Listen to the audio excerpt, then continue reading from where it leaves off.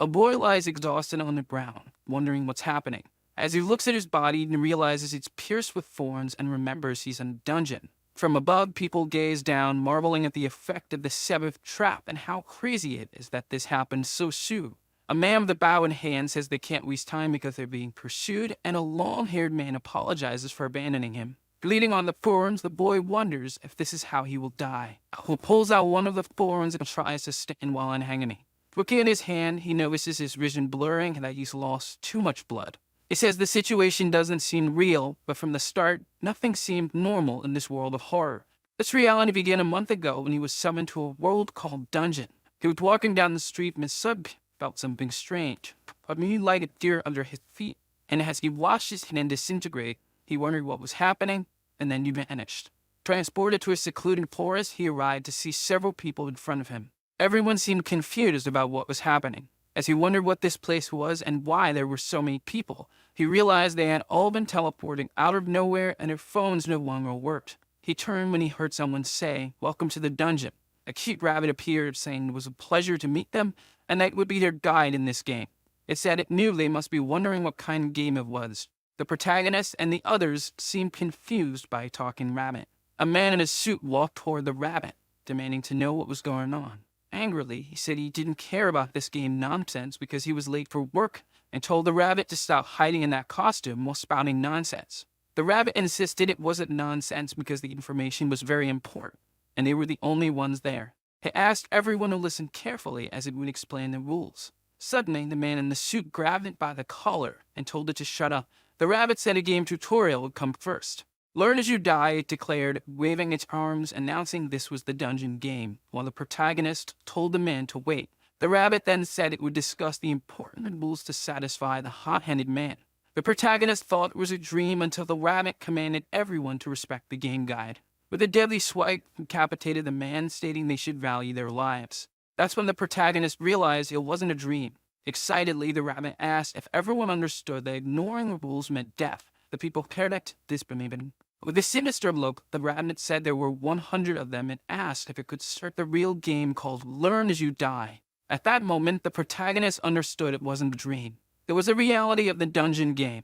The protagonist's legs began to tremble, and he fell to the ground as everyone flooded in disbelief. The rabbit said the surroundings were dangerous and that, as the guide, it would provide basic equipment. With an abracadabra, a blade of the purple aura appeared before the protagonist, and various other weapons materialized in each participant's hand. As the rabbit hopped excitedly, people began to believe it was virtual reality. The rabbit said they could interpret it however they wanted, but asked if they could start now. It said they should begin by surviving as long as possible. The dungeon game starts now, and so the dungeon game began with monsters attacking from all sides. Deadly trap claiming lives. Bodies piled up on the ground. As time passed, more people lost their lives due to a moment's distraction or mistake, and they had to start killing each other to survive. Someone kicked the protagonist in the back. He said that was all he had to eat, but the man said he was a useless member of the production class. Those belonging to the combat class were protecting trash like him, so if he commanded to do something, there should be no backtalk. The players had another type of weapon called abilities. They granted special powers like in a game, and most people received combat abilities. However, the protagonist was different. In his status window, the only available ability was to purify impurities, an apparently useless ability since it didn't aid in combat, and the most he could do was detoxify the meat of animals or monsters. The man said the protagonist should be grateful, and that he would already be dead if he hadn't been parasitizing their group, eating without even helping in fights. But then, a man with long hair appeared, asking what he was doing. This was Seo Wu, who said the food would be distributed tomorrow. The man, with a nervous smile, said the fights had been extreme that day, so he thought to recover some life, but Sion said there were no exceptions. With a threatening look, he told him to wait until tomorrow. The man left frustrated. Sion helped the protagonist stand and asked if he was okay. He then called the protagonist by his name, Diayuan, and told him not to mind what was said, because everyone was on edge these days. Diayuan said he didn't care, while Sion walked away, telling him to rest because the guide said they would reach the end point tomorrow. The protagonist thought to himself that he also wanted to help. He summoned a blade and began to train. In memoriam, scream was heard. Group was running from a giant boulder. The bunny dot flying above said he would have trouble if they only looked ahead. It warned of many traps around. Seong was running with his group, and when he heard this, A trap exploded where they had been passing. Some members are hit, but he yells for them to keep running, dodging the traps, and not to fall behind because if they stop, they would perish. Diego is panting and thinks he reached his limit. He tries to keep up with the group, but his vision starts to blur. At that moment, he steps on a trap, and the ground begins to sink. With a look of shock, he lets out a cry as he falls into the hole that opened in the ground. Xiao, concerned, shouts for the protagonist. The little rabbit said the effect of the seventh trap is incredible, and that there was a surprise waiting below while a man with an axe says this is madness. The rabbit then says that this trap had a 0% chance of survival. A lord of the bow shouts to Xiong that they can't waste time as they see the boulder rolling towards them. Xiong apologizes to the protagonist and yells to be careful with the ground as the group starts running again. The little rabbit follows them and says he thought Saint Yuanji was close to the protagonist but confirmed that he has a cold heart. Xiong mentally apologizes again to him. From the bottom of the hole, Da Yuman can hear a voice saying that it's been a while since the survivors got there. The protagonist realizes he can hear the rabbit guide's voice since he's still alive. As Da Yuman summons his blade, the guide asks if he had mentioned there would be a boss, and then introduces the final boss of the phase. Fallen and bleeding among the thorns, Da Yuan believes his journey ends here. Outside, the group faces the boss, a giant stone golem, which falls after a blow from Xian. Then it shatters into pieces while the rest of the group celebrates defeating the last boss. Then the rabbit appears, congratulating the group. He says it was impressive that, tattered as they were, they managed to defeat the boss, especially Xion, who remained strong even without one arm. Sweaty and panting, Xion asks if they can go home now. The rabbit asks why they would return, and with a malevolent smile, they say to endure the weather and move on to the next phase. Xion asks what he's talking about, and shouts that he had said they would clear the dungeon after the boss, but the guide says they only passed the first phase and calls for the next dungeon. The other nervous people wonder if this was really just the first phase. The smiling rabbit asks if they really thought that was the end and apologizes for forgetting to tell them, and then says this is just the beginning of the dungeon game, and that it wouldn't be fun if it ended with just one phase. So he asks why they are reacting like amateurs who have never played before. Xiong looks irritated as the guide repeatedly says they have no time to waste and must learn as they perish in the dungeon game. The guide asks why they look like that. Seeing everyone fallen and indisposed, he asks if they are really tired, and then says it's time to distribute the rewards for passing the phase.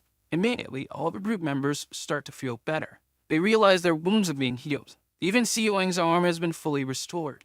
The guide says he looks better with both arms, and that's the reward for passing the phase, and says to continue to the next phase while the protagonist fallen in the hole also begins to be healed.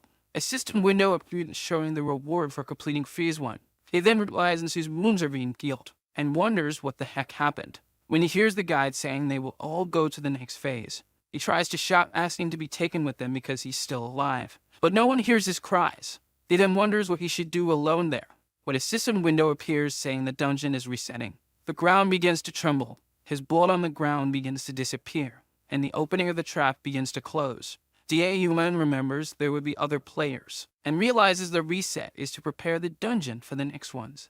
After the trap was completely closed, he picks up a stone, and throws it to activate the trap and make it open again.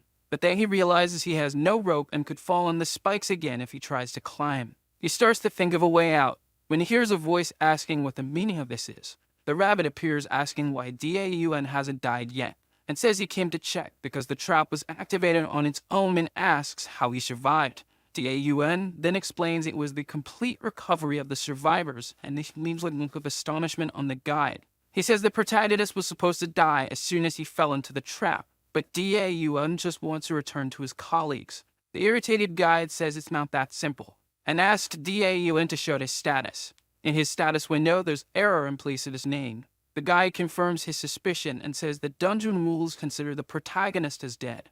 In a brief moment of hope, Da Yuan asks if he's no longer a player, and if he could go home, but the guide says he must die there. Da Yuan is shocked and asks how he came to that conclusion, but he only says it's obvious he will hide the irreparable errors. He then calls the protagonist Mr. Error and tells him to die of hunger. He asks if Da Yuan was the production class player who hid behind the UNG, and says that with that class he has no skills to get out of there. The guide says it wasn't just that trap that reset. He starts flying to the exit, then says that even if he gets out, he will face hell above, so he tells the protagonist to die alone without bothering the other players. Da even shouts, asking him to wait, but the rabbit keeps flying and goes away. Alone in the hole, he thinks about what he was told and wonders why he should die just for being from the production class. At that moment, he remembers the other guy who called him useless, and that they are all damned. While opening his inventory, he questions whether they really think someone would perish just because they were told to, and says not to underestimate the players of the production class. He takes some meat from the inventory, takes a bite, and declares he will survive no matter what. Seeing some fish bones on the ground, Da Nguyen sighs with relief, knowing it's been almost a month since he last ate in peace. But then he starts to wonder what to do next, as climbing is difficult and there are monsters to face above. He stands up and gets an idea while looking at the ground. He decides to dig an escape route to the outside. He calculates that he can dig down a bit to distance himself from the rocky walls and then change direction to start ascending. Dinayum questions if this is a reckless plan, but then he tells himself he doesn't have much choice and that any place is safer than that hole. So he begins to dig. Inside the tunnel, he's dirty and panting. However, he finds digging fun and wonders if he's going mad after so many dangerous situations. His hands are forming calluses, but he says it's for his own survival. Some soil sediments fall on his head. He realizes he could get buried if he doesn't manage the soil he's already dug. Then gets the idea to try putting the soil in the inventory. So he opens the inventory and puts some soil in it. He celebrates the practicality of the inventory when he sees that it works. That digging will be much faster since he no longer risks being buried alive. He continues his excavation, throwing the soil directly into his inventory. Looking at the inventory, he realizes how much he's dug and says it's 1,000 times better than running around trying to survive. Suddenly, a light starts to shine, and a system window appears saying he's gained a new skill. The protagonist is surprised by this. The system window says it's generating the new skill, and Daun feels something completely new and incredible. A sensation as if he could shatter anything. The system window showed the skill Expert Digger, saying he can now dig better. The protagonist falls to the ground, a bit shaky and confused, wondering why such a skill exists. The system says he can dig faster according to the level, but Daun says this skill is embarrassing and wonders when he will receive a combat skill. But he soon realizes he gained this skill because he dug a lot.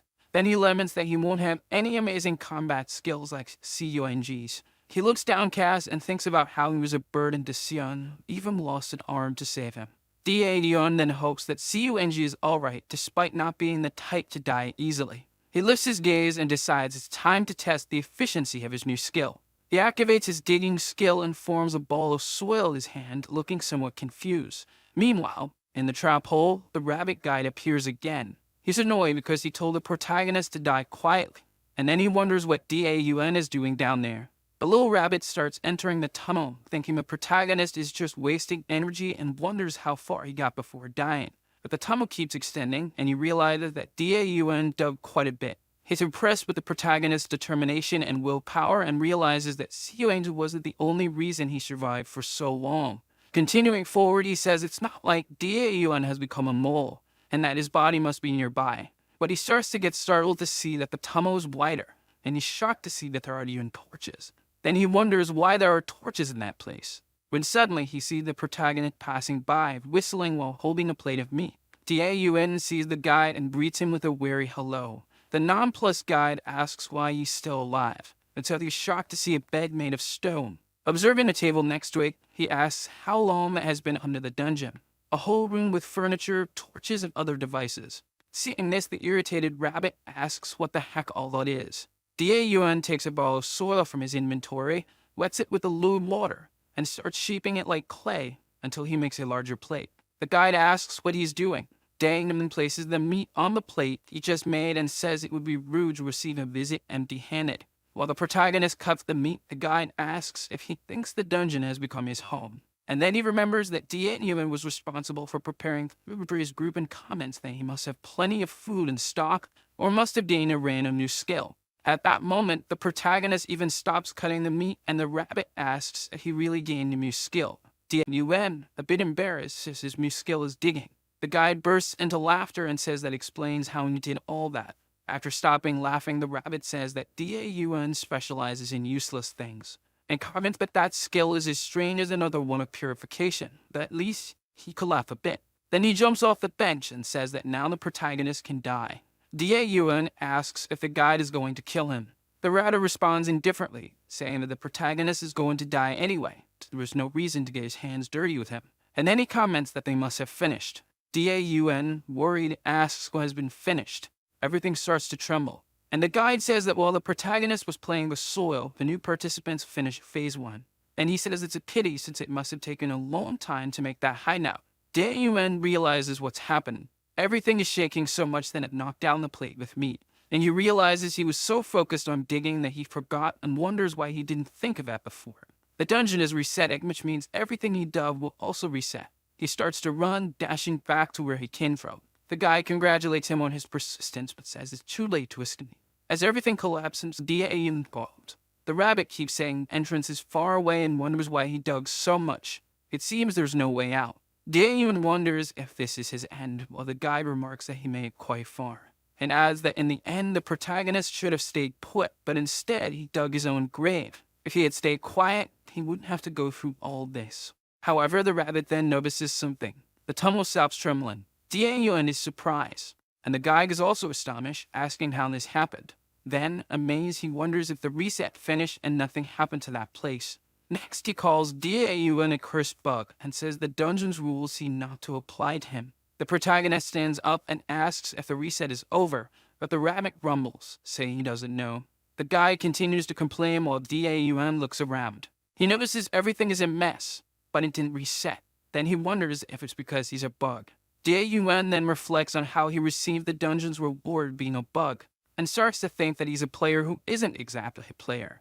However, the irritated guide asks what he's thinking about, and tells the protagonist to enjoy the time he has because he will die sooner or later. Daeun seems unfazed, but the rabbit continues trying to scare him, saying this place might collapse on the next reset, or maybe there's a monster on the ground. However, the protagonist remains unshaken, and the guide asks if he's so scared that he doesn't know how to react. Daeun then asks if the guide is incapable of killing him, and comments that if the rabbit wanted, he could simply cut off his head like he did with the other guy at the start of the game.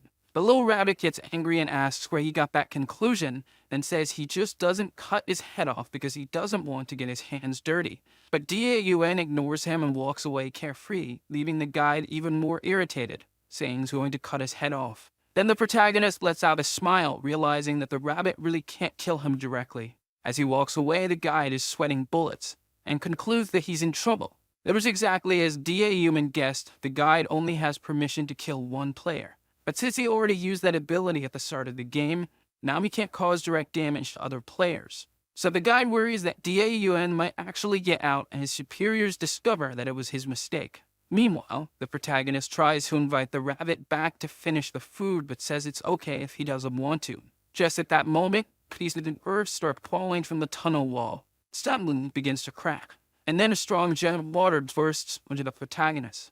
A lot of water is coming in. The rabbit is happy to see that the underground water current broke the wall. Sue starts laughing, saying on water will flood everything and now the protagonist will drown. Daeun thinks the reset made the cave walls fragile. Then the water starts to carry near. An intense current takes over the cave with no sign of Daeun so far, but he manages to emerge from a water main that quickly opens his inventory, and he heads to the hole that opened up and says he's going to stuff a leak with earth. He begins to pull balls of earth from his inventory. Miss the guide can't believe it and asks if he's serious, which Daeun immediately advises yes. As the protagonist continues to pour earth, the rabbit says he's gone mad and is now trying to stop the leak with pieces of earth. Daeun said that putting one piece at a time might not be enough, but maybe it will work if he puts several. The guy makes a questioning face, and he's startled by the amount of earth. Daeun begins to pour an absurd amount of earth, and the rabbit wonders why on earth he has so much earth in his inventory. The protagonist, with a determining look, thinks he should not be underactivated. He tells himself he's going to stop releasing all the earth in his inventory. After a while, it seems he's to stop it, but it doesn't last long until water starts to spurt out again. Daeun becomes apprehensive and realizes the earth isn't holding up against the water pressure. But he starts to think that maybe a different shape that won't disintegrate under the water pressure would be better. He remembers the system didn't say it had to be a ball, so he starts trying to change to a different shape. Meanwhile, the guide is watching, thinking the protagonist has really gone crazy. The water starts to squid up stronger, and Da starts to plead, almost begging for the ability to change the shape of the earth. The water is almost covering him, but he manages to make a brick-shaped earth. Even underwater, he doesn't falter and celebrates his achievement. Shortly after, the guide is incredulous. The leak has become just a drip. Da says he thought he was going to die, and the guide still can't believe he managed to stop the leak. The exhausted protagonist says everything started to go wrong after the rabbit showed up there and asks if he's trying to sabotage him. The guy gets angry again and tells the protagonist to give up and die already. Da says he almost died. The rabbit continues to be surprised that the protagonist stopped a big leak, and thinks to himself that now even with a combat ability wouldn't it be possible to do that. The guide starts to worry again and thinks the protagonist is too dangerous to stay alive. But suddenly, Da calls out, and the rabbit wonders if he's accidentally become friends with him. The protagonist mentions he was worried because his water supply was running low, that thanks to the leak, a well is formed in the cave. The rabbit then says the water might be poisoned, and that Da will get diarrhea if he drinks from it. However, the protagonist uses his purification ability, and says that now he can drink, which irritates the rabbit again. Da looks at the well thoughtfully. The rabbit asks, "What are you going to do?" With a smile on his face, the protagonist says that now they can put some decorations on the well. Despite the rabbit's denial, Da starts building something anyway, and the guide is surprised to see him make a brick ledge in a matter of seconds and realizes how much his skill has improved. Da continues to carve something on the wall and says it's the climax of the decoration, making a lion's head fountain despite the rabbit saying it looks like a cat that's been shocked. Da places his hand on the mouth of the sculpture and uses his digging ability. Then water starts to gush from the fountain.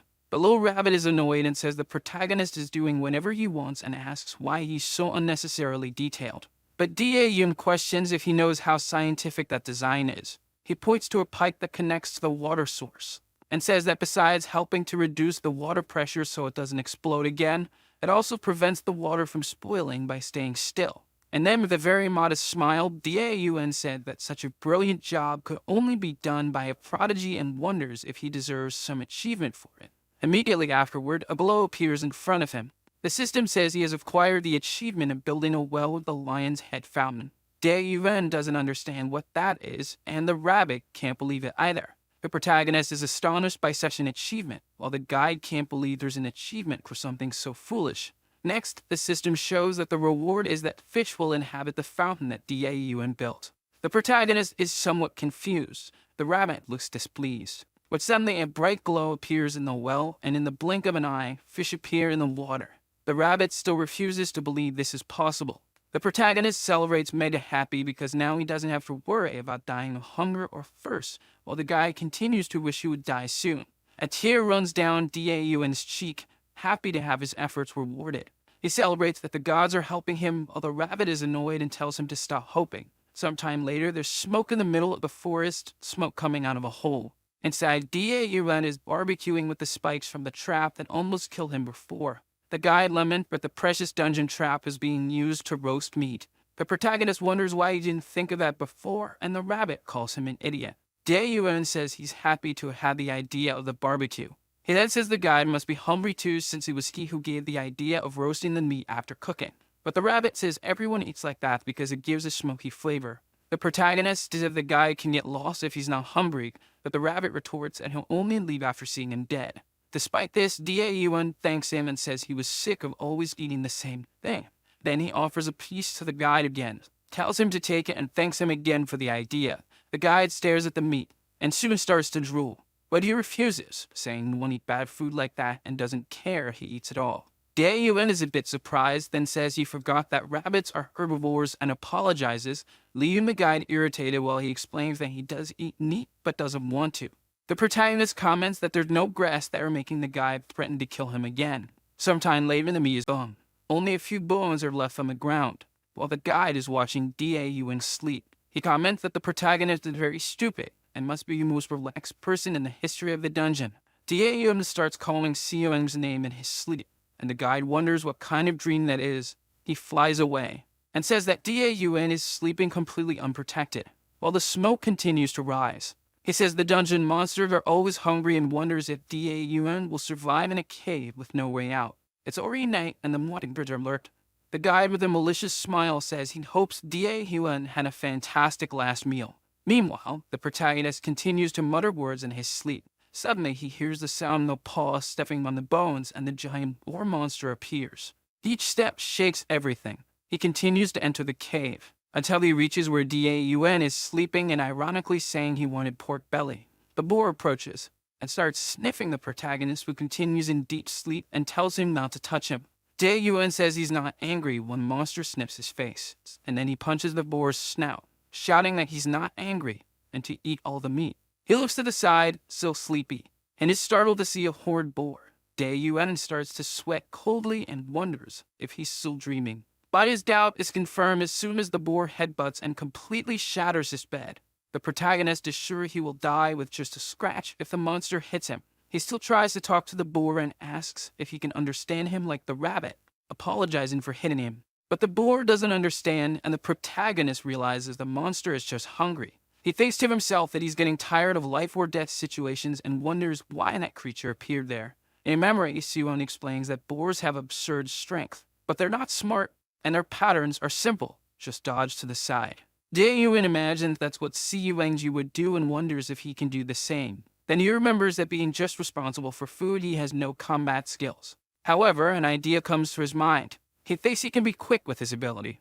He starts to manipulate the earth to build a wall in a few seconds. Then he quickly climbs the blocks and jumps as soon as the boar attacks the wall. Some pieces of earth fall from the ceiling thanks to the boar's headbutt, a devastating attack. Dae-Yuan is worried to see that the monster broke the wall as if it were nothing and reflects that his ability managed to stop that giant water leak. But the boar destroyed the wall in seconds. No wonder they call it the strongest predator of Phase 1. He is sure he will die with any mistake he makes. The monster charges at him again when Dae-Yuan opens his inventory. He thinks there's only one thing he can do. Then he starts to build another wall with the bricks and says that if one doesn't work, he will put more and more. Then he tells the boar to try its best to break it, despite not knowing how dumb the monster is. And then from the top of his construction, Dae-Yuan yells that the wall will break easily and calls the boar that is running straight at him. The monster hits its horn hard against the wall. Then the protagonist starts to sweat coldly and lets out an uh-oh. And in a matter of seconds again, the boar destroyed the wall and knocks down Dae-Yuan. As he is falling, the protagonist realizes he underestimated the strength of the monster. The boar's attacks are very destructive. Dae-Yuan realizes that the leak will return if the monster continues breaking everything like this. His room is already completely destroyed, leaving him sad to see this since he spent so much time making it. Then Dae-Yuan opens his inventory again and says he won't be defeated easily and that it's time to use a skill he's been training. The monster stops for a second. A large piece of earth starts to come out of the protagonist's inventory. This intimidates the boar. Dae-Yuan then asks if it has ever heard of an earth bomb. Then he yells that any monster will die instantly with that attack. The monster is paralyzed, and Dae-Yuan shouts the name of his attack. But as he holds the earth bomb in his hands, he realizes something. A cloud of dust rises. Dae-Yuan threw his earth bomb, but it didn't go very far. He looks at his failure and starts to laugh, nervously saying he messed up again. The irritated boar snorts through its nostrils. Then Dae-Yuan starts to run away from the boar, lamenting that he never had enough strength to throw the earth bomb. He starts to build small mounds of bricks to climb, but he is hit. The boar was faster. Dae-Yuan is thrown, spitting blood. Then he falls to the ground. The cave continues to shake with each attack of the monster. Dae-Yuan starts to get up trembling, and thinks to himself that it wasn't a direct attack, but it hurt a lot. He calls the boar a bastard and says there's nowhere to run. Then he starts to wonder what to do, because he's sure he'll die if he can't think of something. Then Dae-Yuan starts to think that if he could kill the boar, he could use its meat to make pork barbecue, and starts to drool. Then immediately he starts to raise walls around him, and yells calling the boar barbecue. The monster charges at everything again while the protagonist uses his digging ability. The boar was going to attack, but something happens. A hole appears under it before it could hit the wall. Dae-Yuan from above says he has to put an end to the monster's destruction. The boar falls and lets out a grunt, staring at the protagonist.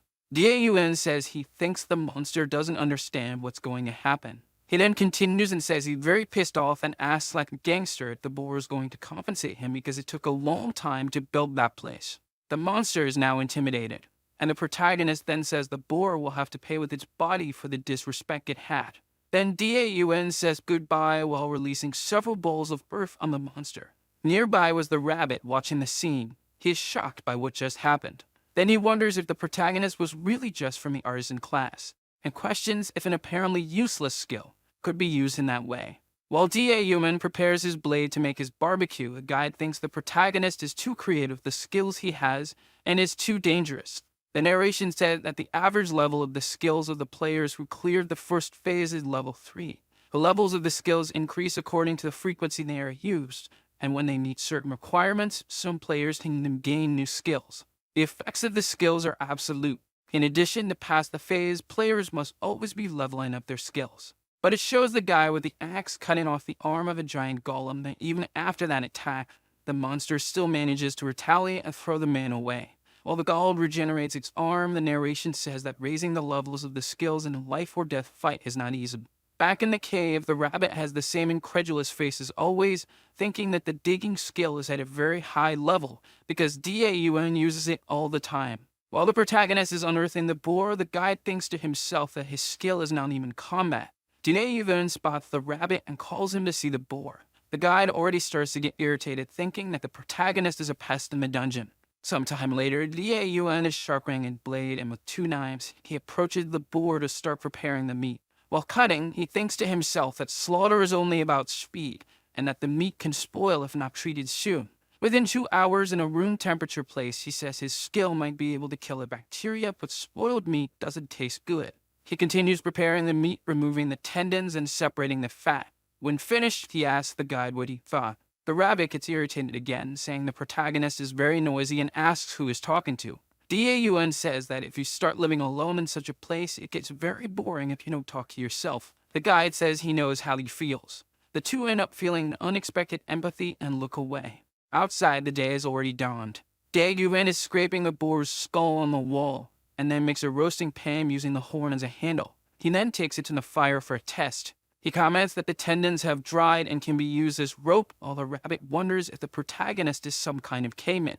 But Daun says the best part was getting fat since oil is essential, and says the torches are almost out and he was worried about how he was going to keep them lit. He puts the fat in the pan to melt and then puts it in a glass jar, and comments that the smell is stronger than yesterday and it must be delicious. The rabbit grumbles and says the monster will be attracted by the smell. But Daun smiles and says he's already thought of a way. He leaves the roasting pan on the fire, steps back a bit, and pulls a spike from his inventory, leaving the spike on the ground.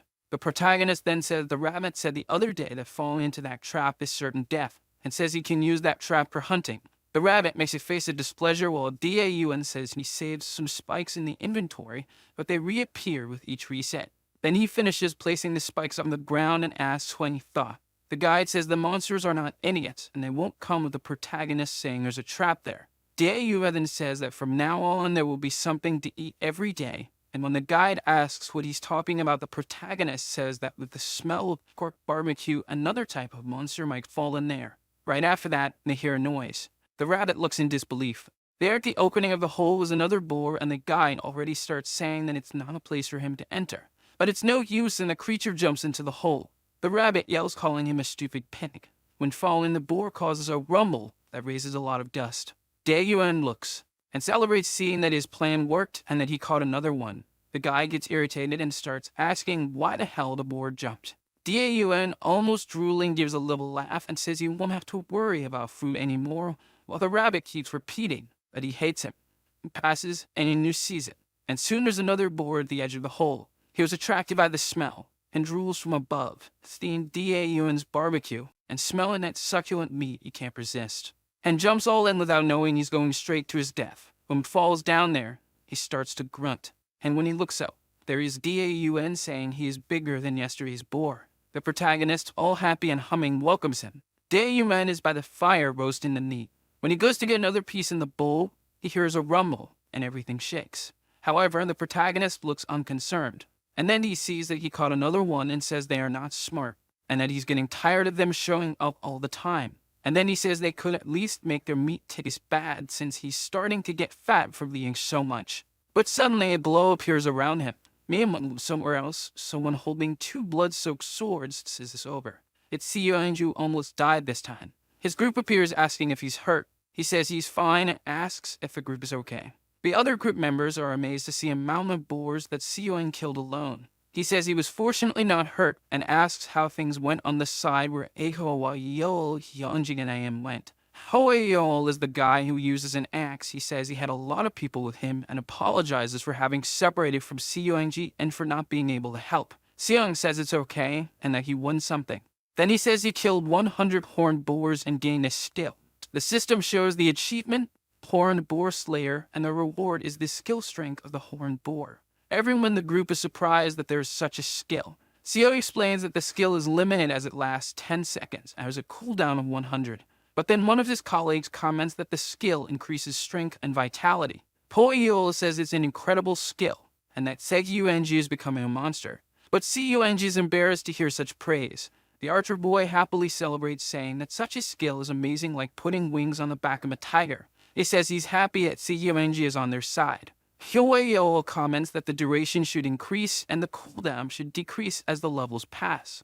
The archer boy hugs Sion and this makes him embarrassed. However, the celebration is interrupted by a noise. Sion then says they have to go back to the cave. The boy says it's a waste to leave the boars like that, and comments that they would get a lot of meat if they clean the boars. The guy with glasses asks when was the last time they ate meat and comments that it's frustrating that all monsters have toxins, and says it's as if they're being told to die of hunger since there's not much food but there are many monsters. The archer boy comments that if only Daun were there he could purify the meat. But Hol yells the boy's name Yuan Sasu.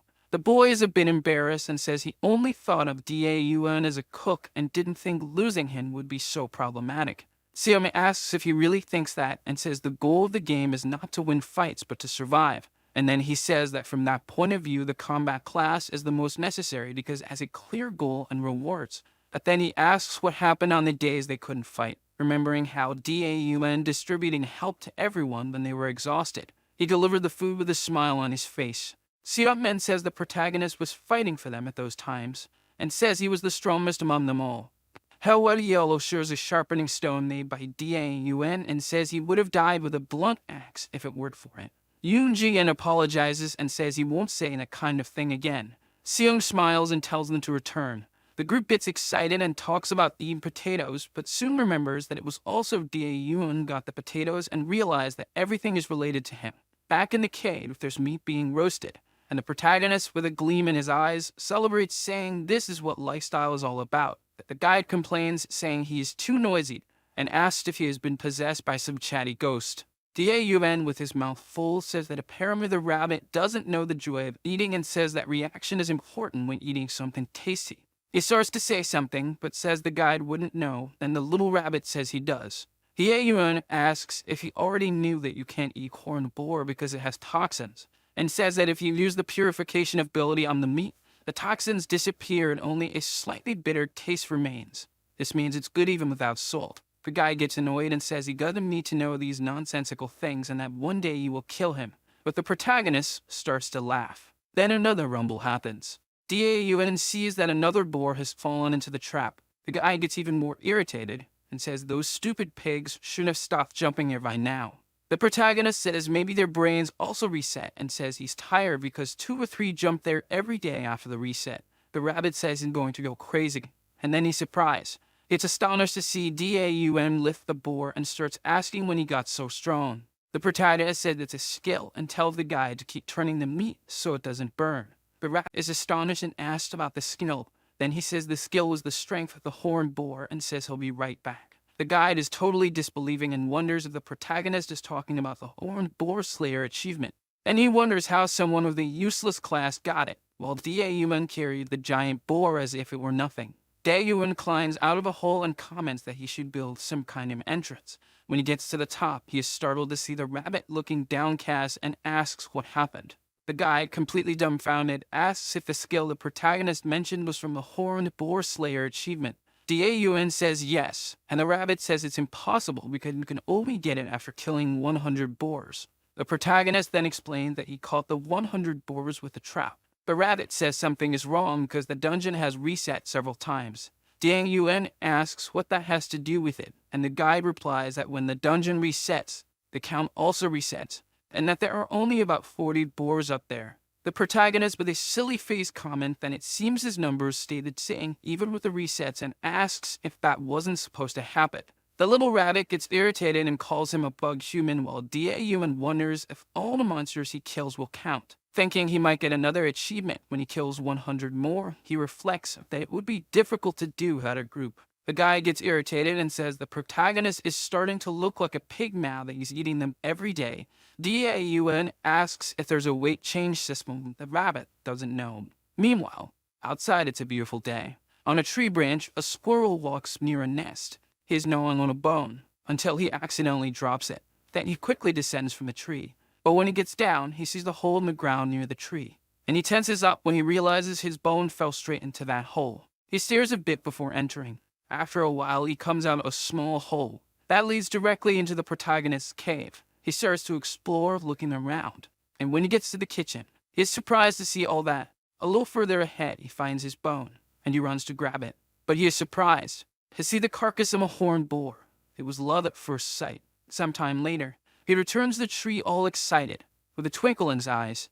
More time passed, and he returned to the hole. And this repeated day and night, without the other squirrels knowing, and it became routine. He entered the cave all calm, and there were always more bones there. So he ate them all, until he saw something, a bowl full of bones, and he went straight to eat what was in it too. He picked up a bone from the bowl without hesitation. He was a little intrigued by it, but it only took one bite to feel a flavor explosion, and he was ecstatic. He soon started eating more and more amazed. He continued eating the bones from the bowl, until he notices something. The bowl was on top of the protagonist, and he is worried when he remembers the old squirrel teaching that humans are dangerous, and he starts to leave, afraid that the protagonist will get up and attack him.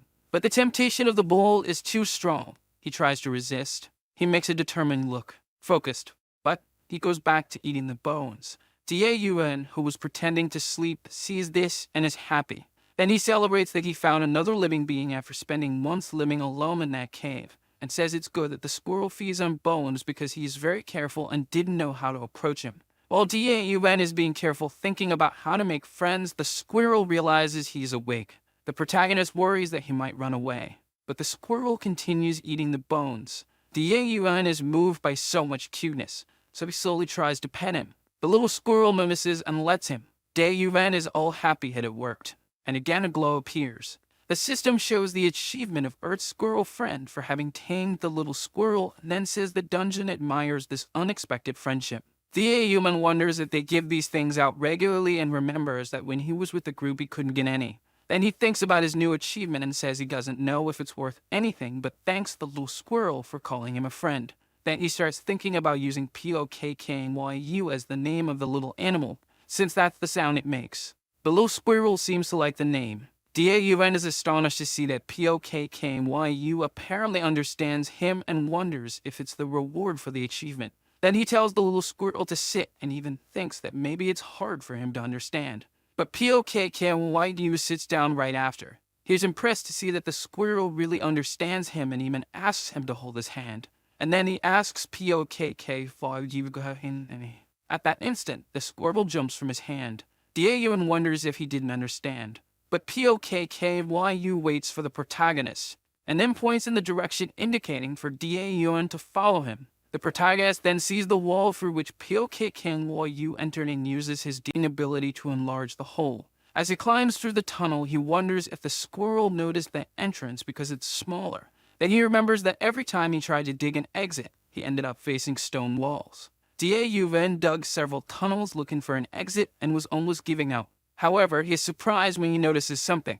It is already possible to see a tree root where POKKNYU entered. Then Da-Human gets emotional to see that he will finally be able to get out, and soon celebrates saying that he will finally be able to have some hope. He knows that if he climbs the roots he will be able to get outside. As he continues climbing, the protagonist is excited because he will finally be able to end this life under the earth. He can already see the sunlight, so he keeps climbing. After so much time, he finally can see the outside world again, with birds singing in the sky and the soft grass on the ground.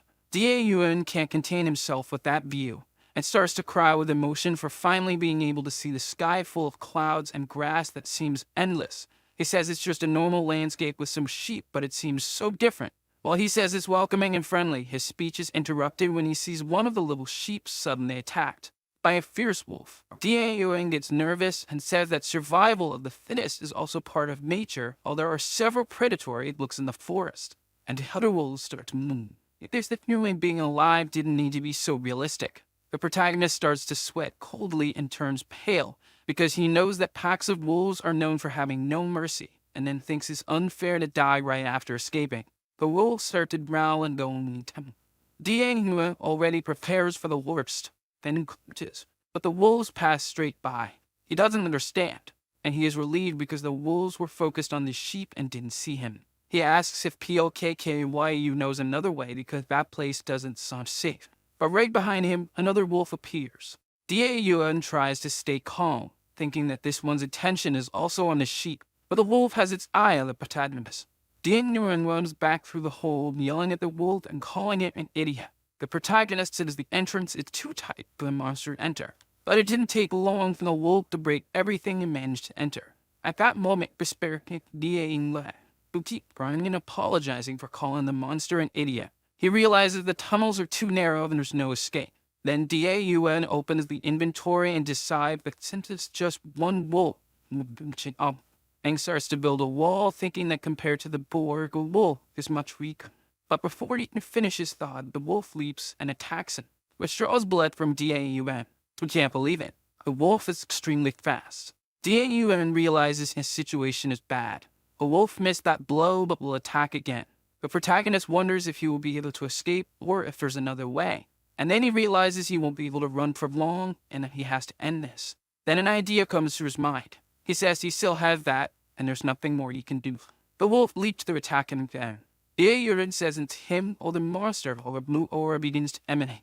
Then Yuan ends a powerful punch on the wolf after activating the strength of the horned gore. The monster is thrown far away with Yuan's punch. Is even impressed and wonders if he hit. He realizes the effect of the skill is incredible. The system shows that his physical attributes will be temporarily doubled. Then Yuan confirms that now that he tried to fight, he knows his skill is indeed incredible.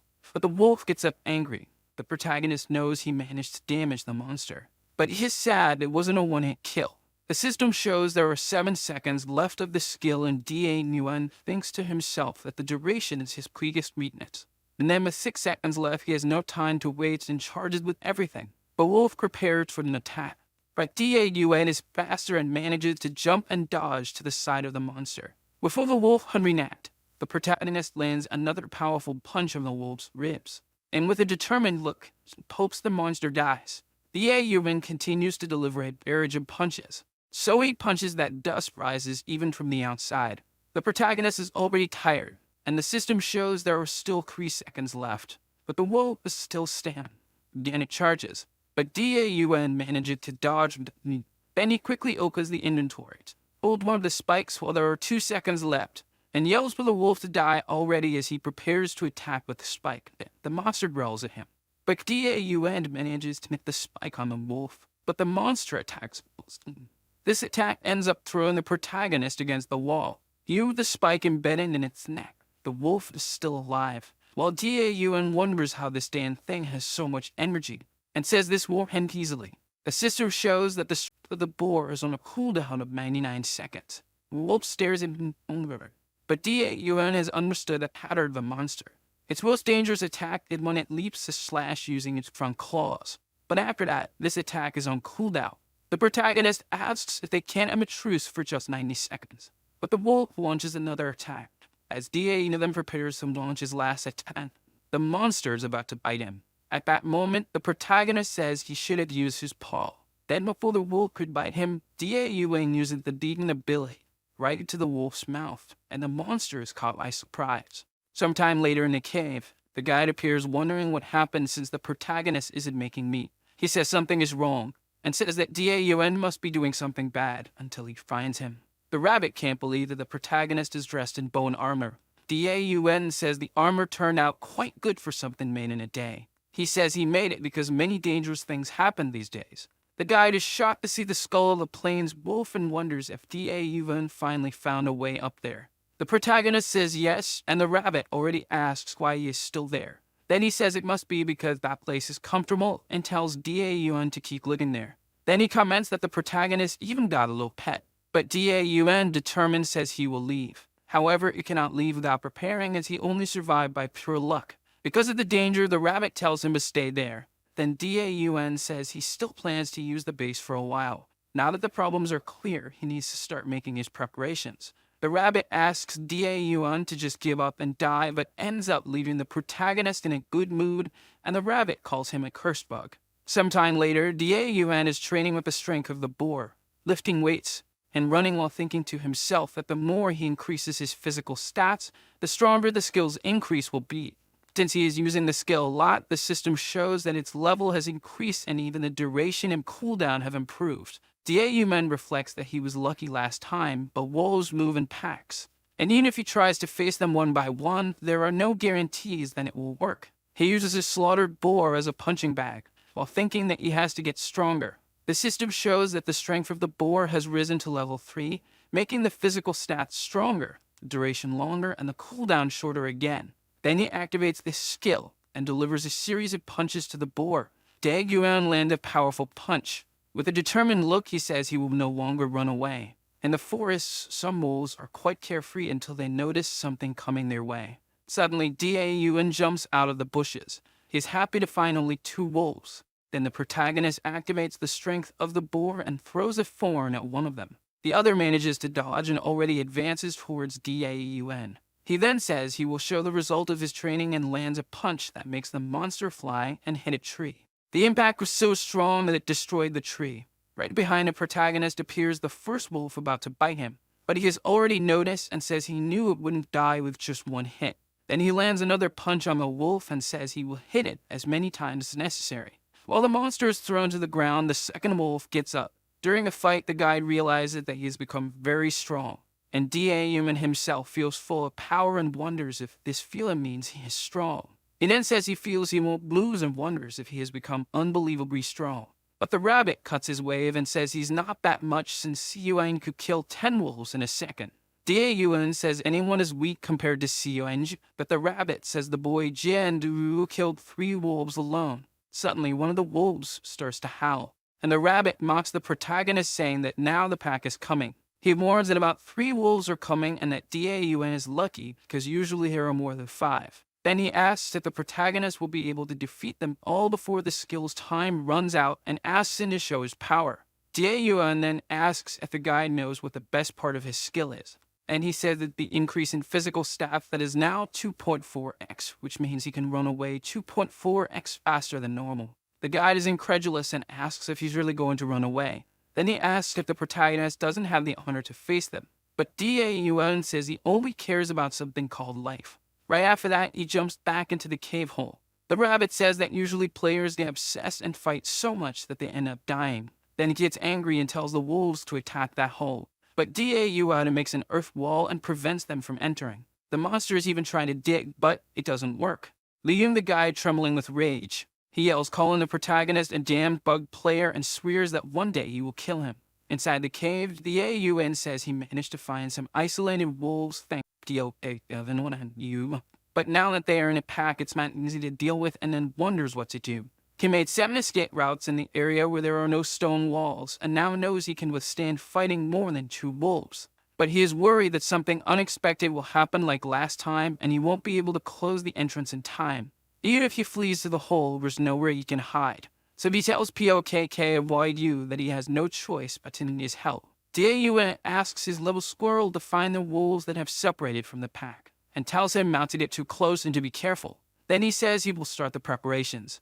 Outside, there are 3 wolves that have just hunted a sheep. Daun is going to put his plan into practice and says the distance is perfect. Then he opens the inventory. Meanwhile, the guide is watching, asking if he is some kind of mole for having made so many holes in the region. The protagonist says the rabbit has this horrible habit of appearing behind people. The guide then grumbles and says the most important thing is to know what Daun is going to do, and asks if he's going to shoot a laser beam or something like that. Then the protagonist says it's almost that and says this is his long-range combat art. The rabbit says he doesn't have any such skill, but Daun says it's possible to throw earth balls using the strength of the boar. Then he activates the skill and throws a thorn as if it were a spear, saying this is the safety first attack. The wolves are far away and unconcerned, until the attack passes close but doesn't hit any of the monsters. The rabbit starts laughing and asks if Daeun did mean wolves safety first. The protagonist throws in other spear hitters again. Then the guide says it looks like it's going to end in hand-to-hand combat, and that's what they call lack of experience. The Plains Wolves have the highest agility in Phase 1, and that distance is no problem for them. Daeun then says that despite this, they can't dodge in the air. So he throws the earth balls and says it's going as he planned. The guide asks if he really thinks this is going to work, and says there's no point in trying to try time with earth balls when they'll destroy it in an instant. While the ball hits the wolf right in the face. The guide is astonished and can't believe it. Daeun says the rabbit is underestimating the balls too much and that earth is heavier than he thinks. Then he says he used his digging ability to increase their density to the point of weighing 20 kilograms, and with the strength of the boar, he can throw them as if they were bowling balls.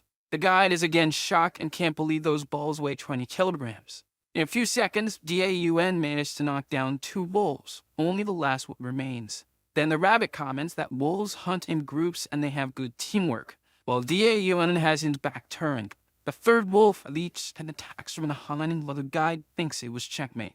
However, he managed to defend himself from the attack by placing his arms in the way. But he was still thrown far away while the wolf waited to see what happened. Still recovering from the beast's charge, he didn't notice that the wolf was approaching to feast on him. And the rabbit celebrated because he wanted that annoying player to go to heaven soon.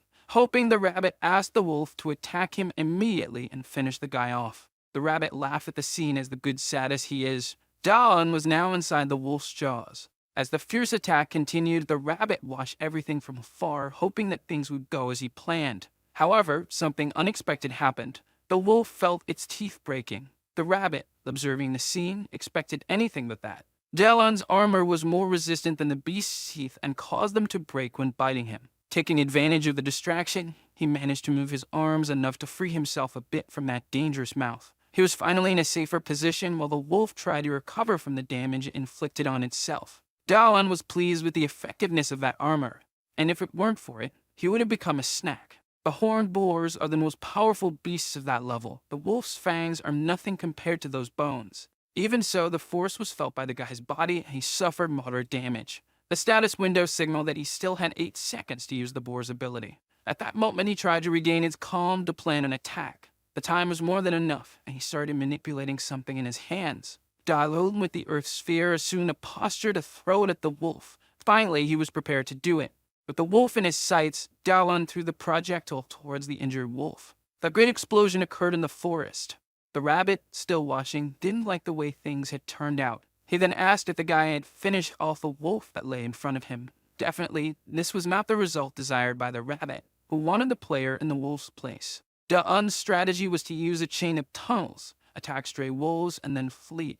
That strategy is definitely efficient, but at a certain point they began to be vigilant with the tunnels. They just didn't expect to be watched by the squirrel, who promptly relayed the information to his friend. Using it, he took the opportunity to train when an attack became too risky. The trading caused his skill to level up more and more until the wolves were no longer able to resist. The forest apparently was at peace, but within it, Daeun was controlling the wolf population. The rabbit couldn't believe the human was still alive. The anger he felt for him only grew, as did the desire to resolve the situation himself. And he said the guy was a coward for the way he attacked them. But his armor was already almost completely destroyed and it was necessary to keep him safe. He decided to discard it and might make another one in the future. Who knows? Daeun noticed that the day was very calm, and they should have already arrived because of the howls, for he knew he hadn't finished off all the wolves in the forest. The rabbit was completely unable to hide his annoyance, and Daeun asked what was wrong with him. Then he happily asked if he had finished off all the wolves. The rabbit said he was a coward and would soon die while he celebrated being able to deal with all the wolves. And he also said that if he found other players, he should tell them where they were, but the rabbit wished he would perish and said he wouldn't do that. Daeun celebrated the success of his strategy and was now ready to move on to the next step. He needed to defeat the boss, but knew he couldn't do it alone. So he needed to find more players and join them. Now he was in the Plains Forest. With 10 days left until a reset, he imagined they would soon pass through there. But he recognized they would be problematic if they were far away. A loud sound echoed through the forest. In the middle of it, there was a small clearing. In that clearing, a group of players was confronting a pack of wolves. They knew the wolves were fierce, and on that occasion, there were many of them. One of the players blamed the situation on his colleague, and they argued. The rabbit passed by there, completely downcast. He looked at the group of players and realized they were having the expected tense behavior. To him, that was what was missing in the dungeon, more tension. The wolves advanced towards the people. The rabbit rejoiced in the scene and hoped the pack would take care of everyone. He wanted no player to remain so that Dallon would have no hope of getting out of there or living for long. One of the wolves is thrown far away. A player with an axe is responsible for it, and it was just as the rabbit imagined. Not everyone is weak. He noticed that the old man was hiding an ability for emergency situations. Windblade. The stronger the weapon is swung, the more damage it inflicts. However, this is an ability that can also hit allies. The players ask him to restrain himself as he could hit them too, but the old man ignores them. Either he does that, or everyone becomes a snack. Only the strongest survive. The rabbit loved it. This was the spirit of the dungeon. The most cruel monsters are always the humans. The rabbit hopes that the reckless one ends up killing all his allies because if everyone dies, Dallon will be left alone. But the guy is planning his life thinking he should go to a higher place. Dallon is happy to have gotten out but doesn't know what to do now, and the rabbit will take him to them. He asks Pakio if he can imagine where the others might be. He wants to know where the humans are, and the squirrel becomes thoughtful. But he gave up insisting because he knows his friend doesn't know everything. He can't search because it might put him in danger, but he also can't face the boss alone. He thinks about building something to help him find them, like an observatory. It's a waste to think too much and not execute, and he is confident in his building skills. And for that, he'll need to get above the tree canopy. So he started summoning earth bricks. The walls will be made of earth, and it will be easier to do since he has experience with the material. It might collapse since there's no cement, but he learned a technique that could reduce this risk. He brings his hand close to the bricks. He can change the shape of the object with his hand and intends to fuse the bricks with his digging technique. It's not a stack of bricks, but rather earth, and it won't collapse so easily. By the end of the day, he managed to accomplish a lot and was quite tired. In about 10 hours, he completed the task. He looks up the sky from where he stands, and he contemplates the beauty of the forming twilight. Far away, blood flies through the sky. The rabbit roots for the conflict and says they'll need that food if they want to fight tomorrow. He is pleased that the players have adapted well to the game, and he comes across a type of person he doesn't like who's looting a body. He thinks that this player must have many items in his inventory. The guy doesn't know, and the rabbit introduces himself as the guide of all of this. He said he hadn't spoken to him, but that construction wasn't there yesterday. It's the first time the rabbit sees something like this. He is upset, and only one person there could be capable of that. At the top of the tower, Dallon is building something else tired. His hands are quite shaky, and he finally completes that small object. The rabbit appears beside and then asks what he is doing. He says that he's scared of him and that it's important, and that the rabbit should be working. But he says Dallon only does things that hinder his work. He said that Dallon has a lot of free time, that now he stopped making tunnels and is making towers. Dallon asks the rabbit how long he thinks it took him to make that tower. He said it only took 4 hours, and the rabbit didn't believe it. It was difficult at first, but got easier with the skills he acquired through achievements. Just with that tower, there were 2. The first was as an observatory. Everything he sees from there appears on his map, and he shows it to the rabbit. It's updated in real time and even differentiates hostile monsters and players for neutral people. The rabbit doesn't believe it, and Dallon said he has already tested it. Now he wants to know what other achievement he obtained. He imagines he got it when he finished the 5th tower. A beam of light appeared. Builder's reward, a new building skill was granted to him, and the construction time was reduced by half. He said it helped him so much that he didn't even need to rest. With the skill, he builds so quickly that he can invest his time in interior decoration. He pointed to a place where he said he would put the bed, much to the rabbit's displeasure. He imagines Dallon has completely lost his mind since he is getting so many achievements. If he finds other players, they could turn that into a giant park, and the rabbit doesn't want that to happen. He is too dangerous alone and will make sure he stays that way. Dallon asks if the rabbit is already leaving, and asks him where he can find more people because he hasn't found anyone yet. The next day, the players observe the tower that wasn't there the previous day. The rabbit appears near them and gives a sinister laugh. He tells them to follow him to the tower because he has a surprise for them. One of them says the rabbit is a liar and shouldn't be listened to. He must be leading them to a powerful monster, so they should change their path. The rabbit pretends to be innocent and says it took him a long time to prepare that. But they change their path, and the rabbit is happy to fool them. He continued doing this so Dallon wouldn't find other players, and allowed them to take the easier path just to buy time. Maybe this way Dallon would perish. Now the time has come to finish them all. Dallon analyzes tracks on the ground, but it's just a group of monsters. But something on the map catches his attention. There were many signals on the map now. 10 signals appeared there suddenly. Then even more appeared, so many that he couldn't count them. Dallin is scared because he can't imagine what it could be.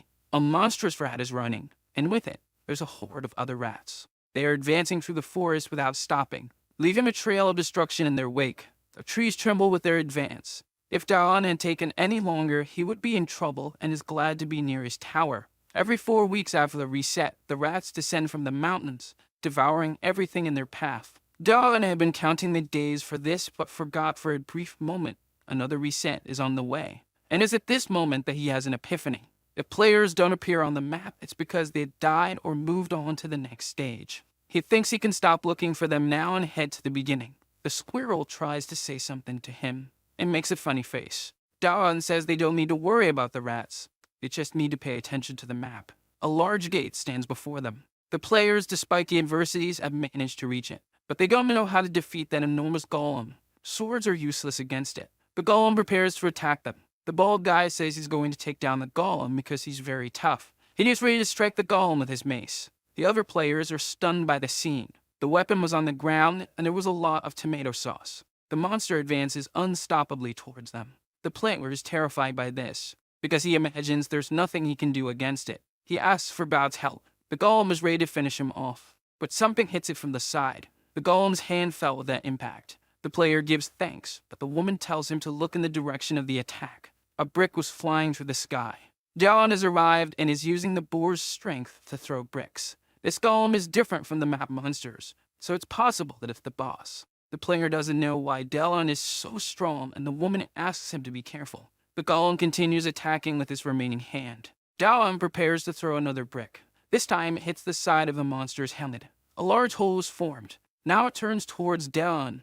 The golem is enraged by this trick. Dallin realizes that it might be better to run now. The golem is fast and is already very close to him. Dallin doesn't know what to do now, and he remembered when they defeated the boar. They stretched a rope across his path, causing the beast to fall, and so they managed to strike its vulnerable belly. Dallin said that it was very well planned. Sung said it was nothing and uttered a cliché phrase. The bigger they are, the harder they fall. Dallin throws another brick at the golem. This one hits its leg at knee-height. Dallin waits for the impact's result. The other players watch with very surprise. The golem began to fall to the ground. Dallin is pleased with the result and thanks Sung for the advice. The golem tries to get up after the fall. It doesn't move and must be trying to regenerate its missing leg. But that didn't matter because now Dallin had plenty of time to finish off that immobile monster. And he throws another brick at it, but nothing happens. The brick falls to the ground and the golem remains intact. A window appears for Dallin, startling him. The boar's strength is on cooldown and will take 70 seconds until it can be used again.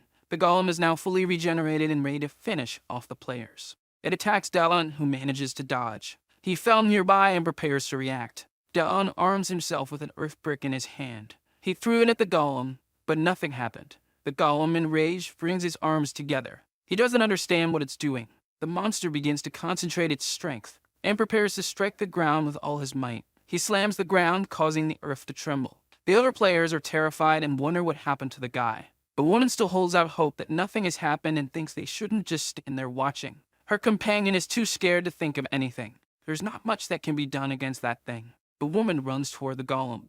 The guy yells, asking what she's going to do. Dallin knows he just needs a little more time, and something hits the golem's face from a distance. The woman is there now, protecting him. She wants to know what she can do to help him defeat that thing. Dallin says he just needs 1 more minute, nothing more. That's too much time, and she wants to know if 10 seconds will do. But Dallin can't do anything about the time and warns her of the imminent danger. The golem is about to strike her now. He executes his strike without mercy. The woman closes her eyes, fearing the worst.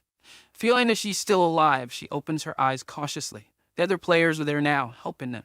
They are a team and wouldn't leave her alone, and they ask Dallin what to do. He tells them to attack the golem's chest. It's difficult to attack there, but he saw the golem protecting that area. There must be something there. They cling to the monster, and the woman goes to help them too. She launches a fireball in its direction, and it hits the chest directly. The armor was damaged and a light shone from that spot.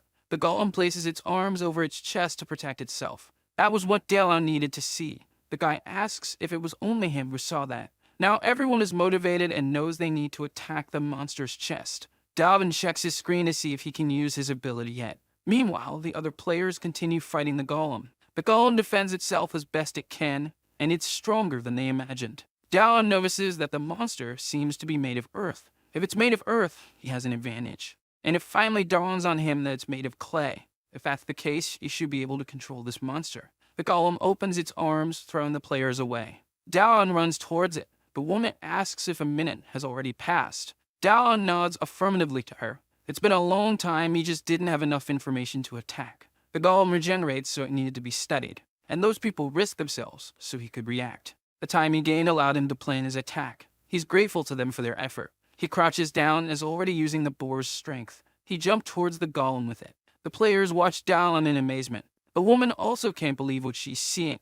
Daon is high up, heading towards the golem. He prepares one of his hands to attack, and manages to pierce its chest, going right through it. He looks back as the beast loses its balance. The golem now collapses into a great pile of earth. Daon is pleased that his strategy worked. The other players also celebrate. The woman is happy that everything worked out. Now his digging ability has reached level 9. The experience was so much that he also reached level 10.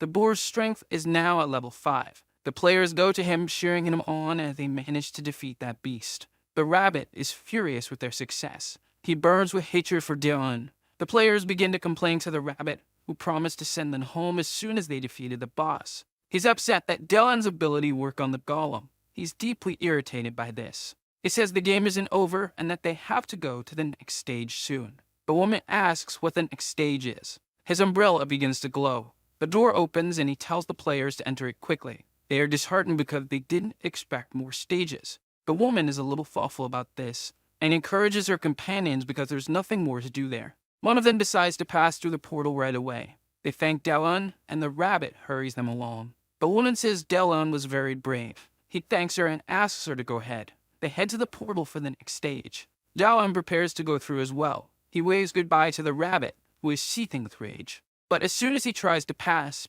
he's immediately barred. The system blocked him, apparently for no reason. He tells the rabbit to fix it quickly, but the rabbit says the system rejected him. Daon has no idea what to do now, and the rabbit is thinking the exact same thing. A week after the reset has passed, Daon's clothes are spread out on the floor of the cave. There are also several bones scattered around the area. The guy is lying down staring at the ceiling. He's bored and says he can't keep living like this. He goes to the water source to drink a little. After washing his face, he starts thinking a bit more. The squirrel stayed with him and the base wasn't reset. But the towers he had built disappeared after the reset. The surface resets while the underground remains intact. He wonders if this part is considered part of the dungeon or not. Then he notices something. The system's creator only placed him in a place that already existed, so that he can build anywhere as long as it's not through the system. South and west are deserts. To the north are the ruins, and to the east is the mountain of rats. He doesn't have enough food to cross the desert. All that's left is the mountain of rats, and maybe he can pass through if he goes underground. He is pleased with his idea and decides to give it a try. He's now to the east in the forest. He hit a wolf on the head with a stick.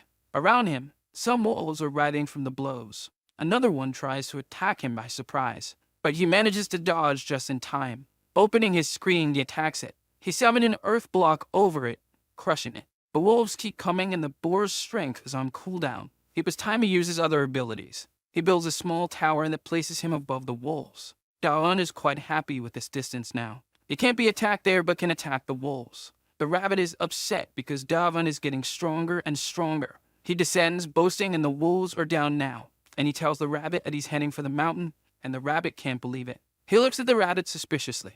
Judging by the rabbit's reaction, there must be something about that mountain. The rabbit tries to convince him not to go, but the guy ignores him. The rabbit says that was his home, but the guy says they never liked each other anyway. The rabbit says that without Daon, he will die of loneliness. Seeing footprints on the ground, he imagines he's already close to the mountain. Quickly, he builds a tower with underground access, much to the rabbit's dismay. With a map that appears with the tower, he'll be able to plan his advance carefully. This way, he can get close to the mountain quickly, avoiding dangers. The rats that appeared along the way were properly dealt with, and if he encountered a group too large, he would just go underground. And since the map was essential for his safety, he built several watchtowers. He was almost done building his 4th tower. It's at this moment that a system notification appears. Players cannot leave the territory of the first phase. Daon didn't expect this to happen. The rabbit says that if he goes beyond that point, he'll find out if there's bread in heaven. That was the end of the world. Dalan is amazed that the rabbit doesn't get tired, and he asks the rabbit what was beyond that point.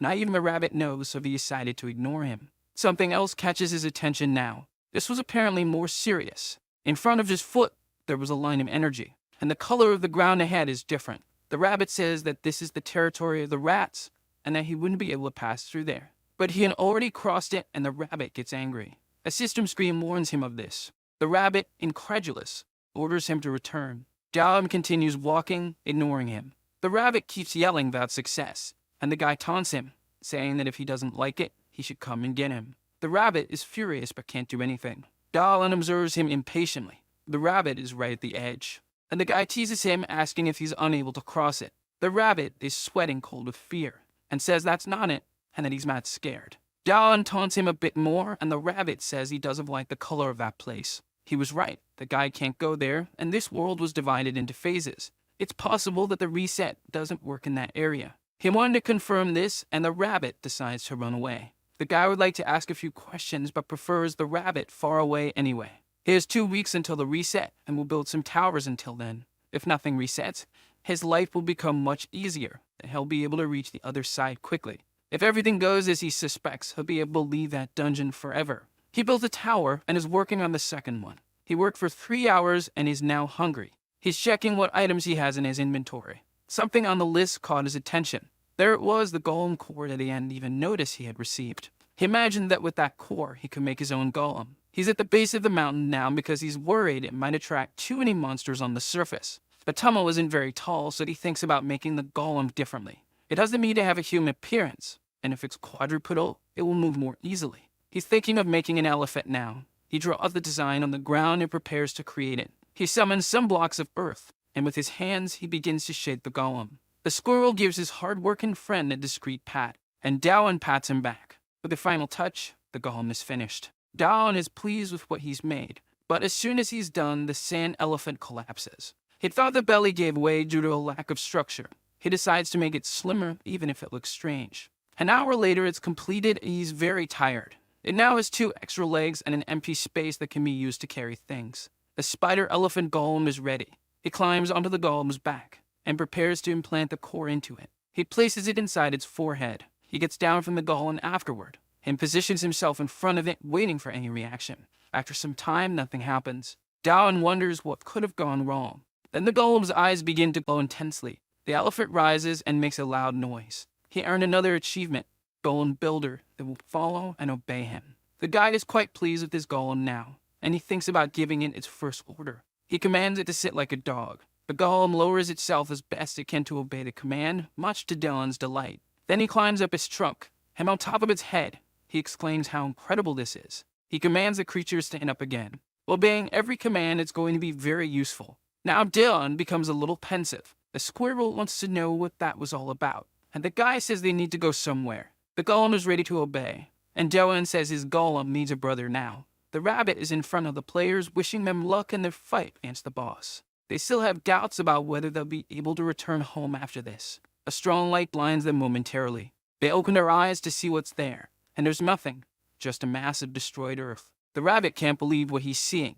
Then he remembers Dalan. He's furious, and the players ask if they can go home now. The guy flees with his golem.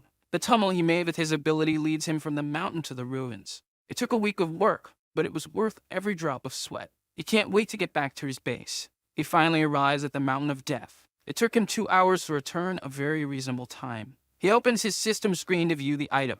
He's thinking about what kind of golem to make this time. He's considering making one for combat, a bike with sturdy arms. He already knows what he's going to do. Time passes and the day is breaking. He should have made the elephant this way. It wouldn't have collapsed after being completed. He extends the core of his construction, and he names it the Fierce Gorilla. The gorilla's eyes begin to glow intensely. He shouts with excitement. It worked. He gives it a few commands, and tells it to be cautious with the ceiling.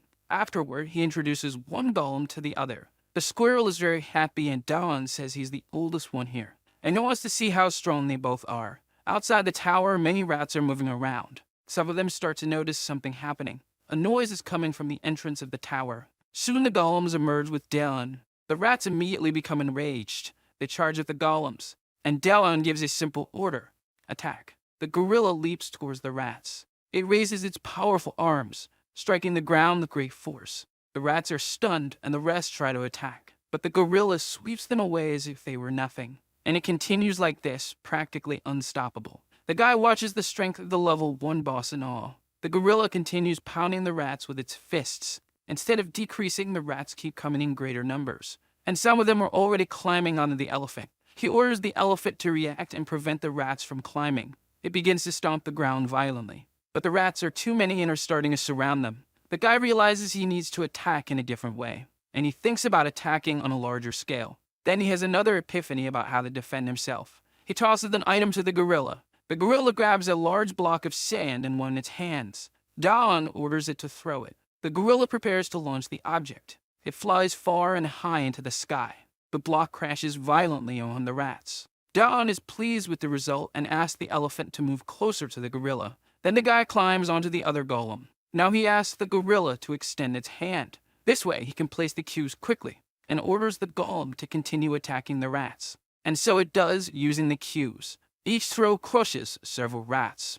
Dawn keeps applying cues to his golem, which hurls them at the rats. Though it's an interesting solution, he had an even better idea. With the elephant close to them, he took advantage of its empty space to fill up the blocks. Now the gorilla's attack was even faster. Quickly, most of the rats had been dealt with. A message appears on his screen, warning that the dungeon is about to reset. Dawn wasn't expecting the dungeon to reset. The ground starts to tremble as soon as the message appears. The rats begin to screech as if something is happening to them. They flee as if they've gone mad, sparking the guy's curiosity because they seem afraid of something. The little squirrel also seems scared of something, and Dawn tries to console his friend. The squirrel tries to tell him something about the approaching danger. He knows that during the last reset, his little friend wasn't scared, but this time it's different. He opens his mini-map to see if he can find anything that might explain this unexpected reaction. At first, there's nothing unusual happening, but the area surrounding the first phase is starting to darken, and the towers there have begun to disappear. Even though everything is vanishing, the area still appears to be safe. However, something in particular catches the guy's attention. Several points appeared around the border. They seem to be monsters. Dawn calls his golems. They need to leave that place now. He orders the elephant to go underground and the gorilla to climb the tower. Now he and the gorilla are up high, observing the surroundings. The earlier tremor was an earthquake, to his relief. That sound was much easier to explain. It was the sound of all the monsters from the first phase moving underground. Dawn can't let this opportunity slip by. This is the perfect chance for him to refine his abilities, and he starts using the boar's strength. After doing so, he also summons some earth cues, and ordered the gorilla to throw the cues at the monsters. It would be his bazooka. All you have to do is create a block that the gorilla could lift with its ability, and the two of them start hurling the blocks from the top of the tower. A little rat looks up suspiciously. A massive block of earth is descending from the sky toward the monsters. They fall like meteors, and there's nothing the rodents can do to avoid them. The goal wasn't to eliminate the monsters, but to refine Daeon's ability. Because of the ability's cooldown, it wasn't easy to level it up like the digging ability. This time it was different because he could use it for an extended period in a safe place. A golden opportunity. The rats writhe in agony as the boulders rain down on their heads. They gather in one spot, trying to form a living tower. It grows rapidly, reaching towards the tower the boy built. And you realize what they were doing and that it would be very difficult to hit them now, as it might damage his structure. However, there's no other option but to bring them down. Turning to the little squirrel, he says he's going to nip that problem in the bud, striking the living tower at a critical point. The rats begin to lose their balance and their tower becomes unstable. The rats fall to the ground, defeated by Daeon's stones. Focused on finishing what he started, he concentrates even more, preparing to use his digging ability. He uses it to create a large object in front of him. I'll continue repeating this pattern as long as he can. He prepares his hand to use more of his ability. In front of him now is a block decorated with numerous spikes. He says the gorilla can do its job with that. The beast lifts the spike block with its immense strength, and using its power, it hurls it toward the monsters below. The spiked cube spins rapidly in the air. Its fall was intense, leaving a trail of destruction in its wake. A large trench was created by the impact, clearing the rats that were in the block's path. Dawn is amazed that this idea was so effective. A light discreetly appears in front of him. The system informs him that he has finally mastered the digging ability. He never imagined there would be a level beyond 10, and the boar's strength is now at level 7. From the top of his tower, he concludes that all of this has been very productive. He wants to leave the tower and tells his little squirrel that they're heading back to the base. Night is approaching in this barren land. Now that everything is quiet, he wonders if all monsters have really left that place. Looking at the map, he guesses they've hidden in the caves. There must be many nests given the number of rats, and the upper part of the map will become dangerous. He knows that it was difficult because they were stationary, and if a large group wanted to attack them, there would be little to be done. However, he is motivated by his results and wants to keep digging. This has become much easier now that he has a master level in this ability. With little effort, he can create enormous tunnels. Using his ability underground, he encountered something unusual. The tunnel met a rock formation different from the usual pattern. The stone was too dense, and no matter what he tried, he couldn't get through it using his digging ability. Without a solution in sight, he decided to return to the surface. The air is a bit chilly. He imagines this is due to the area being open and without trees. Walking in that area would be dangerous with the rats. He needs to think of a path that won't leave him so exposed to the monsters. Even if he can't dig, he could still erect towers, but with the underground blocked, there's little to be done. Especially if he ends up facing another giant horde of rats. Things could get dangerous. He realizes that having more golems might be useful, and now that the dungeon has reset, he can get another one and ask the gorilla to accompany him. He's on the mountain in one of the towers he had built. He's already giving orders to gorilla number 2, which has just been created. That's his second combat golem. While the gorilla fought against the boss, it was easy to get the unprotected core, and once he has more golems, he won't even need to interfere in combat. And with his digging ability at the master level, things have become more practical. This way, he can train his bore strength ability, because he's able to produce larger and consequently heavier blocks. With their weight, most monsters won't be a problem at all. However, it's possible that a more dangerous monster exists, so caution is still necessary. Being careful, all he needs to do is plan, especially now that he has 3 golems with him. After a lot of digging, he decided to return to the surface. Once there, he began shivering from the cold almost instantly. The cold was so intense that he even sneezed, as if he was already catching a cold. And since he's on the mountain, the altitude makes the place colder than the surroundings. Opening his inventory to search for items, he pulled out the horned boar's hide and used it as a blanket to shield himself from the cold wind. The little squirrel was there with him, bundling up. The coziest was so much that it put his little friend to sleep. The scene was cute enough to bring him joy. After a while, he asked the golems to stop marching. Once they stopped moving, there wasn't as much wind to make him feel cold. Dallin imagined that if he made a roof on the elephant, it could solve his problem with the excessive cold wind, and decided to put his idea into practice. Climbing down, he ordered the gorillas to secure the perimeter. He started handling the clay to shape what he wanted to create. Then he used his digging ability, but something unexpected began to happen in front of him. Making something thin like that was impossible before, but now that he's at a master level in this ability, he managed it. It was not only thin, but also extremely smooth, not even resembling ceramic. Pressing it with his fingertip, the piece broke because it had become too thin, compromising its hardness. Analyzing the piece, he realizes the edges need to be thicker to prevent it from breaking. Even so, he couldn't make a piece that was strong enough. After many attempts, he finally managed to create a result that wasn't excessively thin. Now with the piece thicker, he wonders if it would be a problem if it fell. He spends a few moments deep in thought, imagining what might happen. It was then that his thoughts led him to a conclusion. He should shape the piece as an arched dome. This way it would resist its own weight and provide better protection. Now he was hunched over it, thinking about where he could improve it. With the piece ready, he asked one of the gorillas to carefully place the object on the elephant. Now the elephant had a well-crafted roof capable of protecting its occupants from the elements.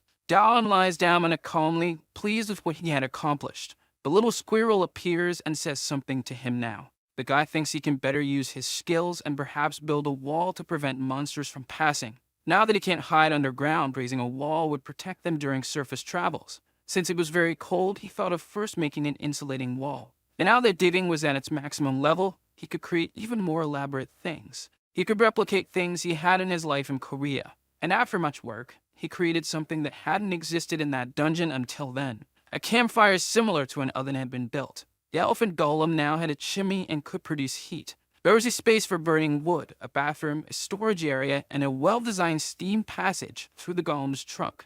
The work was so well executed that the little squirrel was extremely impressed by it. Another achievement was unlocked for creating a heating system, and a heat manipulation skill was added to the craftsman skill. He hadn't expected a reward for that, and he wasn't even surprised. 2 long months passed, and they were now in the historical ruins. The rabbit is incredulous at what he observes. Once again, the golem had been destroyed, and the players want to know what to do now. This is definitely not good. Dallin continues to collect the item from the level 1 boss. If things keep going this way, his superiors will start to complain. At his base, the guy just laments a little that he can't show what he's made to anyone else. If the rabbit were there, he would show him his entire army of golems, which now numbers 5. The group of golems advances up the mountain. The guy is inside the mobile home and his elephant has become. Through the window, he doesn't see any rats and assumes it's because they're now high on the mountain. If they continue at this pace and without any unforeseen events, they'll soon reach the top. He finally dismounted from his elephant, and contemplating the horizon line, he was quite impressed with what he could see from there. The mountain range formed a beautiful landscape as seen from that spot. Perhaps that's why people enjoy hiking. The scenery is not only beautiful, but also takes you to places with refreshing air. He looks back for a moment, and something immediately catches his attention. In the distance, it's possible to see a fort, and he doesn't know why that structure is there. Now he's wondering what that could be.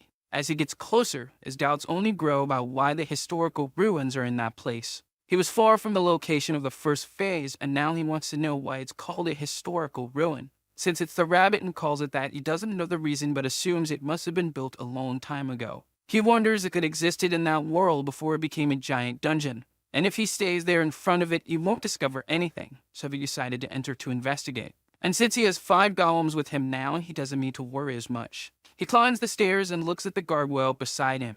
He hadn't seen that before and wonders what that statue is. The statue appears to be very well made with rich details. It was crafted from raw stone. However, the color was a bit strange. Even so, it's clear that it was very well made. He continues climbing the stairs, passing by the statue. As he ascends, the statue suddenly moves. A large explosion occurs and pieces of stone fly in all directions. The guy falls backward, worried because he doesn't know what just happened. The statue is now in front of him, holding a large trident in its hands and in a threatening posture. Dawn can't hide the panic on his face. The statue is enormous, and the flapping of its wings stirs up the dust in the area. It leaps into the sky, causing a strong gust of wind. The guy has no idea why it's alive. The gargoyle is high above, ready to attack anyone below. Dawn thinks he's in big trouble because there's little he can do against such a huge beast. The gargoyle swoops down fiercely towards the intruder of the ruin. Dawn desperately calls for his golems to do something. Before the gargoyle can reach him, 2 of the gorillas were already prepared to attack the aggressor. The statue strikes the first one of the blow from its trident. The blow is powerful enough to cause one of the gorilla's arms to snap like rotten wood. The gargoyle then turns to the other golem to try to attack it. Noticing more golems coming to attack, it leaps into the air again, avoiding being grabbed by them. Now it descends towards the ones that had collided with each other, and with a swing of its powerful tail, another of the golems is damaged. The gargoyle lands on the ground while the gorilla succumbs to the damage it has taken. It stands tall with no damage to its body. Dawn is genuinely worried because this statue is much stronger than he expected. However, the golems, despite suffering extensive damage to their bodies, are already beginning to regenerate. Dawn realizes he needs to distract the creature to give the golems a chance to attack. He summons an earth cube, placing it on his elephant's trunk. He then orders the elephant to hurl the cube toward the statue.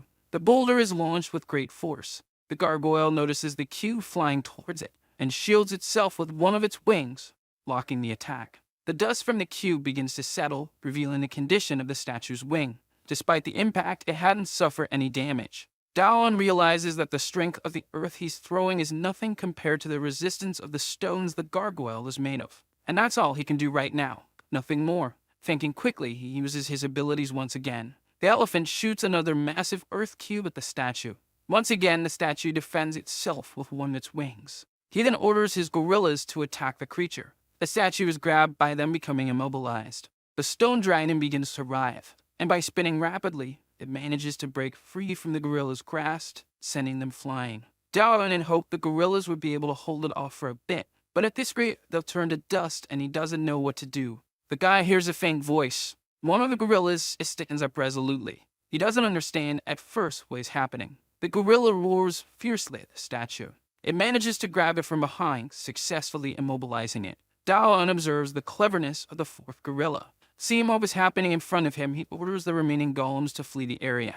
They manage to escape while the last gorilla holds the gargoyle in place. This was far from ideal. The situation was nearly catastrophic. They're now close to the summit of the northern mountain, and the gargoyle hasn't followed them there. It's a miracle that he got out of there losing only one of his golems, and now he can only wonder what might be in that ruin. According to the map, that was a monster. And since it's not in the phase area, it's not a boss either, he hadn't expected this to be in his path. That must be why the rats don't go there. There's definitely something behind all of this. Now Dallon needs to find out what it is, no matter what. Another month has passed in that place, and he remains on the mountain of death. Amidst the land of rocks and various boulders, the guy works tirelessly. But no matter how hard he tries, it seems impossible to make any progress. He's already frustrated because that stone is impossible to mine. The guy tries to calm down because he knows he can't lose his sanity in this place. A bit calmer, he looks at the ground. He observes the tool he was using to try to mine this stone as he's planning his revenge against the gargoyle. And to understand the preparations he's been making, it's necessary to go back to the beginning, about a month ago. He was in the forest and found what seemed to be a large hammer. Selman Manhwa abandoned that item there, a metal hammer, and he had only returned to that place to make more golems. What he learned from the battle is that earth golems are ineffective against beasts made of stone. He needed something that was tougher than stone since his golems couldn't do it. And after thinking a lot about the subject, he decided to create weapons that the golems could use. Finding the hammer ended up being a fortunate discovery in that land. The mountain peaks decorate the horizon line. The hammer was too small for the golems to use as a weapon, but he had found a material that could be shaped into one. He opened his inventory to use some of the items he had. The hammer was more of a tool than a defensive weapon. Dallon's skill tree was entirely focused on creating objects and things. After working hard, he wondered if it would be good enough. He asked his little squirrel if making an axe was a good idea. What he managed to achieve was the recovery of the golem lost in the battle against the gargoyle. He had no experience with stone and spent an entire month working with this material, refining his skills. The work was exhausting, and even though he had made 5 axes, he was very tired of having to mine the stone. He wielded the hammer, but the progress in shaping the stone was slow and tedious. Even so, he kept working day after day. Striking the stone once more, a glow erupted in front of him. Another achievement was unlocked due to his efforts. Now he had the stone carving ability. There was yet another thing he didn't expect to happen. The dungeon provided all kinds of skills, and that's how he acquired the digging ability after digging extensively. Now he just needed to figure out how to use this newly acquired skill. He imagined he needed to punch the stone, but doing so didn't achieve anything. So he grabbed the hammer in his hands and thought of using it to see if something different would happen. He spoke the name of the skill as he prepared to strike the boulder. A bluish glow emanated from the spot where the impact occurred. He observed the stone he was trying to break intently. After some time, it cracked. He didn't mean to hit very hard, and yet the cut was clean. Remembering the effort he had put in all those days trying to shape the stones, he recognized the value of this skill. He struck a few more stones to improve his affinity with the skill, continuing to understand how it worked. Looking at a larger stone, he wondered if he could break that one too. Now he was determined to try. The sound of the strike echoed from the place. A single blow wasn't enough, but he imagined that with more strikes, he could break it. Now he was thinking of making the axes with the help of this skill. It was much easier, and it took him only an hour to carve the axe. And now the time required to make them was much shorter. In total, he managed to make the 8 axes he wanted, and with the different shapes, he learned more about the characteristics of the material. He needed to strike with something harder than the stone. The heavier the tool, the easier the stone broke. He could also control the direction in which the stone would break. He wondered what would happen if he struck without the guide. Even if it would break, the impact would have no direction, and it would be slower and less efficient, just scattering unusable pieces on the ground. However, one of these pieces caught his attention. He decided to hit with a hammer, and saw that there were even smaller pieces. He wanted to see how far he could break them down. He repeatedly struck the small pieces of stone. The stone had turned to powder, resembling more sand than stone, and in this state he thought of testing his digging ability on it. Extending his hand towards the stone powder, he used his ability.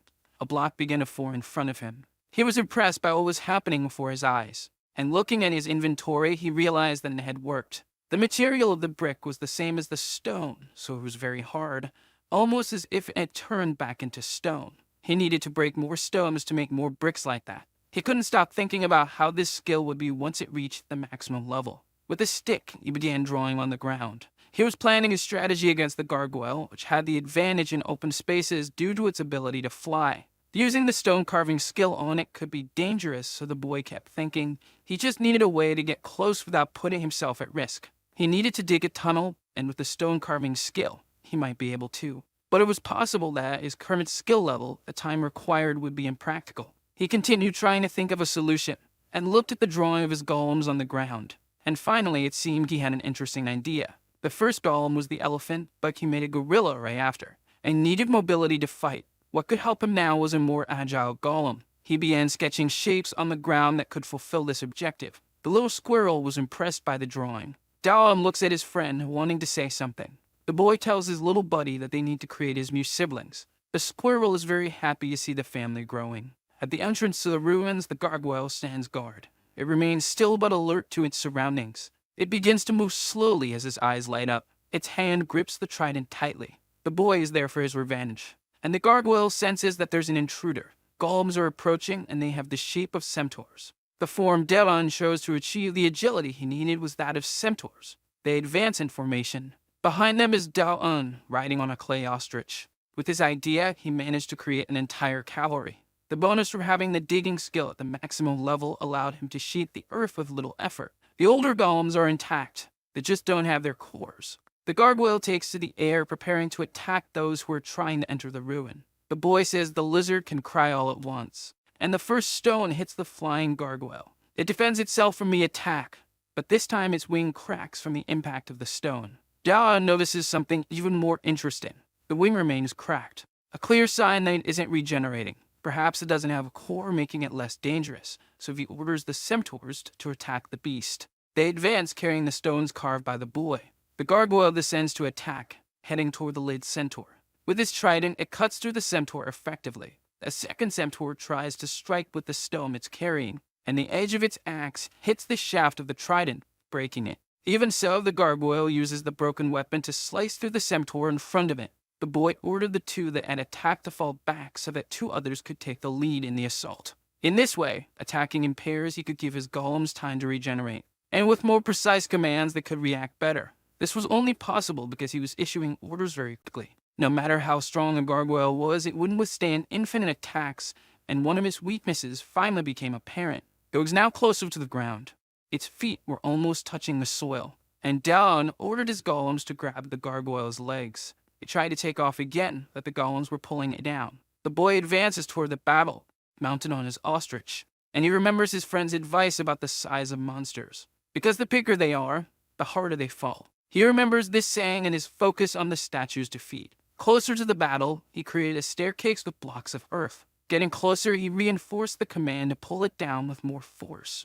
After some struggle, the gargoyle was thrown to the ground. While it's held down by the centaurs, Daon leaps toward the gargoyle. He opens his inventory while still in the air, and attacks it by releasing several blocks he was carrying. The gargoyle is being buried by the stone blocks. The impact is violent, and the golems ensure it doesn't escape during the process. The gargoyle tries to move, but the successive impacts make it difficult. It attempts to flee once the stone blocks have fallen, but the boy now summons his earthen bricks, and more blocks fall on the gargoyle's head. Dao notices that the gargoyle is breaking the blocks with its mouth before they can hit it. There are many options left, so he opens his inventory once more and hurls the bricks it made toward it. The gargoyle tries to react, but it's futile. In its mouth is a stone block, and above it is Dao-un, wielding his ore mining hammer. The gargoyle is finally subdued with almost nothing left to do. Even so, the centaurs continue to immobilize it. The little squirrel celebrates from atop the ostrich. The boy prepares to strike the statue using his rock-breaking skill, and he hits it in the jaw while activating this sculpting ability. The impact point of the hammer begins to produce numerous cracks. The gargoyle implodes on itself. As the dust settles a bit more, the little squirrel tries to see what happened. The gargoyle's hand tries to rise, agonizing, but it soon stops moving. The squirrel celebrates the victory even more. The stone sculpting ability leveled up several times. After that battle, it reached level 4. Looking at the shattered statue beneath his feet, Daon celebrates, knowing his team had succeeded. Meanwhile, the rabbit is terrified by what's been happening. A monkey in a suit approaches him for a conversation. The mandrill asks how the rabbit has been spending his days. He's the guide for Phase 2, and the rabbit wants to know what he's doing there. The hierarchy of guides is based on the number of dungeons they control. The more dungeons one controls, the more respected they are. The mandrill is responsible for 2 dungeons, so he outranks the rabbit. And unlike the rabbit, the mandrill has a name. The rabbit asks what the mandrill is doing there, and the mandrill retorts, asking if the rabbit has been doing his job in the past few days. The rabbit says yes, but doesn't understand why the mandrill is upset. The mandrill asks again if the rabbit is sure about that, and once more, the rabbit confirms. The mandrill says the number of survivors reaching his phase has doubled and wants to know why the rabbit's performance has dropped so much. The rabbit promises to work harder but blames it all on the bold gato who keeps killing the level 1 boss. The mandrill seems to be running out of patience. He suggests the rabbit stop lying to him. Daon decides that he might need those bricks later, so he stores them away again.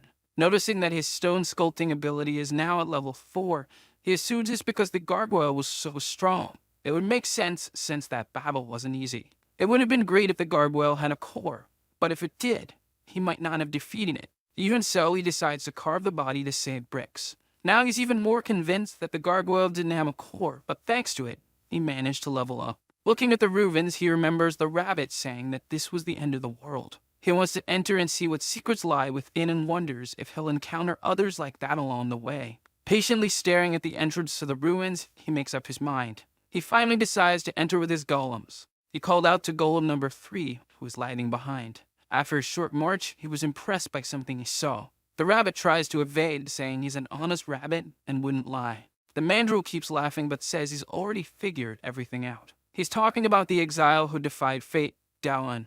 The rabbit is in trouble and the worst possible person has discovered it. Daolan is trying to purify the place with his ability. He noticed that the place doesn't reset at all, and he can't explain why there are so many bones in that corridor. There are many carcasses, and he's starting to get a bit worried. One of the centaurs steps on the plate in the floor that sinks. This triggers a barrage of arrows that hit it in the head. He didn't expect to find traps there, but he's glad he sent one of the golems ahead. The golem looks at him, riddled with arrows, which is a bit bizarre. Even so, the golems aren't hurt because they regenerate. Seeing this, Daolan praises their work.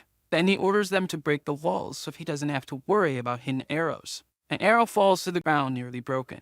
The boy praises his golems and suggests they take a break now. With them stopped, he begins to remove the arrows one by one. He finally removed the last arrow. The golems start celebrating while he examines the arrows he removed. They are so old that they're falling apart. And the other traps, instead of liquid oil, solid oil fell, and some magic circles couldn't activate due to excessive mold. The boy wonders how many years that place has been abandoned. The squirrel is pacing in circles, passing the time. It suddenly stops, and Daolan asks his little friend if something happened. The squirrel runs off, and the boy follows. Seeing it enter a small hole, he says that's a dead end. He then orders the golems to tear down the wall in front of him. They strike it together with devastating force. The power is so great that the boy thinks the heavens are on his side, and soon, his eyes widen. The squirrel points to something. There's an enormous gate, and he wonders if it's a hall where the boss is hiding. Running his hands over the gate, he senses that the boss there has already been defeated. Even so, he decides to use the boar's strength at that moment. He looks through a crack calmly, but soon his whole face is illuminated by what he sees. In front of him is a massive dragon skeleton.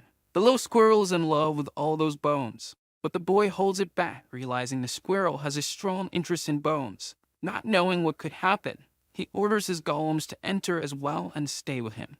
Daolan told the little squirrel to be quieter because, in the worst-case scenario, they might have to flee. As he approached the dragon bones, he remarked that they were much more interesting when seen up close. He continued to hold back the excited squirrel. There was an interesting box nearby, but it seemed like a complicated net. Something was written in Hebrew on its lid, which caught the boy's attention. He looked once more at the table, and a strong light overwhelmed his vision. The brightness caused him to fall to the ground, and he wondered if it was a trap. The light became increasingly complex, and the symbols began organizing themselves in the air. The boy watched it all unfold before him, unable to understand. The letters were now in a language he could comprehend, and they were calling him the Chosen One. Assuming it was addressing him, the screen confirmed it was indeed speaking to him. The boy stood up, startled, and asked who was speaking. The screen responded that it was the ruler of that place and that the hall he was in belonged to it.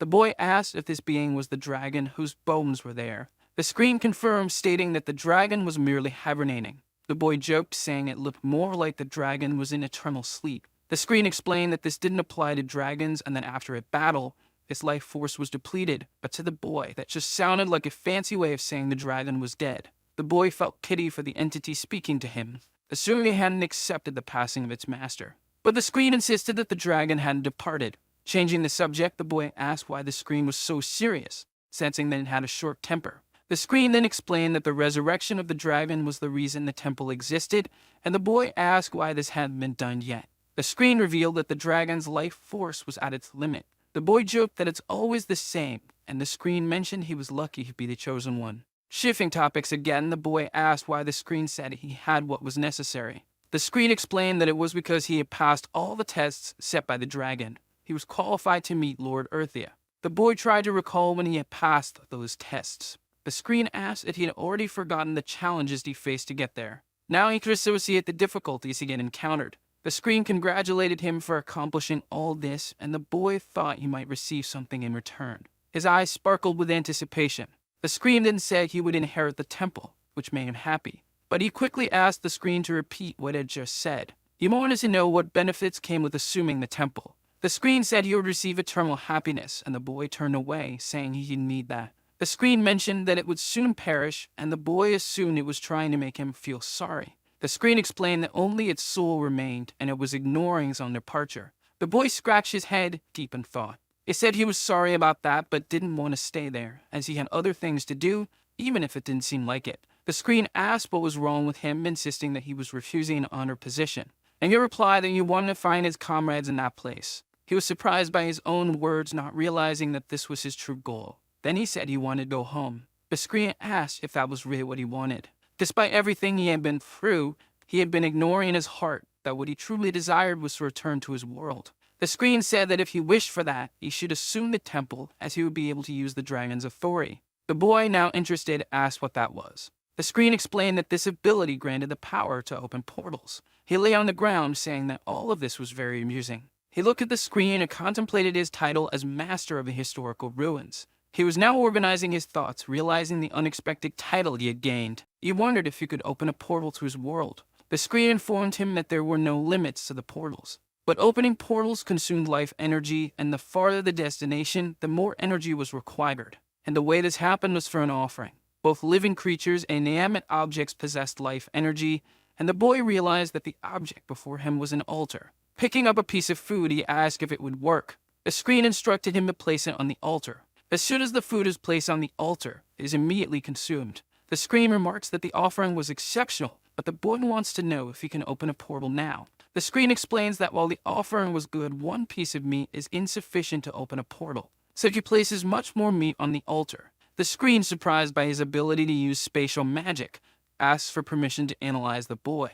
He agrees, and after a quick analysis, the screen states that it understands now. The screen, now displaying some information, reveals that he is a being who has already been offered as a sacrifice. The status window is a mark left by the death dragon on its offerings. The boy is shocked by this information. His status window has changed, and he hopes he is no longer an offering. He begins to think that his friends might also be offerings, like him. He became the master of the ruin because the screen said it would erase the mark of the offering, but he still wants to know if he can use the portals. Noticing his new abilities, he realizes they are quite powerful. He calls out to the screen, now known as Alpha. He asks if he can enhance his new abilities using vital energy, to which Alpha replies that he can.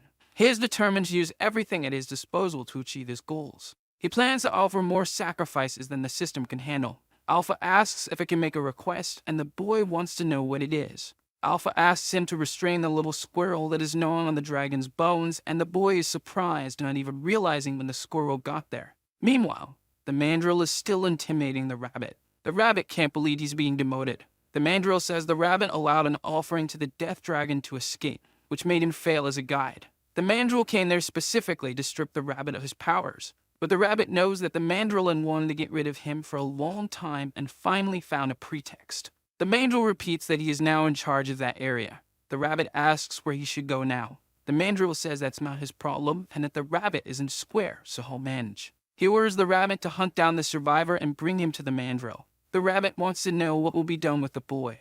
The mandrill says he needs to be taken down, and that this is the rabbit's final mission. Now the rabbit realizes the truth. The mandrill wants to eliminate him. The boy tells Alpha he has one last question before he leaves. He asks if Alpha knows that he wants to go home, and Alpha confirms this. The boy wants to know if he'll be able to leave peacefully once he's prepared everything, and Alpha says yes, as long as he finds a replacement. He asks if he can go out to find a successor since there's no one there. It's just an excuse. He wants to go back, but he doesn't want to abandon his friends. The next day, in the Mountains of Death, someone is wandering aimlessly. It's the rabbit, searching for a human. He's frustrated, unable to believe the boy has gone so far. Seeing several towers, he assumes this is the path the boy took. Meanwhile, more meat is placed on the altar. Alpha consumes the offering to produce vital energy. The boy asks if it's possible to use the vital energy from all the offerings, and Alpha confirms that it is. He wants to use the first ability he gained in the temple, opening portals.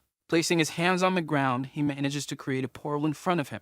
Now he observes it, curious to know where it will lead. Alpha explains that in its current state, the portal leads nowhere, as two portals need to be created. The boy finds this illogical since he can't create a portal in Korea. Alpha explains that his ability is still restricted by its level, and that when he perfects it, he'll be able to go wherever he desires. Alpha adds that if he continues progressing at this rate, he'll master the ability in 20 years. Eager to test the ability, the boy summons another portal next to the first. Now they're connected, Alpha says. Alpha explains that if he enters one, he'll come out the other, and the boy is excited to test this. And that's exactly what happens. But his little squirrel didn't go with him. Even though the squirrel tries to force his way in, it cannot enter the portal. Alpha explains that only with the master's permission can other beings pass through the portals. So Delon gives permission for the little squirrel. As soon as he says this, the squirrel is able to pass through and begins to playfully jump in and out of the portals. Daon then asks if his golems can do the same, and Alpha confirms that they can, though it will consume a bit of mana. Daon finds this very cool and already imagines summoning his golems anywhere. Alpha agrees that it's a good idea, but suggests that if Daon is ever endangered, it would be better for him to use the portal himself. Daon stretches and says he's going outside because it's too stuffy inside. Outside the ruin, he celebrates. Looking at one of the peaks, he imagines there must be something behind it. He moves closer for a better look. Peering down, he is soon impressed by what he sees. It's a vast sea of clouds. Alpha asks if he finds it beautiful. The boy replies that he does. He asks Alpha if it knows what's beneath the clouds, but Alpha says it doesn't care about anything outside the temple. The boy comments that normal people might have a problem with loneliness, but he's used to it. Curiosity is natural, and he decides to create an observatory there. Soon, his tower is built. With it, he can get a sense of the surroundings using his mini-map. The map reveals that they are surrounded by trees. He thought that this was the end of the world, but it seems they are surrounded by plains, and Alpha asks if he plans to descend the mountain. Alpha is concerned about losing the temple's ruler, but the boy says he's come this far and wants to explore. Alpha asks why he wants to descend the mountain, but the boy is distracted, deep in thought. He pulls out his hammer from his inventory. He asks if it's sufficient, and Alpha, curious, asks what he's doing. The boy replies that he's going to make stairs. He begins to carve the ground, and Alpha asks how he plans to create the stairs. Daon explains that his stone sculpting ability helps him control the direction in which the rock breaks. Alpha comments that it still doesn't look like a staircase, but Daon asks Alpha to just watch. He extends his hand over the markings he made. Then he uses a command to carve, and the ground begins to change. Much to Alpha's surprise, it worked perfectly. Descending the mountain is now possible. It will just take some time, and Daon will be able to perfect his technique in the process. He's excited and can't wait to achieve it. Elsewhere, a small group of players is making their way through the forest. One woman wonders where they are at that moment. She doesn't say it out loud, but she's very scared. Someone comments that they've come quite far. He wonders what kind of monsters they might encounter now that they've passed the phase. But they've already defeated many enemies, and in the process, they've become stronger. So even if problems arise, they'll manage. Wherever they are, they will survive. He has an iron will that keeps his determination unwavering. His words end up motivating his companions. They calm down amidst the uncertainty of that place. One woman asks if they should plant potatoes there, and he agrees. Looking in another direction, Sunwoo becomes a bit pensive. The mountain on the horizon seems familiar to him, like he's seen it before. A system screen appears in front of him. It congratulates him for reaching Phase 4. Meanwhile, on the mountain, something else is happening. Dalit is quite tired and wants to rest for a bit now. He has made a large staircase and comments that it's different from digging on flat ground. He's ascended a lot, and it would be exhausting to go up and down all the time. He begins to work on the slope, and Alpha asks if this is an alternate path. But the boy says he's placing a portal there, and Alpha praises his ingenuity. However, the boy forgets that he needs vital energy and is out of offerings. Alpha explains that he's connected to the altar and can make an offering from wherever he is. Alpha tells him that all he needs to do is eat, and once he's satisfied, whatever exceeds that will go to the altar. John is pleased to learn this and starts eating. Since he just needs to eat a lot, he won't complain. After eating a bit, he tries to create the portal. Meanwhile, the rabbit is trudging along the mountain slope. He's completely hopeless, not expecting anything to happen. He's also feeling very hungry. The rabbit had climbed too far up the mountain. He was frustrated because he hated climbing. He was hungry, cold, and tired and couldn't remember the last time he got paid. His payment was to take down a player, which transferred their vital energy to him. He was upset, blaming everything on the human. He spotted a rat in front of him. The rat squeaked threateningly. The rabbit was startled, not realizing the rat could see him. But the rat walked on normally, unable to see the rabbit after all. He could resist for now, but if he continued to weaken, the rats could become a real threat. The more he walked, the more his life force dwindled. The rabbit collapsed on the ground, exhausted. He was so tired that he lost his ability to fly. He tried to pull himself together as best he could, but a few rats began to gather around him. At that moment, it dawned on the rabbit. If he slipped up, he would lose much more than just a few abilities. He fled from the swarm of rats that inhabited the mountain. Terrified, he shouted for them not to follow him. He knew he needed to find shelter or risk dying. Ahead of him stood a tower and thought of hiding inside it. The rabbit quickly entered the shelter. Once inside, he tried to catch his breath. He looked up and saw a point of light. He began to climb the stairs to escape the rats that were still pursuing him.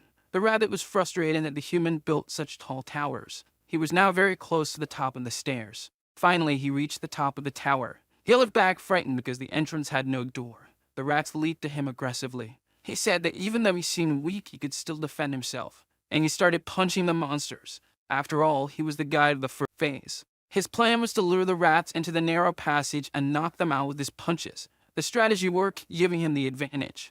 And even without his guide powers, he managed to handle the situation with just his fists. What he didn't expect was that the effort would be too much. His health was at its limit, and he was worried that he might end up being taken down. The rats kept coming, and just like him, they were starving.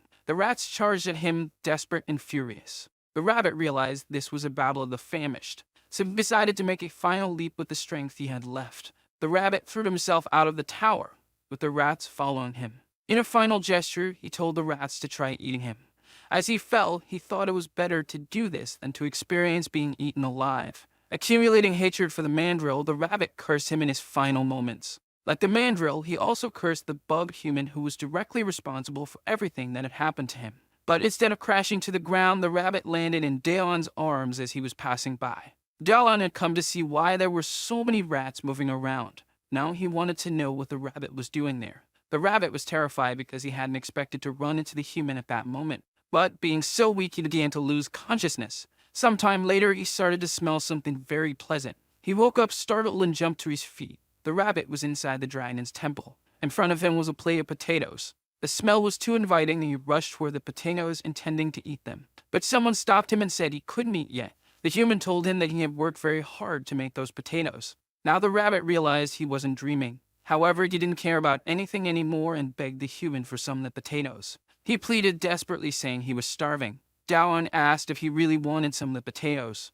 The rabbit nodded vigorously. Daeon then made him an offer to become his successor in the temple. The rabbit was caught off guard by that proposal. He still hadn't understood what it meant to be a successor or exactly what it entailed. He said that he became the master of that place by chance, and that he would like the rabbit to succeed him since he has experience in administration. Offering the potatoes once again, he asked if the rabbit would like to eat and if rabbits eat potatoes.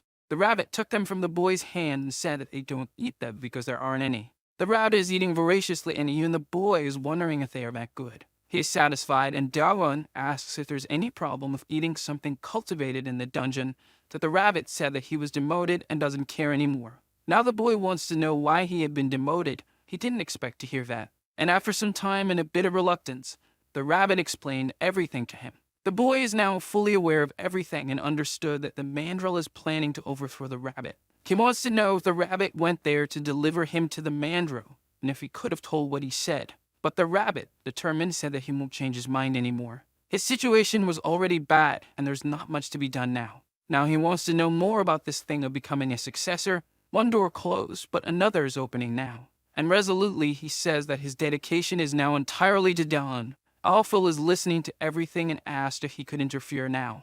The rabbit started sweating cold as soon as he heard the voice because he knew it was Earthly the dragon and he had no idea that he was in his temple. Alpha asked him to go to the altar and the rabbit was hesitant, fearing he might become a sacrifice, but the boy assured him that it wasn't about that. The rabbit asked if he had managed to open that door and Daeon said that he would be surprised much more. In opening the door, he said the rabbit would probably go crazy. The sight was really too much for the rabbit, who couldn't hide his emotions. On the ground, there was a small sprout developing, and Dalan introduced him to his potato plantation that covered the entire floor of the hall. The rabbit couldn't believe that Dalan had turned the secret room into a plantation where Earthia's skeleton was. And the boy said that to survive, food was necessary, so he couldn't waste such a useful space. And he said that the dragon must have liked the plantation, and both the rabbit and Alpha said in unison that no, he probably didn't like it. Alpha said he was almost crying for having someone else with common sense there, and Dalan couldn't see anything wrong with his conduct. The rabbit asked if he had survived all this time like that, and he said that first he made some stairs. Then he started taking care of his small garden, and occasionally he used some rats as sacrifices. And after some time he ended up finding the rabbit again, who couldn't believe this story. He wanted to know how he managed to deal with the rats. He then called his golems. They presented themselves and the boy asked if they were cool. But the rabbit finally understood why there are no more bosses on level 1. That human is simply out of his mind. And the rabbit is fascinated by this madness while he's just trying to adapt to the new environment. Alpha said that if they were done, the rabbit should climb onto the altar, and the temple master should place his hand on him. He did as told, and a circle appeared on his hand. A new ability emerged, the ability to designate an administrator. Alpha said that the requirements were met, and Dalan didn't even know he could still have new abilities. Alpha said that his devotion was too little to tell him everything, and Dalan asked if he was talking about offerings. He thinks he needs to try everything, and the rabbit asks what is going on. Dalan doesn't know if it's luck or bad luck, but he didn't expect to get so involved with that sadistic rabbit. Extending his hand once more, the circle reverberated in his hand. He designated the rabbit as an administrator, and his clothes started to shine, as did the power that was renewed in him. After shining brightly, his clothes returned to their normal color. He had become an intermediate administrator, but didn't have a name yet. He couldn't believe he had gone from being a guy to becoming an intermediate administrator. Alpha said that the rabbit's previous experience helped him, and he celebrated by saying that the flat earth had turned over. Dalan didn't expect the rabbit to be so happy about that. He called the master and said that all his loyalty was his, and that he wanted them to forget the past, and Dalan just asked him not to be over the top. But he remembered that they had been through a lot at the beginning, and he ordered the rabbit to kneel, who didn't understand. It finally hit him. The rabbit had gained a new master along with his new title. Dalan ordered him to look down now. The rabbit received his first command. He is in the garden planting potatoes, a whole bunch of them. The rabbit is already exhausted from so much work. He asks if he really has to do that, and the boy says he needs to pay for his sins. The rabbit realized he had become a slave and needs to urgently think of something to change this situation. Screams echo through the forest at the beginning. A frightened boy tries to defend himself from an enraged boar. He tries to fight back, but even with a sword in his hands, his efforts were useless. Mandrill observes from above that the new participants perish very quickly. He feels something different happening. He lost his connection with the rabbit, and he starts thinking about what could have happened to him. In a pot, there are some cooked potatoes, and Dalan calls his administrator to have a snack with him. He doesn't understand that the potatoes are those because in the pot, he only sees plant roots. The rabbit said is that the floor of the room is warm, and Dalan responds that he did that so he could plant. The rabbit asks if the little squirrel disappeared, and Dalan says it's in the room too. He has his mouth full, and the rabbit wants to know what he ate. Dalan said that the squirrel likes to eat bones. The rabbit asks why the squirrel climbed onto the golem, and Dalan told him not to do that.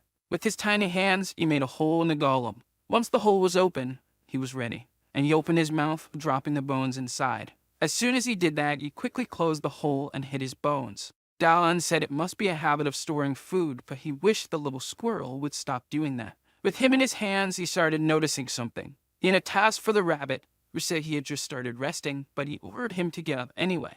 The rabbit is very annoyed because careful and hard-working bosses are the most annoying. The rabbit is now carrying the bones from that place. He wants to know why he's carrying those bones, and Dalan already knows what to do, so he called everyone there. He ordered the golems to crush the bones, and the rabbit was afraid of their strength. Once that was done, Dalan used his purification ability, and he told the rabbit to spread the bone dust over the field, and he asked why he should do that. He said that they are fertilizers, and the rabbit was thinking that he was crazy, but now he understood and even found it genius. Despite working hard in that place, the rabbit had his moments of joy, like the meals, and there was one dish he liked more than the others. Wild boar barbecue.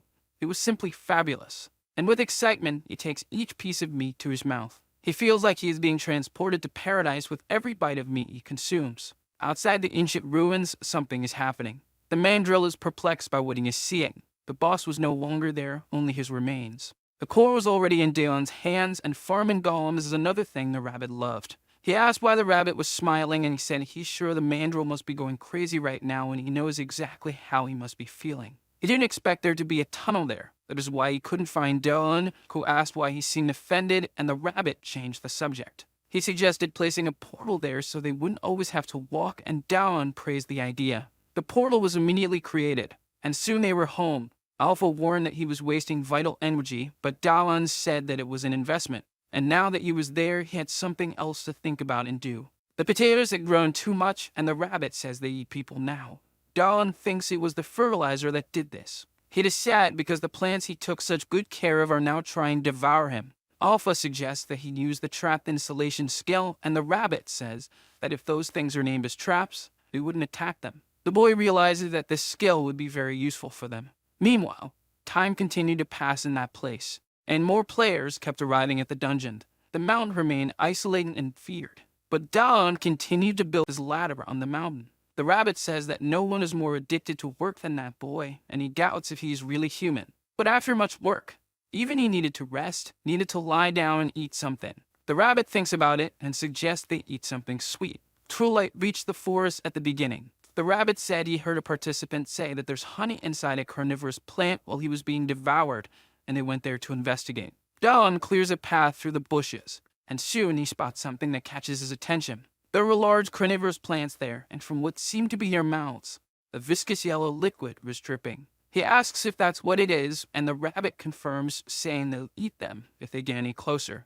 Daeon thinks for a moment about what he can do now. One of the golems starts lifting a block of earth. Through a portal, the golems come out and collect the plants. The liquid is corn syrup and honey, but it's still sweet. The rabbit thought it would be difficult, but there's nothing Daeon can't do. He looks back and gets startled because he saw more players. The rabbit immediately hides, disappearing from sight. Daeon already knew that the rabbit would hide if he saw players, but he didn't expect him to do it so quickly. Some of the players are harassing a small person. They are threatening a boy, demanding that he hand over his belongings. Daeon notices that adults are threatening someone who still looks like a child. The rabbit says telepathically that this is human nature, and Daeon gets startled and almost screams, but the rabbit says it's his ability. Daeon wants to know if he can do that too, but the rabbit says he probably can't because he's human. However, he ends up managing to do it. Alpha explains that since they're from the same sanctuary, they can communicate like that as long as they concentrate. He asks the rabbit what they can do without risking being caught by the mandrill. The little boy clings tightly to the bag he's carrying. As Daeon watches him, he remembers some things he went through. These are definitely not good memories he has. Daeon thinks it's almost time for them to be there. The adults keep harassing the boy more and more. An animal approaches them, making noise. It's the Dakmo, bipedal frogs armed and as friendly as a lone shark collecting a debt. One of the adults realizes they're bigger than the frogs and arms himself with his sword. He prepares to strike one of the little frogs, but his arm is quickly sliced off, and his arm falls to the ground, still holding the sword. He starts screaming in desperation. They may not look like it, but the little frogs are quite vicious, steeped in malice. They say they grew up in a rough place. The kid who was being bullied is terrified by the situation. The players are now horrified because they didn't imagine the little frogs would be so brutal. One of them, clearly with a deficit in intelligence, charges towards the frogs. The frog opens its mouth with glee, and it strikes with a mocking move because it only disarmed the fool. Now the oppressor is being oppressed, and the guy's underwear is already getting heavy. The bell rings because the little frogs are slicing everyone up at snack time. The little frogs are the weakest monsters in the dungeon, but what they lack in strength, they make up for in malice. If you slip up, it's the end. But it's in the face of danger that humans awaken their hidden potentials, just like what happened with Daeon's little friend who turned into a beast after a stressful event. Daeon imagines that the kid might become as tough as his friend Sum one day. The kid was running in panic and ended up crashing into Daeon. They fall to the ground, completely knocked down. He asks what that was and thinks he almost cried from the pain, but Alpha insists that he did cry from the pain. That was the kid, who is now terrified and begging for help. He tells the boy to get up, but before he can finish the thought, they hear the sound of a little frog. Two of them were already coming at them with the speed of tourists in a dangerous neighborhood with iPhones in hand. But Daeon already knew the procedure and called upon the strength of the wild boar to wreak some havoc. The first little frog was quickly taken out, and the second got a free orthodontic treatment. The kid looks at Delon completely impressed. That guy is way too strong and doesn't have any side effects from substances because he's very hairy. One of the little frogs makes a face as if it knows things have gone wrong for them. They advance cowardly, ready to slaughter the humans. Da narrowly dodges the amphibian's big mouth, but coming at him in a cowardly way is just wrong, and now he's furious. And he quickly delivered a knee to the frog's belly to make sure it understands the situation. The second little frog charges in, thinking it's the main character of the story. Daon held its head with great love and care, and prepared to throw it, and he hit the first frog with the body of the second to show that the situation here is serious, and if it weren't, it would be for the frogs. A third little frog advances with a broken sword in hand. The blow barely missed Delon. He narrowly avoided being hit by the beast. Taking advantage of the proximity, quickly delivered a friendly elbow strike, the kind that only breaks ribs. Behind him, a little frog was armed with some sharp weapons. It charges for the attack, thinking that this story is all about its froggy way of life. The kid screams in desperation, warning Dawn of the danger. He turns quickly, facing the threat. And with the privileges that only the plot can provide, he managed to pull an item from his inventory. A large block of earth fell on the little frog. The remaining frogs, still alive, are now reflecting on whether it's really worth continuing to take that free beating. And after a simple deliberation, it decided to get out of there. Dawan realizes the fight is over, but he's feeling chills running down his body. He thinks it might be the impressed look from the kid. The snotty kid was looking at him as if he was seeing a god incarnate. Dawan still doesn't know how to react. He stands still as the boy approaches him. He warned the boy not to follow him because he's going to a dangerous place, and he said that he couldn't use the ability again and was almost passing out from a lack of glucose. The boy asks if he mentioned something about sweet food, and reaching into his bag, he asked if this would help and extended his hand to him. Dawan observes it for a brief moment. He can't believe what he's seeing.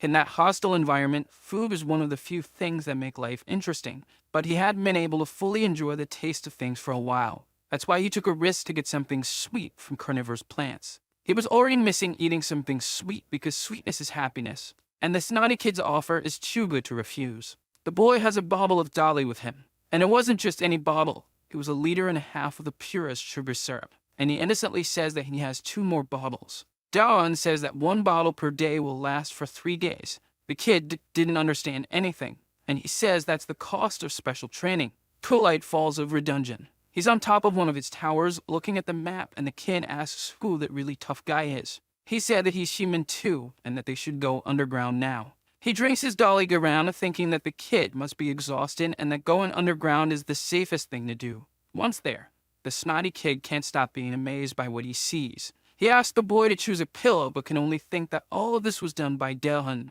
Night finally falls upon them. The boy said that he was summoned while he was leaving the market because he was shopping for his mother. He's an enthusiastic kid, 14 years old, and his name is Dawn. Dawn thinks he acts too nice on purpose out of fear of being judged or hated, and he's the first adult to help him in that place and tells the boy that he should see him as a savior. But the boy thinks he's talking to himself and is already thinking about being cautious around him. The kid asks if some kind of ability was used to build that tower. Dawn said yes, and the boy wants to know what it is. He gave a small demonstration and said it's an earth control ability. And now he wants to know what ability the boy received when he was summoned, and he said it's the God of Food's ability. He gains strength when he's full, and his physical abilities are doubled when he's hungry. Dawan didn't know something like that existed and realizes it's similar to the boar's strength that he has and asks if he gets weak when he's hungry. The boy doesn't know because he gets hungry easily and hasn't been full since he arrived there. Dawan thinks that's tragic and decides to take care of him from now on. He puts plenty of food on the table and asks the boy to satisfy his hunger. The moon lights up the night sky of the dungeon. The rabbit is in the forest because his boss sent him to get salt stones. He complains that Dawan is too arrogant. He's moving stealthily so as not to be noticed and hopes not to encounter the mandrill around here. He doesn't even know what a salt stone looks like and is very upset with his boss because of that. Telepathically, the boss asks if the rabbit is doing his job, and he ended up getting a big scare. The rabbit says he doesn't know what it looks like, and neither does Dawan, but he suspects it looks like a regular stone. However, he asks the rabbit to come back because it's already late, and he wants to know if the boy is still there and that he's very hungry. Dawan tells the rabbit that he finished making the barbecue sauce. The rabbit was so happy about that he shouted in the middle of the night that his boss was the best there is. He returned to the cave, and his boss thanked him for his hard work. He laughed at the rabbit's camouflage, which looked funny, and the rabbit said it was his fault for making him go out at night. He removed the camouflage, and Dallin asked him to keep quiet because the boy was already asleep, and the rabbit asked for soda, but there was only a little left. The rabbit complained about the taste of the drink, saying it tasted like meat, and Dallin said he knew he would react that way. He told the rabbit that he should eat the leaves he was wearing, but the rabbit said it was awful to have to eat leaves. Dallin told him he shouldn't say things like that. And with the rabbit squirming on the floor, he noticed something. He reached out his hand toward him, and the rabbit began to apologize, worried. He begged to be spared because he thought he was about to be punished. But Dallin simply removed the leaf that was still on his face. He tasted the leaf, and the rabbit asked if he hadn't also said that he didn't like leafy greens. The boy took out a piece of meat, much to the rabbit's surprise. The rabbit wanted to know if he was going to eat the meat with that leaf, and Dallin said he would show him the taste of paradise. And showing him, he said that he had finished wrapping the meat, and he made sure to put it in the rabbit's mouth. The rabbit fell in love with that combination of interesting texture and wonderful flavor. Dallin explained that the leaf on his clothing was edible, and that it's even better with meat. That leaf is perilla leaf, and he had the rabbit collect more of them. And after using the leaves, he also used the remaining seeds, and in a large pot, he fried them over the fire. And after pressing them, he managed to extract oil from them. He finally produced perilla oil. Now he only needed salt to complete the sauce. The rabbit didn't know what that was, but Dallin said he would know as soon as he brought back a salt stone. The day dawns in the dungeon. The boy has a piece of meat in his mouth and a stick in his hands. Dallin asks him to stay focused because the little frog is coming. The little frog is heading towards the boy. He told the boy not to be scared and to remember that when he's full, he gets stronger. But it seems the lesson didn't go too well. The boy apologizes, but Dallin says that no one is that good right from the start. Even so, the boy was very surprised that the young man had managed to capture one of those little frogs. And he said that where they're going is dangerous, so he should train the boy here because his ability is very good for fighting. He said he would give him food to store in his inventory, but the boy didn't know what that was. It's his personal storage, and he asked if the guy didn't tell him anything about it, and the boy said no. It seems the mandrill didn't tell him out of pure sadism, which explains why the boy has been carrying items in his hands. The rabbit said that it must be the boss's fault because without the first level boss, many players are moving on to the next level. The boy is worrying because to him, Dallin seems to be talking to himself again. Then he says they should continue the training. Time passed, and the rabbit is now a leaf collector. Dallin gives instructions to the boy as if he were his coach, and this time he manages to hit the little frog. The boy's ability is leveled up to 2 now. He signals his thanks to Dallin, who is watching him with gratitude for the progress made. The last day of training arrived, and the sun heated up the dungeon. The two of them are now in what is called the burning desert. 2 humans were there now, and with them, a rabbit. After hearing that he had seen a salt desert, he made him lead them to it. The heat was so intense that it irritated Dallin, who said that if they didn't find anything, he would be upset with the boy. And the boy said it was someone from his group who said that near the desert, there was a place with white sand that appears when the tide goes out. Dallin hopes to find it because they have a bottle full of oil. And he says that he has now made up his mind.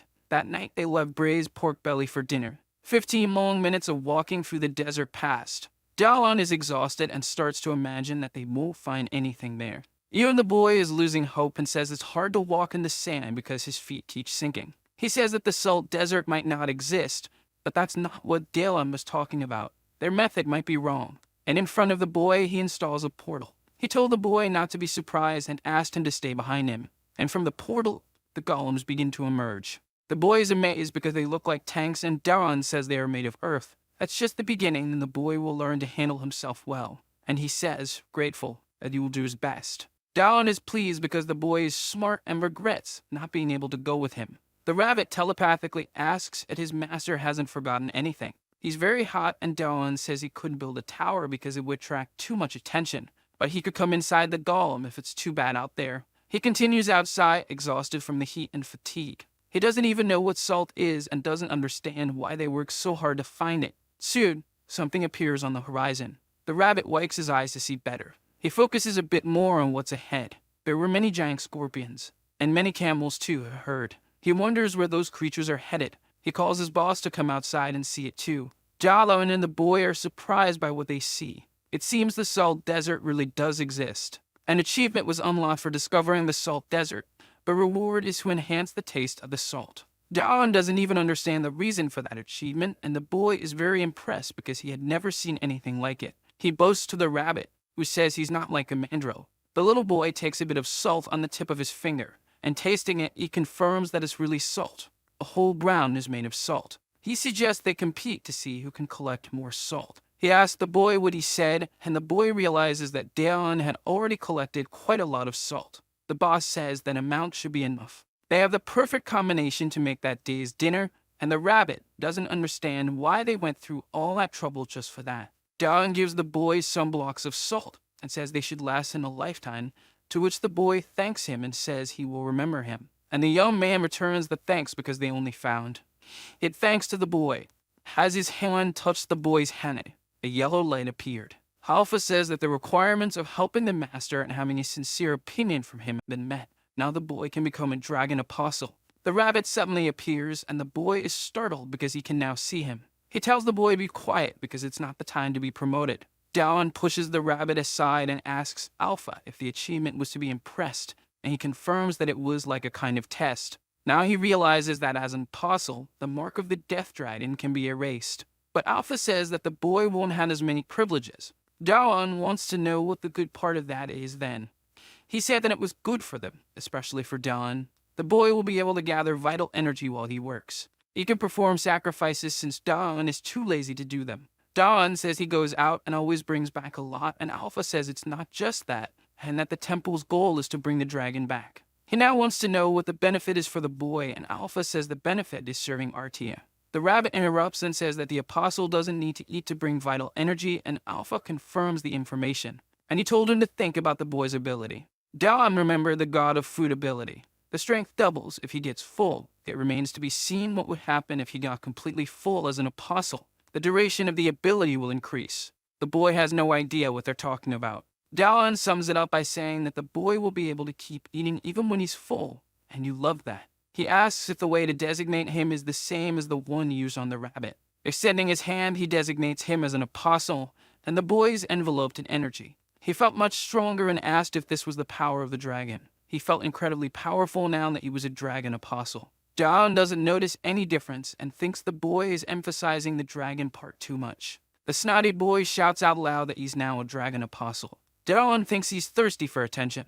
The rabbit doesn't know what that's about, and the young man says it's something you gain with age. The kid is very happy, but he quickly looks scared in a certain direction. They were surrounded by giant scorpions. He asked his boss what they will do now that they are surrounded. Daeon says they'll think of something. He's not even worried. He mentions that this is the boy's graduation test. The boy can't believe he has to do this, and Daeon says he just needs to avoid the venom and thinks that even if the boy gets hurt, they'll heal him. The young man calls for the elephant golem and promptly climbs on it because it's fun to watch a fight from up high. The rabbit says they're weak monsters, and Daeon encourages the boy, reminding him that he's now a dragon apostle. He throws a Bechtel into the boy. He tells him that even though he's scared, he should remember what he trained for. And the boy remembers why he needs to become stronger. The boy was almost ready to give up on his training. He doesn't even know why Daeon trains so hard. And the young man says it's tough to be young and have to work so hard already. However, the boy should continue because he's capable of doing it. And the reason for this is just one thing. The boy needs to fight to survive, and to make it back to his world. Daeon praises the snotty boy's determination. The kid runs towards the scorpions. The first one tries to strike him with its stinger, but the boy managed to dodge the attack. He continues advancing, much to Daeon's surprise. He jumps, ready to hit the monster, and he brings the baton down with a precise blow to what would be its head. The boy realizes that his attack was super effective. Daeon reminds the boy to always check his fullness level, and that another scorpion is approaching from behind. He eats a bit more and lands another blow on the scorpion. The rabbit notices that the boy isn't having any trouble, but wonders what Daeon is up to now. The young man is holding a large pot in his hands. He looks at the boy, who's fighting well, and finds it hard to just stand there watching. The rabbit is wondering what he's going to do. Daeon says he's going to eat those scorpions. The rabbit now thinks this human must have come from China. One of the scorpions tries to grab the boy with its pincer, but he uses the baton to defend himself. He puts in some effort to avoid being overpowered, and lifting the baton, he manages to free himself from the scorpion's grip. With another strike, he manages to tear off one of the pincers. It falls to the ground, lifeless. Daeon calls for his successor, who responds timidly, and he orders him to collect the scorpions. Given the possibility of venom, he purifies them with his ability. One of the pincers is now in the basin. Everything is properly prepared. Meanwhile, the boy is surrounded by scorpions that join the wrong team. Soon, he smells something in the air. He quickly asks what it is because the smell is really good, and the rabbit is feigning the fire as best he can. He asks the boss if putting salt in the oil is a good idea, and he says he can taste it if he wants to. The boy is upset, imagining that they're eating something delicious without him. He's distracted, and one of the scorpions sneaks up on him. The boy asks to eat too, and while he does so, he strikes the scorpion that was behind him. The appearance was very appealing. The pincer looked like that of a giant lobster. Dawn says that if the boy doesn't hurry, they'll eat everything without him. The boy is now determined. He heads towards the remaining scorpions with a clear goal. There was nothing the scorpions could do against the boy. Soon, they were all eating peacefully. That same night, they were in the forest at the beginning. Dawn gifts the boy with a hide and says he might encounter other players there. He's very grateful for the days that only cost a few sodas. He told the boy not to cry because he'd soon realize that soda has a different value there. The boy smiles at that remark. He says goodbye and continues on his way alone. But Dawn hopes they'll meet again in the future. Not just the boy, but all his friends. Dawn is at the dragon's temple and asks if the little squirrel was okay in his absence. He's sad about parting ways with the boy, but happy to have made it back home. Now he sees that the little squirrel probably didn't stop eating because it's quite chubby. Alpha asks if he could take care of the temple like it's his home, but the young man thinks he's being annoying. But after thinking a bit more, he decides he'll work more on the temple. Alpha has been observing him and thinks that human is impressive, and only time will tell if he found that temple by luck. Investigating the temple, Dawn was thoughtful about some things. He wants to know if setting a trap will bring the oil back to it, and Alpha says yes. And he asked the rabbit to bring it, much to Alpha's surprise. Appreciating the rabbit's work, he said he'd let him eat some meat. Alpha wants to know what he's going to do, and Dallin tells him to watch. He cleaned the pot and filled it with the oil he had made. Now he used his trap installation ability. Then he removed the oil and used the trap reset ability. The idea worked. He had made more oil now. Alpha asks what kind of trap that was, and Dallin says it's an infinite oil source, much to the system's annoyance. Alpha's patience had reached its limit. The day dawns in the first phase region. Mandrill notices that the boss has disappeared, and the boars are becoming increasingly scarce. Quality is better than quantity for vital energy, and the first phase isn't filtering them well. Only the little frogs are in sufficient numbers, so he needs to do something about it. A stone falls to the ground, bouncing. It's the rabbit who kicked him, annoying at having to collect more leaves. Dawn told him to do that while he built the staircase. He could refuse, but then he wouldn't be eating meat anytime soon, which made the rabbit extremely frustrated. Nearby, some movement catches his attention. There was a small group of little frogs walking by. He hated thinking it was the baboon, but it was just frogs. And he saw they were armed with enchanted weapons. Those items shouldn't be in the first phase. Mandrill appears behind the rabbit without recognizing him, almost scaring him to death. The rabbit is now sweating cold, completely terrified. Mandrill looks at the bush below him. He saw familiar white fur and ears. Now the rabbit was even more terrified. Mandrill reaches out his hand to grab the rabbit, and pulling him by the ears, he realizes it's just an ordinary rabbit. He observes it for a moment. The rabbit is munching on some leaves, and he confirms that this isn't the rabbit he was looking for because he's using an ability that deceived him. Mandrill tosses it aside, uninterested. The rabbit stays on the ground for a few moments. He starts trying to get up. In front of him are some little frogs looking for a snack. One of them prepares to strike him, but the rabbit, enraged, shakes off the frogs, saying that Mandrill will pay for this one day. On the opposite side of the mountains, Dallin works with great dedication. Being on the mountainside makes him adrenaline-fueled, and he asks the ostrich to watch over him. He brought the golem as a precaution because he was always crossing the cliff. His stone-breaking ability was already at level 7. Sacrifices are hard work, but repetitive tasks are his specialty, like breaking the cliff. And suddenly, a message appears saying he had entered stage 4. Even he wasn't expecting that. In his mind, it didn't make sense for the stages to be so close, and Alpha says he doesn't know what was done with the land. Dallin asked what Alpha had said. The color of the mist in that place was different, and it also had a different smell. Dallin begins to lose consciousness. After a while, he wakes up with the ostrich in front of him. Alpha asks if the temple master has woken up. He asks what happened, and Alpha thanks him for bringing the ostrich. The mist is poisonous, and the ostrich brought him back before something worse happened. That was a close call. Dallin needs something to help him with this, and it seems he had an idea. Alpha says he should return to the temple, but the young man says he'll continue descending. With a handkerchief in hand, he says he'll deal with this fine dust, but Alpha insists again that it's poison. Alpha can't believe he wants to go through the poison using just a piece of cloth. He says no, what if he uses the purification ability on the handkerchief? It might work. At first, that ability wasn't very good. He used it to purify mushrooms, but after a while, the ability didn't develop any further. No matter how hard he tried, it didn't progress until the poison cloud appeared. The gas mask is just a small protection. His plan was to use the ability on the entire poison cloud, and he began to use his ability little by little. And noticed that the clouds didn't regenerate, which would make his job of clearing the path easier. He purified the cloud and made the staircase repeatedly. This would be very tedious for some people. But Dalan isn't a normal person, and after much effort, he managed to pass through the thick mist, contemplating a beautiful scene. In a single day, he reached level 10. Perhaps by increasing the ability, he might be able to purify even bigger things. Birds fly across the dungeon's sky, but one of them has a silhouette that's far too different. Dalan tries to see better because it was too big, and the griffin was already too close to him on the mountainside. It attacks him with its claws. The attack kicked up a lot of dust in the area. Dalan had protected himself with a block of earth. Letting it go, he made his way back with his ostrich. He ordered the golem to climb as fast as it could. The griffin watched them fleeing up the stairs. It took flight in their direction. The beast sensed something was wrong. It halted its advance upon reaching the poisonous cloud, as if it were a barrier separating the phases. Dalan saw that it couldn't pass through the cloud, acting as a boundary between stages. Soon, the griffin gave up and returned to where it came from. Stage 4 might be full of such creatures, and now he doesn't know what to do. The griffin is flying high above. It clings to the mountainside with its powerful claws. It sees that above it are the stairs and the poisonous cloud. It climbs the slope carefully, and finally reaches the stairs. It begins to follow the path now that it's clear. Unaware of what was approaching, Dalan continues to excavate the mountain. His carving ability is now level 8. He was pleased with this because if he continues like this, he'll be able to descend much faster. The rabbit is returning to the temple, tired and thinking about talking to his boss. Finding leaves is becoming increasingly difficult, and his boss never seems to get tired. He even wonders what the human is doing now. High in the sky, a griffin is flying.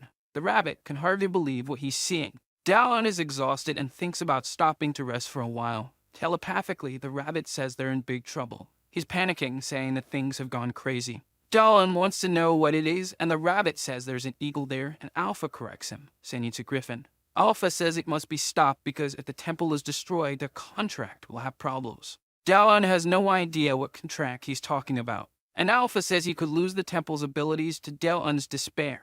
The griffin soars into the sky with its wings, and dives down, destroying part of the ruins. The debris begins to fall to the ground. The rabbit is thrown aside. He wonders if he should flee now. He only receives useless orders and wishes he could find a safe shelter, but he pauses to think about it. He shouldn't think about it because that place is now his home. The rabbit becomes resolute and determined. Dalan arrives and puts his hand on the rabbit, saying that's the spirit, but he made one mistake. That temple in front of them. It was their home, and it would be protected. He calls his golems to assist him. They appear ready to obey. The griffin hovers above them in the air. Dalan looks at the griffin and asks if it had already forgotten about him. The griffin screeches angrily. As it approaches, Dalan summons some cubes and orders the golems to hurl them at the griffin.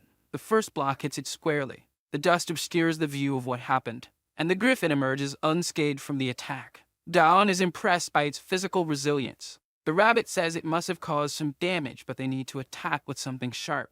Dalan opens his inventory to see what he has. He grabs his spear and uses the strength of the boar, and hurls it forcefully at the griffin. It strikes, seemingly embedding itself in the creature. Dalan realizes he hit it. The griffin writhes in pain and strikes the spear with one of its paws, and it falls among its feathers. The young man concludes that his throw wasn't strong enough, and now the griffin seems even more enraged. It resumes its assault on the temple, much to everyone's dismay. Alpha says something strange is going on because the griffin is focused on the temple, not Dalan.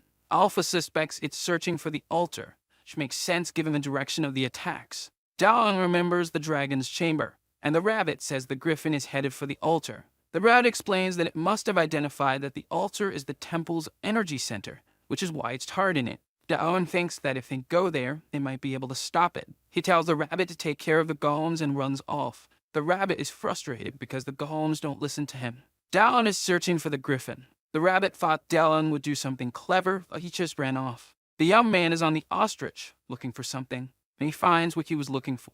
Inside the temple, the griffin is breaking walls with its strength. He has finally reached the place where the altar is located. He's positioned behind the carnivorous plants. The griffin is drooling with anticipation, but its beak is struck by a rock. It was Dawn trying to get its attention. He said that this place is cruel for invaders, the potato field. The vines surge forward, attempting to capture the griffin, which is now startled. The griffin is completely entangled by them. It struggles with all its might not to be dragged away, and the vines begin to snap under its strength. Dawan didn't expect this creature to be so strong. He opens his inventory while running. He searches for items that could help him. He places an item on the ground and Alpha asks what he's doing. The young man says that if attacking from afar doesn't work, maybe up close it might. With his hand on the ground, he reset the trap in the room, and from the ground, structures begin to emerge. The trap had reset, and he orders the arrows to be fired. They are launched directly at the griffin. The griffin can't dodge because it's held by the vines. The arrows hit the griffin squarely. Alpha was pleased with this, as the traps had been used very effectively. The attack ceased after a while, and Dawn asked why. Alpha explains that the arrows ran out and the trap needs to be reset again, but Dawn doesn't have enough vital energy for that. The griffin is motionless, and he's unsure if it's alive or if it's been defeated. Its eyes were closed. But as soon as he approaches, the eyes snap open. The griffin moves, destroying the arrow trap. Dawn can't believe this creature is so strong. Now he thinks it might be the end for him, and Alpha doesn't understand why he said that. The griffin attacks with one of its claws, and the young man narrowly dodges. Alpha starts lamenting to RT for not being able to fulfill its duty. Dawn says he could reset it later. The beast continues its assault, and Dawn barely manages to keep dodging. Now in the air, he feels he won't be able to avoid the next strike. But one of his golems catches him with its hand. The rabbit said that the golems didn't want to listen to him, but he arrived just in time to save the day. Dawn is safe in the hands of the gorilla golem. The rabbit gives orders to the golems to finish the griffin off. The rabbit asks his boss if he's okay, and Dawn says that his successor arrived just in time. The golems are holding the griffin, which is struggling as much as it can. He instructs 2 gorillas to hold its wings and the others to secure its legs and tells the rabbit to move away from there. The griffin is now completely immobilized. All it is left are close combat attacks, and the only ability that could do something to it is the strength of the boar. Dawn needs to try and see if this works on monsters from the 4th phase. He activates his ability, preparing to strike, and hurls himself toward the immobilized griffin.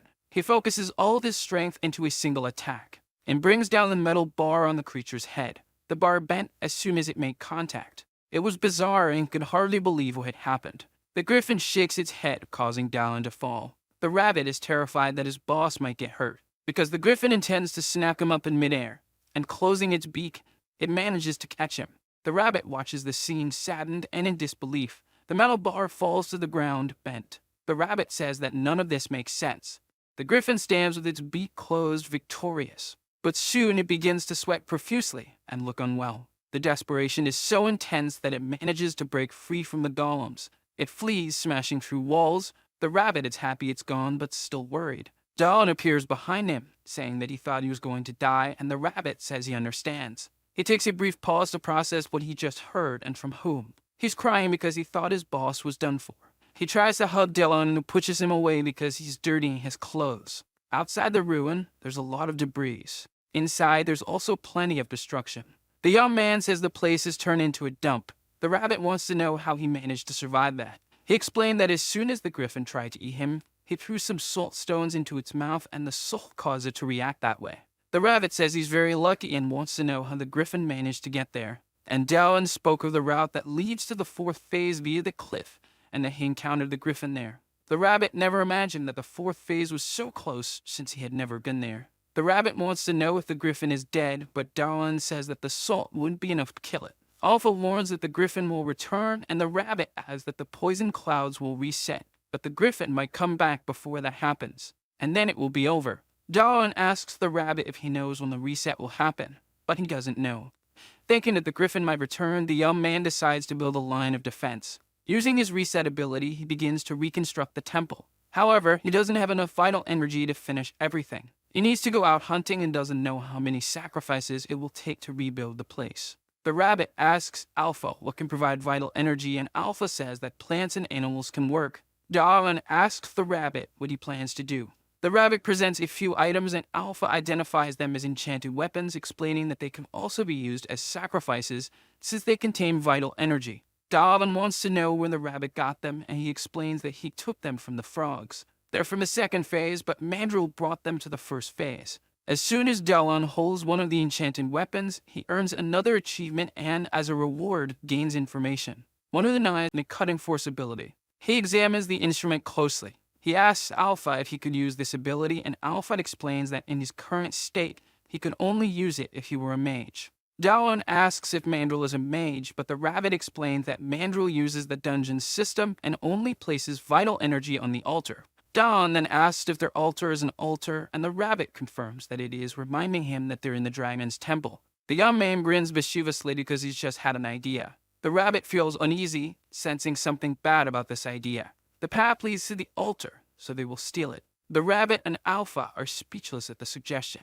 The rabbit thinks his boss is mentally unwell, but Alpha says in theory it makes sense. The altar must be a battery of vital force, and Dawan plans to take that energy for himself. Stealing the altar is dishonorable, but if it belongs to the Death Dragon, it's different, Alpha says. Please, Darwin asks the rabbit what he thinks of the plan. The rabbit imagines that if the altar disappears, Mandrill will be in big trouble. But the wicked look in his eyes, he admits that his boss has had the best idea ever. Darwin assigns the rabbit to carry out an important task. The rabbit is pouring a viscous liquid over the grass. The trail he's made is reasonably large, and he's quite tired. He sighs because even he has to work now. If Mandrill enchants weapons, he must be visiting the altar frequently, and if they go without a plan, they'll be defeated. That's why Dawan asked him to do this. But the rabbit still doesn't know exactly what his task is. As he strikes two stones together, he says he knows nothing. He just did what he was told to do. Soon the fire begins to spread through the forest. Mandrill is surprised by the growing fire. He has no idea how it happened. The rabbit telepathically says that it was fun, and Dawan thinks the rabbit might have some issues. He sits patiently waiting. In front of him is a hole, and out of it emerges the little squirrel, very cheerful. That was the signal. Mandrill had left the temple. Now was Dawan's turn to enter the ruins. Inside, he encounters something different. The altar was in plain sight, to his surprise. But something seemed different about it. Alpha explains that the altar's vital force has changed, making it usable by non-mages. Although he's reluctant to admit it, the Death Dragon used the separator. Even Dawan with enough authority could use the altar. He notices that Alpha seems a bit unsettled by this. The young man starts digging around the hole to seal the altar. He hears the sound and wonders if Mandrill has already returned. The rabbit tells him not to worry about that. It's just Mandrill shouting angrily about the rabbit's work, who has never been happier in his life for causing arson. In the temple, this should be enough, and Dawn wonders if he should call the golems to help. Setting up a portal, the golems appear, and they carry the altar through the newly opened portal. Alpha suggests they should use magic to erase their tracks and throw Mandrill off their trail. It's just about creating new tracks to cover the old ones. Dawn comments that Alpha seems a bit aggressive. Now they have to destroy the temple. The young man starts using his hammer to cause destruction. Mandrill, far away, senses something is happening. He doesn't know why the temple would be collapsing. Mandrill rushes back, worried about the integrity of the altar. He runs desperately towards the temple. When he arrives, he's faced with the scene he didn't want to see. The temple was completely destroyed. Players are wondering what that noise was in the middle of the night. The snotty boy knows it was the voice of his master, who must have done something grand. The rabbit suddenly appears beside him, startling him. Snotty boy whispers that the other people can't see him, but the rabbit tells him to stay calm and listen. They finish everything, and there should be good weapons on the ground. He advises using them and avoiding wolf meat because it causes stomach problems. After giving these tips, the rabbit takes off, leaving Snotty boy without a chance to thank him. He whispers that he's grateful to the rabbit. The rabbit hears him, glances back briefly, then continues on his way. The rabbit, once a criminal and temple destroyer, had reached a day in his life when he received a thank you.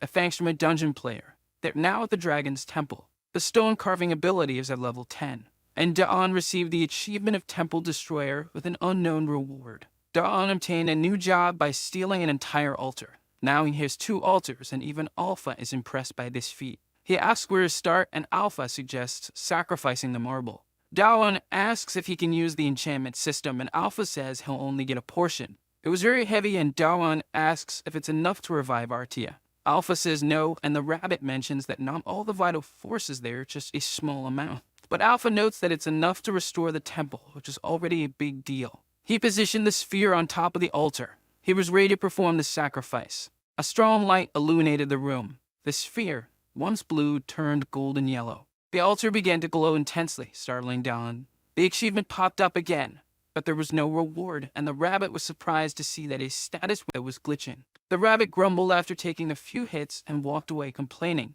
Strange letters began to appear on the screen. He earned the achievement of Temple Restorer, and as a reward, he now owns an altar. Both the rabbit and Alpha were shocked. The altar of death had now become an altar of life. Alpha told Dawn he should be happy about this. The rabbit said that with 2 altars, they could create a second temple. But Dawn doesn't see the advantage in that since they're always on the move. What he wants now is to use the enchantment system, and Alpha says is possible, so he decides to finish restoring the temple. He uses the reset ability several times but wishes he could do it all with a single command. Alpha tells him that he needs to improve the ability further. Dawn continues his work of resetting the temple. After much effort, the temple was fully rebuilt. The rabbit wants them to have another barbecue soon. But Dawn still has work to do because the griffin might return to attack them. The golems are carrying some things to set up traps. Alpha says that if Dawn were a mage, it would be faster. Dawn asks if the temple was designed for mages, and Alpha replies that everything was done with slaves like him. They're now on the cliff trying to figure out how to reinforce the place. The rabbit begins to explain how things work. Reinforcements can be made with a number of altars, and they could add whatever options they wanted. And the higher the level of enchantment, the more vital force is used. Dawn decides to enchant the arrow trap with penetration level 1 and paralysis level 1. He wants to test the effect of the enchantment. The arrows are fired toward a boar carcass. Apparently, they didn't hit the target. The rabbit says they did hit. Dawn goes to check what went wrong. The arrows were so strong that they weren't visible. That was incredibly powerful. This gave them a deep sense of relief, because in that place there's a monster yearning for revenge.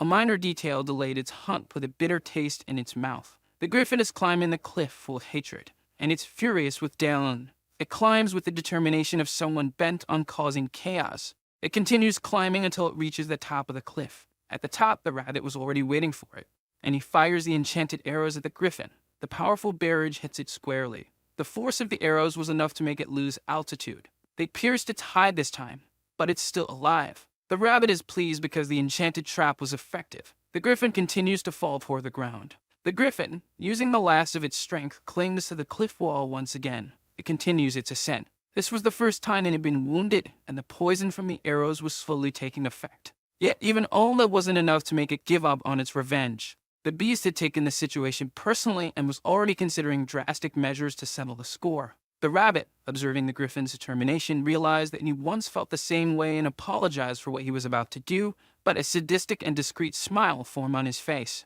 He poured boiling oil over the beast. Now there was a large circular staircase.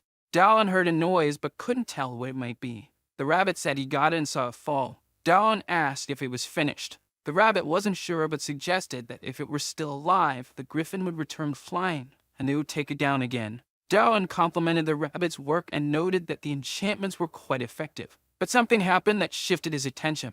A large hole appeared in front of him. Alpha asked if he needed to go into the hole, and Dawn said no. However, he found something inside. At the bottom of the cave, there was a source of light, and he felt he needed to check it out.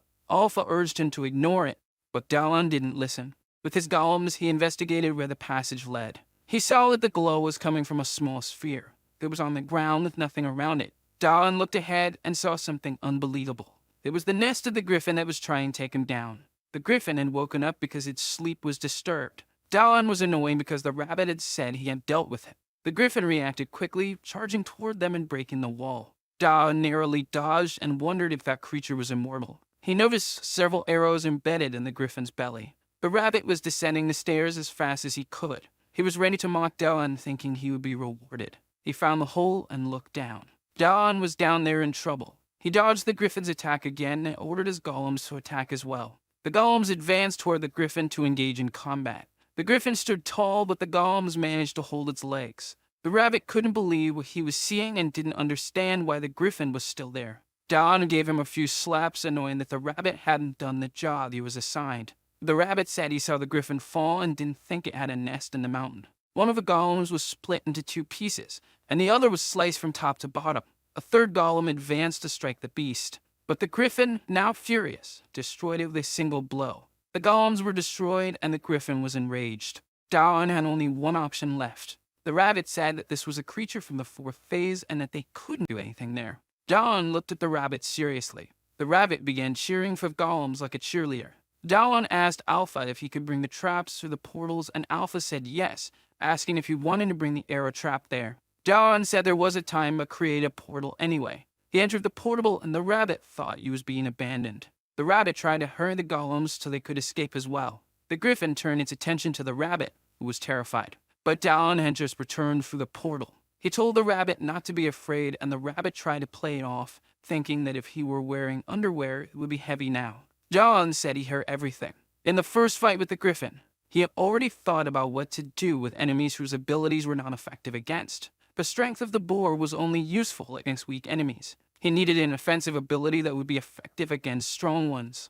No matter how much he thought about it, he didn't know how to solve it. That was until he gained a large amount of vital energy, the raw material for temple abilities. While holding the rabbit by the head, he said, "Duck." And after that, he said, "Fire." Various things started coming out of the portal he created in that place. He and the rabbit were lying on the ground, and above them, arrows were flying non-stop. They hit the griffin squarely. Its face and head were riddled with arrows. The rabbit didn't understand how they passed through the portal.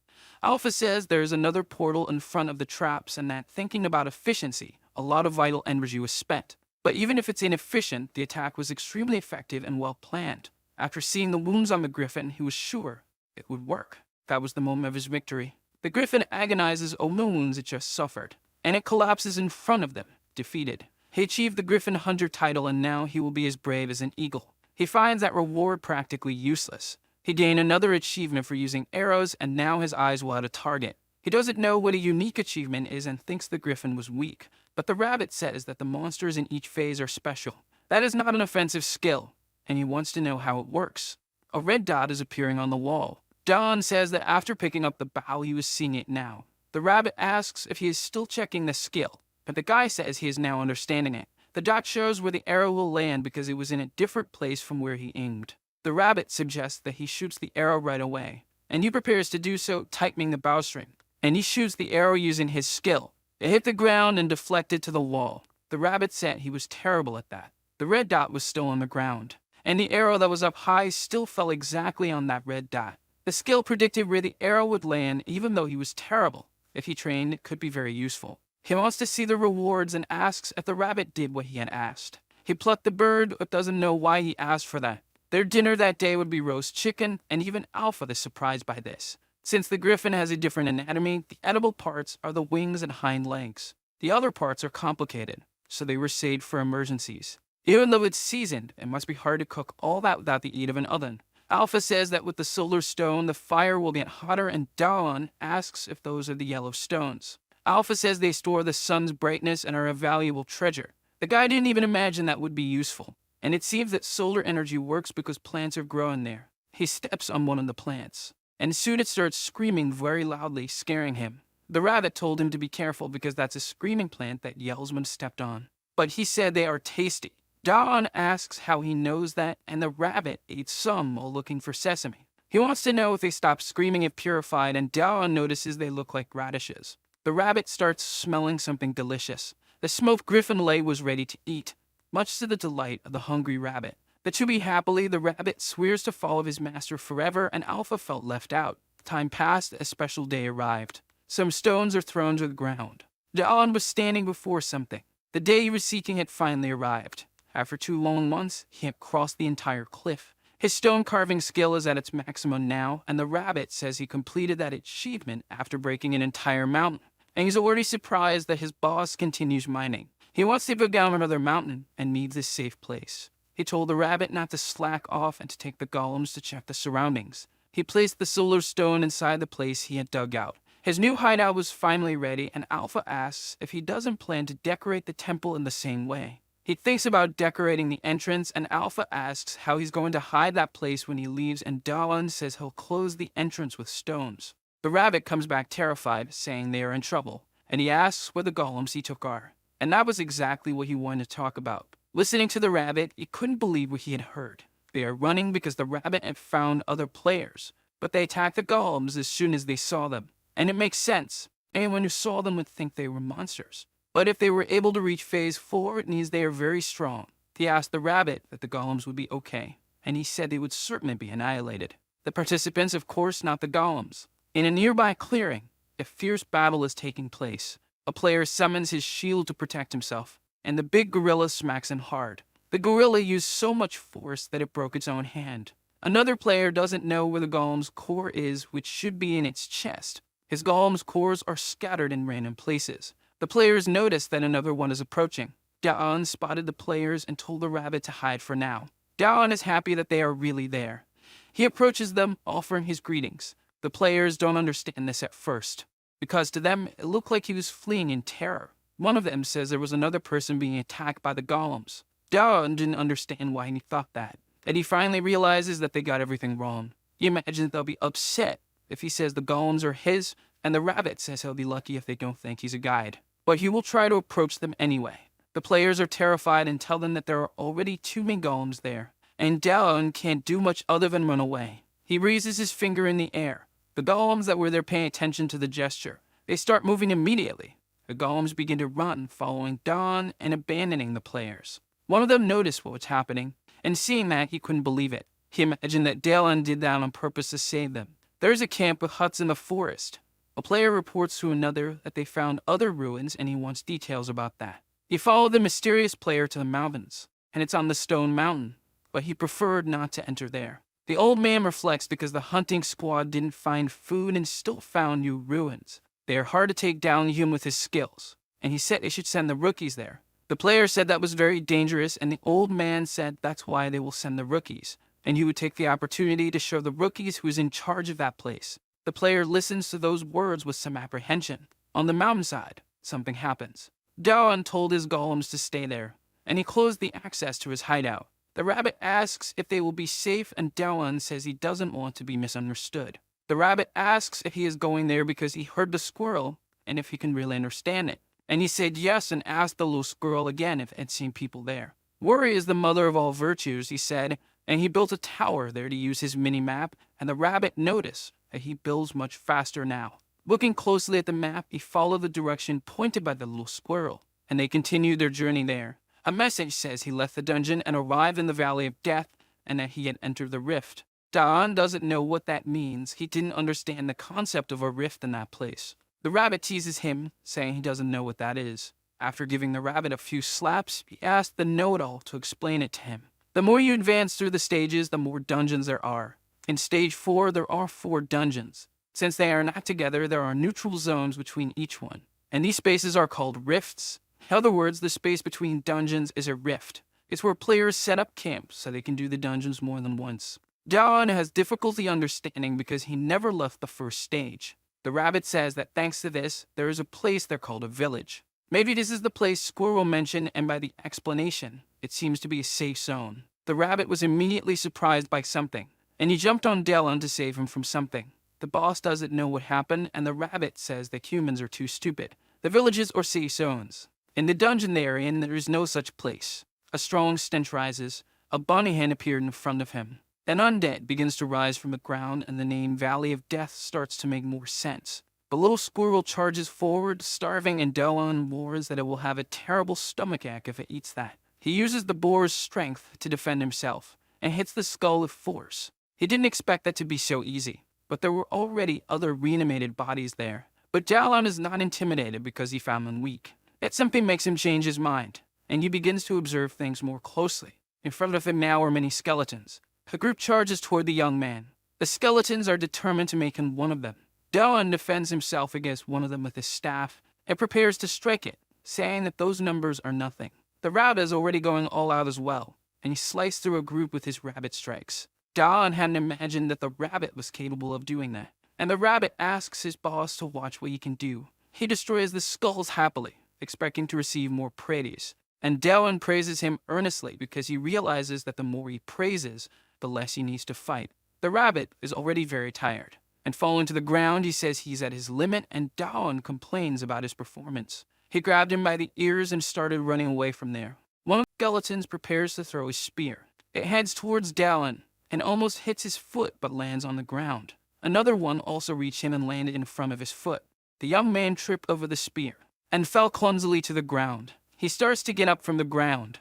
Not long after, the skeletons had already surrounded him, Meanwhile, something was happening in the Rift Village. The old man asks if the reconnaissance team had left, and notice that the rookies are in high spirits. A young man is using his lightning skill, and with it, he takes down several skeletons at once, saving Dawn. He asked if the young man was okay since he was on a reconnaissance mission, and said there's a nearby village they could go to. Dawn immediately recognized his friend. He starts crying emotion. Sung also recognized him right away. In the Rift Village, a player asks if that's for real. The boy was crying but said that he had returned, and the young man asks if the one who had returned was Sung. And as he arrives at the village, he informs the others that Daewon is now with them. Another player gets emotional at what he's seeing, and starts shouting Daewon's name. The boy said the adult was crying more than he was. He asks if that was really his friend and is happy that he is there. Other players observe the commotion and say that a friend had returned to them. He didn't expect to cry so much and asks why Daewon didn't cry, but he said he had already cried plenty with Sung. The old man approaches because he heard they have a new guest, and the other players point to where Daewon is. Sung greets the elderly man who arrived there, and said he found him on the reconnaissance mission. The rabbit starts thinking about the elder and Daewon asks if he's important. He said no, but he heard some things about him. The elder approaches the newcomer to get to know him better. Daewon bows and introduces himself formally to him. The elder comes even closer, making him uncomfortable. There was a man in the dungeon, weak and cowardly, and they thought he would soon be done for. But he had an interesting skill called clarity. The first time it left him disappointed. But as he perfected it, the true potential that was discovered. Inside a very dangerous dungeon, he could see the weaknesses of opponents and how they attacked. He could see the enemy's strength with clarity. But he realized that before the last dungeon of level 4, he was nothing. And if he entered there, he would certainly die. Knowing this, he abandoned his team and fled. He left his past behind and built a house in the rift. The creator of the village, the elder of the village. He is chatting with the elder, and he looks intently at Daewon. He is trying to identify Daewon's weakness with his skill. He does his best to analyze the boy, who, without knowing what was happening, felt embarrassed for being watched by the old man. After a few awkward seconds, the old man said it was a pleasure to meet him. Then he said the boy was welcome and that you would show him around. However, the old man cannot tell if the boy is dangerous or not. Only his skills and survival ability can answer that. Approaching his friend, he said that the old man was way too weird. Nonetheless, that impression was mutual, as the old man couldn't form an opinion about the boy either, finding him strange as well. Since they were together, the boy said he would go later and his friend could go ahead. If that was the case, his friend went ahead, and the boy bid him farewell, hoping to see him again soon. The rabbit asked if he was happy to meet that person again, as it was an interesting scene to watch. It didn't take long for him to be properly trained, so he would avoid being so arrogant. The truth is, he needed to observe this village for a while longer. There were some barricades around it capable of keeping monsters out. However, the tents there were poorly made and of terrible quality. He was so intrigued by them that he even imagined it was intentional. But the rabbit said it wasn't. In fact, they probably didn't even have the proper materials there. Indeed, they didn't. And he wanted to know if the rabbit had found anything on the way there. The rabbit didn't see much but emphasized that there were penalties for those who didn't reach the next stage in time. In the first phase, it was rats. In the fourth phase, it's the lack of food. If there's no food, how could there be materials? It makes perfect sense. Thinking about it, he concluded that these people were possibly starving. Someone said that the old man had asked for everyone to gather. Thus, the villagers gathered. Among them, he introduced John to everyone, which was embarrassing for the young man. He hopes this will make him reveal himself or give hints of his personality. Looking closely at him, he assumed that, judging by the quality of his skin and the fullness of his cheeks, he wasn't only well-fed, but must have food. Then the old man placed his hand on the boy's shoulder, who reacted shyly. Since he had joined the community, he had something to ask him. If he intended to stay, he would need to share the food he had. It wasn't necessary to give everything he had, but in the community, people share what they have, and John didn't think that was a bad idea. So he opened his inventory. Soon, the remaining meat from the griffin appeared, and he wanted to know if it was enough, which stirred up the others. They didn't know what was more surprising, the amount of meat or the fact that it was from a griffin. Seeing that, the old man's underwear instantly felt as heavy as an anvil. They couldn't believe that John had hunted the griffin.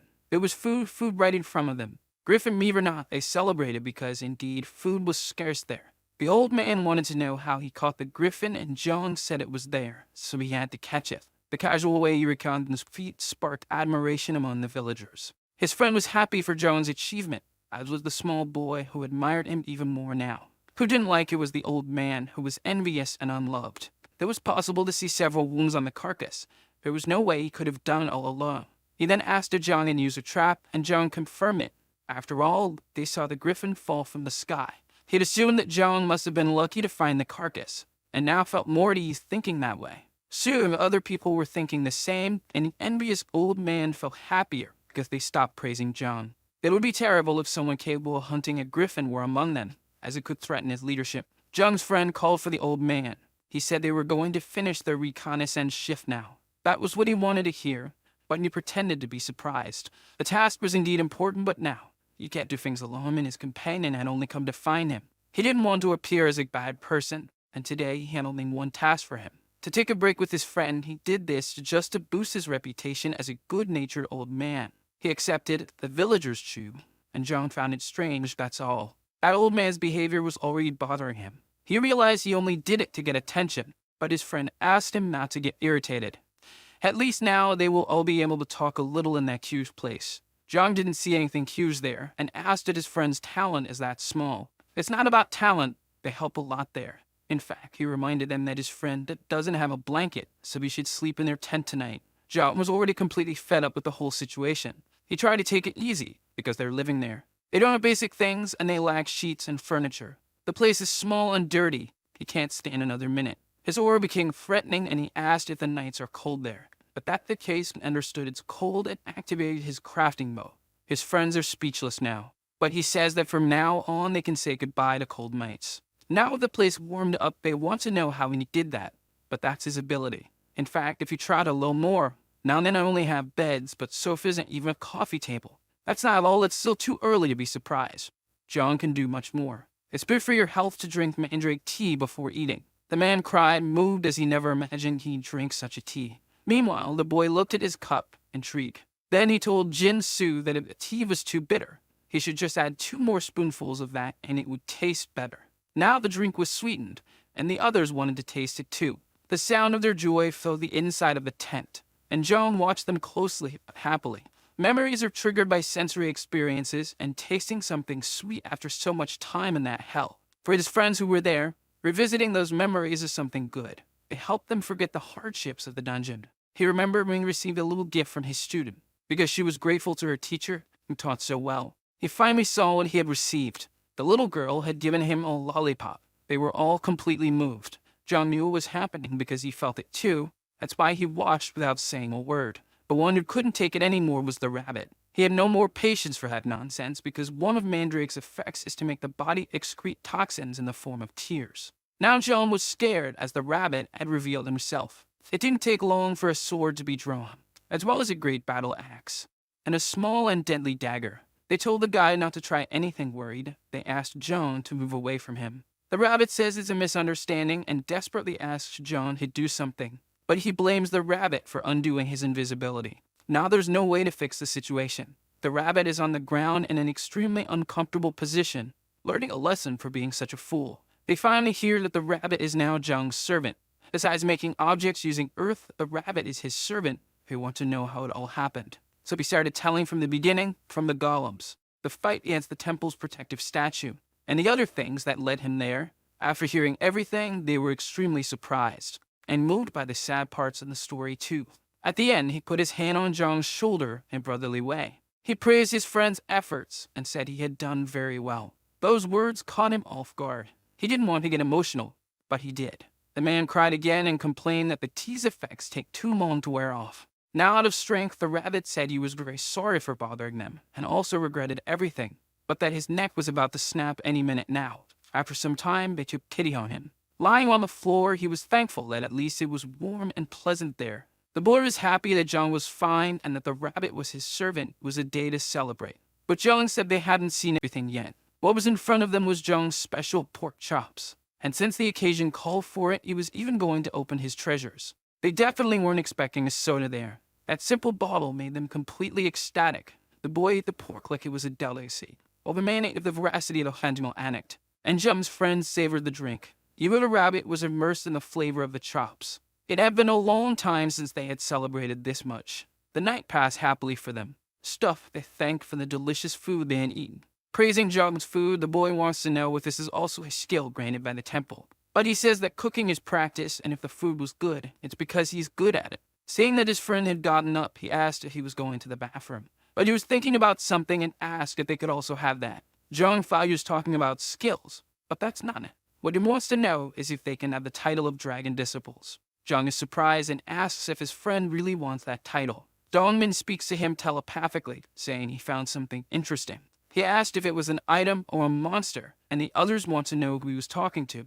The rabbit said it's called whispering. The boy wants to know if Zhang knows how to cook. What was in front of them was definitely surprising. From the portal, Zhang pulls out some things. But he said he likes trying new foods and apologized for getting distracted, then went back to talking about becoming Dragon Disciples. Alpha asks if they also want that title. He wants to know if it's really possible because it would be very useful there in the dungeon. Alpha asks if it's because of the skills. And indeed, he won't lie about that. With the whisper, they could avoid dangers, and with the portals, rescue those who need help. And he definitely doesn't want to be separated from his friends again. Zhang, who is emotional, cried once again. That said, this is why he desires those skills. It makes all his friends emotional as well. Zhang asked Alpha if it would be possible, but he said it wouldn't. But he is deeply moved by the moment, and Alpha said that when it was with Dongmin, that was the condition. That condition is indeed important, but there's a limit to how many people can accept it right now. At the current juncture, he can't increase the number of his disciples too much. This left him extremely disappointed. However, Alpha said there's still a possibility. The next morning, the day begins in the village. The villagers gather and are much happier. The old man looks at them, imagining that everyone must be there. In front of the meat, he prepares himself. In his hand is a knife ready to be used. He performs some radical maneuvers with it to show off. Then he wields it firmly as if it were a weapon. He made the first cut into the griffin's carcass, and several more as if he were already used to it. Indeed, he had skill for this kind of thing. Now there are several portions of meat properly cut. The smug old man had finished his work. Looking at the others, he said they should do this in order, besides showing gratitude to the one who contributed with this food. The villagers shout in joy, congratulating Zhang. Even though he's old, that kind of performance is always effective. Zhang saw his skill with the knife and wondered if he would be able to handle a griffin alone. But the rabbit said that skill is limited to carving carcasses and nothing more. Not to mention the knife is an enchanted item with at least 3 enchantments. The skill must be in the knife and not in the old man. Zhang remembered that when he tried to cut the meat, he had to use a lot of energy. Now he hopes to find a knife like that in the future. Even so, that food isn't enough for everyone in the village. It's time for them to prepare for business. Smoke rises from the lit fires. The rabbit doesn't like that. It's as if they were celebrating, and besides, he hates the calm of that place. He brings some very large cubes. The boy, for his part, handles a brush. They want to know if it's enough because it was so much that they wouldn't be able to consume it all in a lifetime. John wants to know from the rabbit how the others are doing, and he says there's not a single tent that isn't cooking. The boy finished and asked him to see his work, and Zhang said it was very good. Looking at Hoyle, he wants to know if he's ready, and jokingly says he is. Then they wished him good luck, but he warned them to keep their expectations in check. With that, it was time for Zhang to begin. A large banner was set up announcing the sale of salt stones, which are on sale. The boy wants to know what Hoyle went to do. Well, it was obvious. He went to throw bait to those people. Excellent bait. The long-haired one wants to know if everything will be okay, as Hoyle had never done business this way before. Zhang is adamant that no sales skills are necessary because he asked him for only one thing. They say the meat is good, but the taste is bland. Still, it's good to eat meat after such a long time. Hoyle suddenly appears, agreeing that the meat is tasteless. Just a single pinch of salt, nothing too intense. The boy wants to know when it was that Hoyle put on his piece of meat. But the appearance is familiar and he didn't imagine it would be that. Before the boy could ask if it would be enough, people were already asking Hoyle to sell the salt. The crowd runs towards him and Joan is happy that they took the bait. With everyone gathered there and they want to know how he has so much salt available. Besides that, they don't know what to use as currency since money has no value there. Maybe they should use food. The price is simple. 1 bowl of salt costs a second-hand enchanted item. Any enchanted item will do as payment. For some, that's a price they cannot pay. But others are very interested in this exchange. The boy warned that it's not just any object, it must be enchanted. But everyone there knows how to get enchanted items, which can't be said about the salt. In Stage 4, every player has at least 2 enchanted items they don't use, but they are valuable because they are hard to obtain. Salt is precious, and the items are scarce, and everyone has the same doubt. They were nearly boiling from thinking too much. They just needed a small push for the reaction to happen. One of them acted rashly, which ended up being the trigger. That was enough to make everyone more inclined to go along. It didn't take long for the salt sale. to be a complete success in the village. Just as quickly as the commotion started, it spread throughout the village. The old man was perplexed to learn that salt was being sold. It's not possible that they have salt available too. Then he watches everyone gathering to buy it, and saw Zhang collecting enchanted equipment. He said that Zhang had a talent for surprising people. The old man said he would get some salt. Zhang said all he needed to do was give him an item, but the old man disagreed. His intention was to take all the salt that was there. They thought the old man intended to buy all the salt, but he said that salt is food too, and that he would manage this resource better, and that the weapons he was receiving were too valuable. Zhang says he can't do that, even though the old man is the leader. So he decided he would buy it all at market price, as he has many pieces of equipment that are completely useless. The important thing wasn't the salt, but the reputation he could gain from it. Zhang says buying all the salt would be laborious, but he accepts anyway. That made him question the old man's seriousness. In any case, that clown must be loaded with money. Zhang makes a scene and isn't sure if the old man can pay for all the salt he has, but the old man tells him not to worry. He says he's concerned that it might be a burden for his old back. The old man says he is a man of his word and won't go back on his offer, and he was adamant in saying that he would buy everything. It wasn't a bluff. He used his ability to calculate the amount of salt and compared it to the number of items. But there was something his ability couldn't foresee, and Zhang said he would get the rest. The old man had a high and a heart attack when he asked what the rest was. Zhang apologizes for taking too long. Then he showed them a statue made entirely of salt. Now the old man can't believe that all of that is salt. Zhang says that's pure salt, and if he wants, he can taste it. The question remains if the old man will be able to keep his promise with all that salt there. Otherwise, it would be terrible for his reputation. The old man's face couldn't hide his frustration and anger. People comment that the old man was caught off guard. He's sweating cold as he doesn't know what to do. He can't even hide that his underwear is already soiled. Time passed in the camp. The night had been productive for Zhang. Alpha praises him, as for the first time he had acted like the owner of the temple. Even though they are low-level equipment, it was a huge quantity obtained just from salt. Almost 60% of what was there belonged to the old man. None of them seemed to be very useful. The long-haired man asked his friend to take a closer look at those gloves. They could be useful for handling hot traps, but John thought of using them in the kitchen. Most of the items were like that pair of gloves, useless. The ones that had the potential to be more useful had their durability compromised. And if it wasn't compromised, the item was certainly of no practical use. By saying they would accept anything, they only received junk from people. John says they can't be blamed because they can't give up items that protect their lives. Not to mention that the purpose of the sale was to achieve a greater goal. They needed to recruit more apostles for the temple. He gathered everything necessary, and now it was up to Alpha to do his part. Before moving on, Alpha has something to say to him, and Zhang asks if he needs more equipment. Actually, he needs to explain how to use that equipment. Zhang was curious and wants to know if Alpha can restore their durability. But that's not what he wants to talk about. When an object becomes a sacrifice, the enchantment is imprinted, and he can enchant another object with the same ability. The long-haired one realized they could make more enchanted objects, and Alpha praised his cleverness. However, these are all secondary actions. He says this doesn't make much sense. He can't believe Zhang is going to build a temple there. The conditions are the objects, the altar, and the people. The rabbit doesn't even know when the altar appeared there. These are the criteria for having another temple, and they need more to be able to have more apostles. The problem is that soon the others would find out, and the old man could become a nuisance. But Zhang isn't going to build a temple there, so they want to know where he's going to do it. The night continues in their village. Looking at the stairs to the underground, he can no longer see the end of the tunnel. Even in that void area, he could never predict the dangers that exist underground. The boy told him to stop daydreaming and come help them, because he knows he's only pretending to be concerned to avoid the hard work. He said his hands were too big, and the long-haired one asked to take a look at them. Looking at them, he said the task would be easy for him. Just rub your hands and the hulls will come off the grains. That's how you make rice. He wanted to know how the long-haired one knew this, but he learned it from Sung. In fact, that work was therapeutic for him, almost like meditation. Hearing that, you could only imagine that the long-haired one was a weird guy too. The rabbit says he knows how he feels. Jum is complicated, and when he starts digging, only God knows what he'll do. From down below, he scolded the rabbit, who didn't expect to be overheard by his boss. Faced with that huge rock, he's wondering if he should use it or not.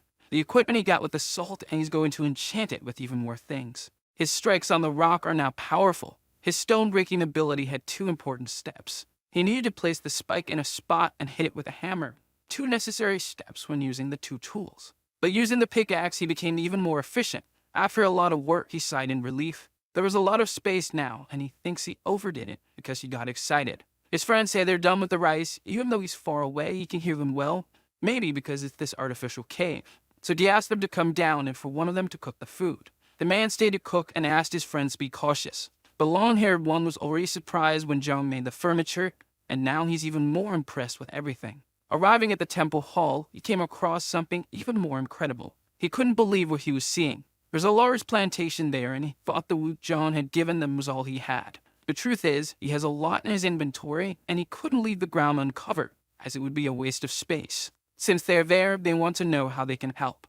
He and the long-haired one will harvest the right grains, and the boy will protect them, as there might be skeletons around. The long-haired one didn't expect his friend to be afraid of skeletons. It's not fear, he feels. He just doesn't want them near his precious wheat. So he started harvesting the grains. The long-haired one was also helping with the harvest. As for the boy, he was alert and focused on protecting the perimeter. Jog looked to the side for a moment. His other friend was there along with the rabbit. In his hands was a large pot filled with food. There was a lot of cooked rice inside, and it smelled good. That made those working very happy. John blew on the rice to cool it down. The other two were also very enthusiastic. Now they had everything, happy people. A large amount of sacrifice material, as well as the area for the temple. All the preparations have been completed. The boy is very happy with everything they did there. The man, on the other hand, said dust got in his eyes, but the truth is that he cries easily. The long-haired one, besides being happy, is proud of John's abilities. Being the only sensible one there, the rabbit wonders why he's feeling a colossal sense of second-hand embarrassment.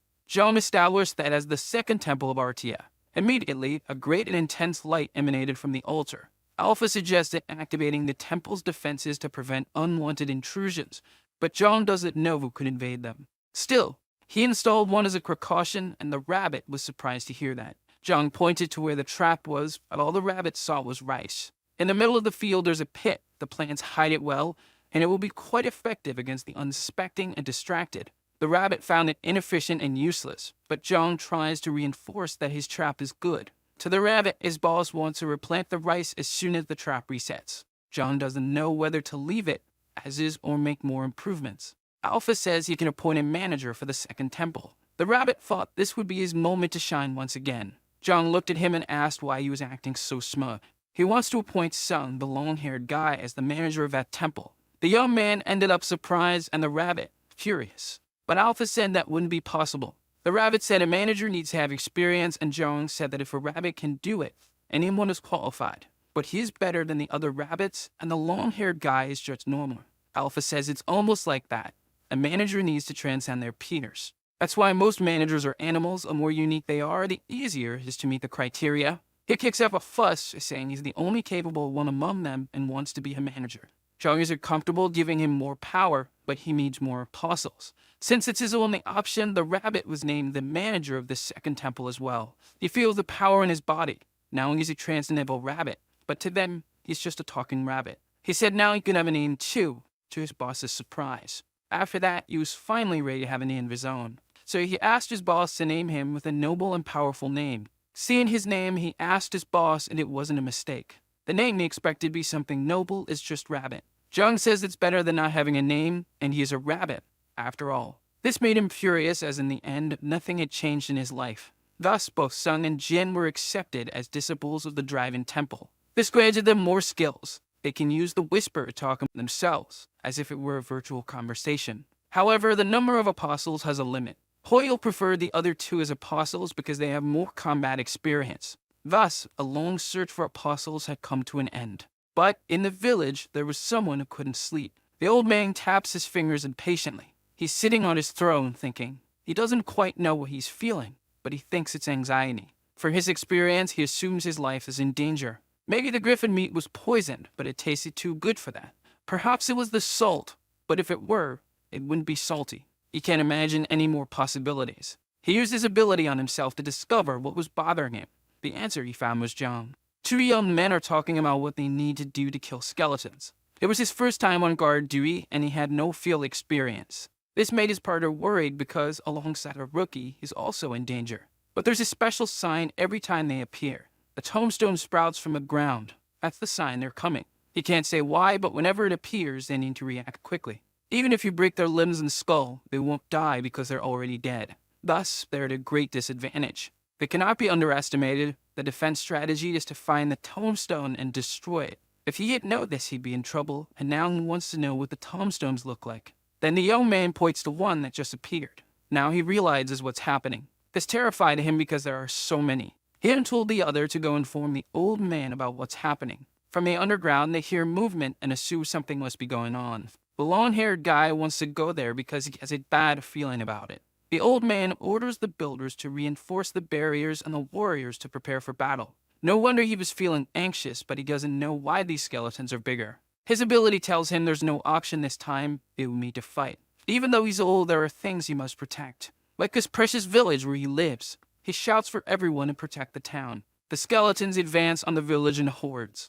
But the player's barricade has already been formed, ready to defend. The first of them charges at the hostile mass, destroying the first skeleton with ease. Near him, one of the skeletons prepares to attack. But there is another player ready to fight as well. Thus, the skeleton has its chest pierced by his weapon.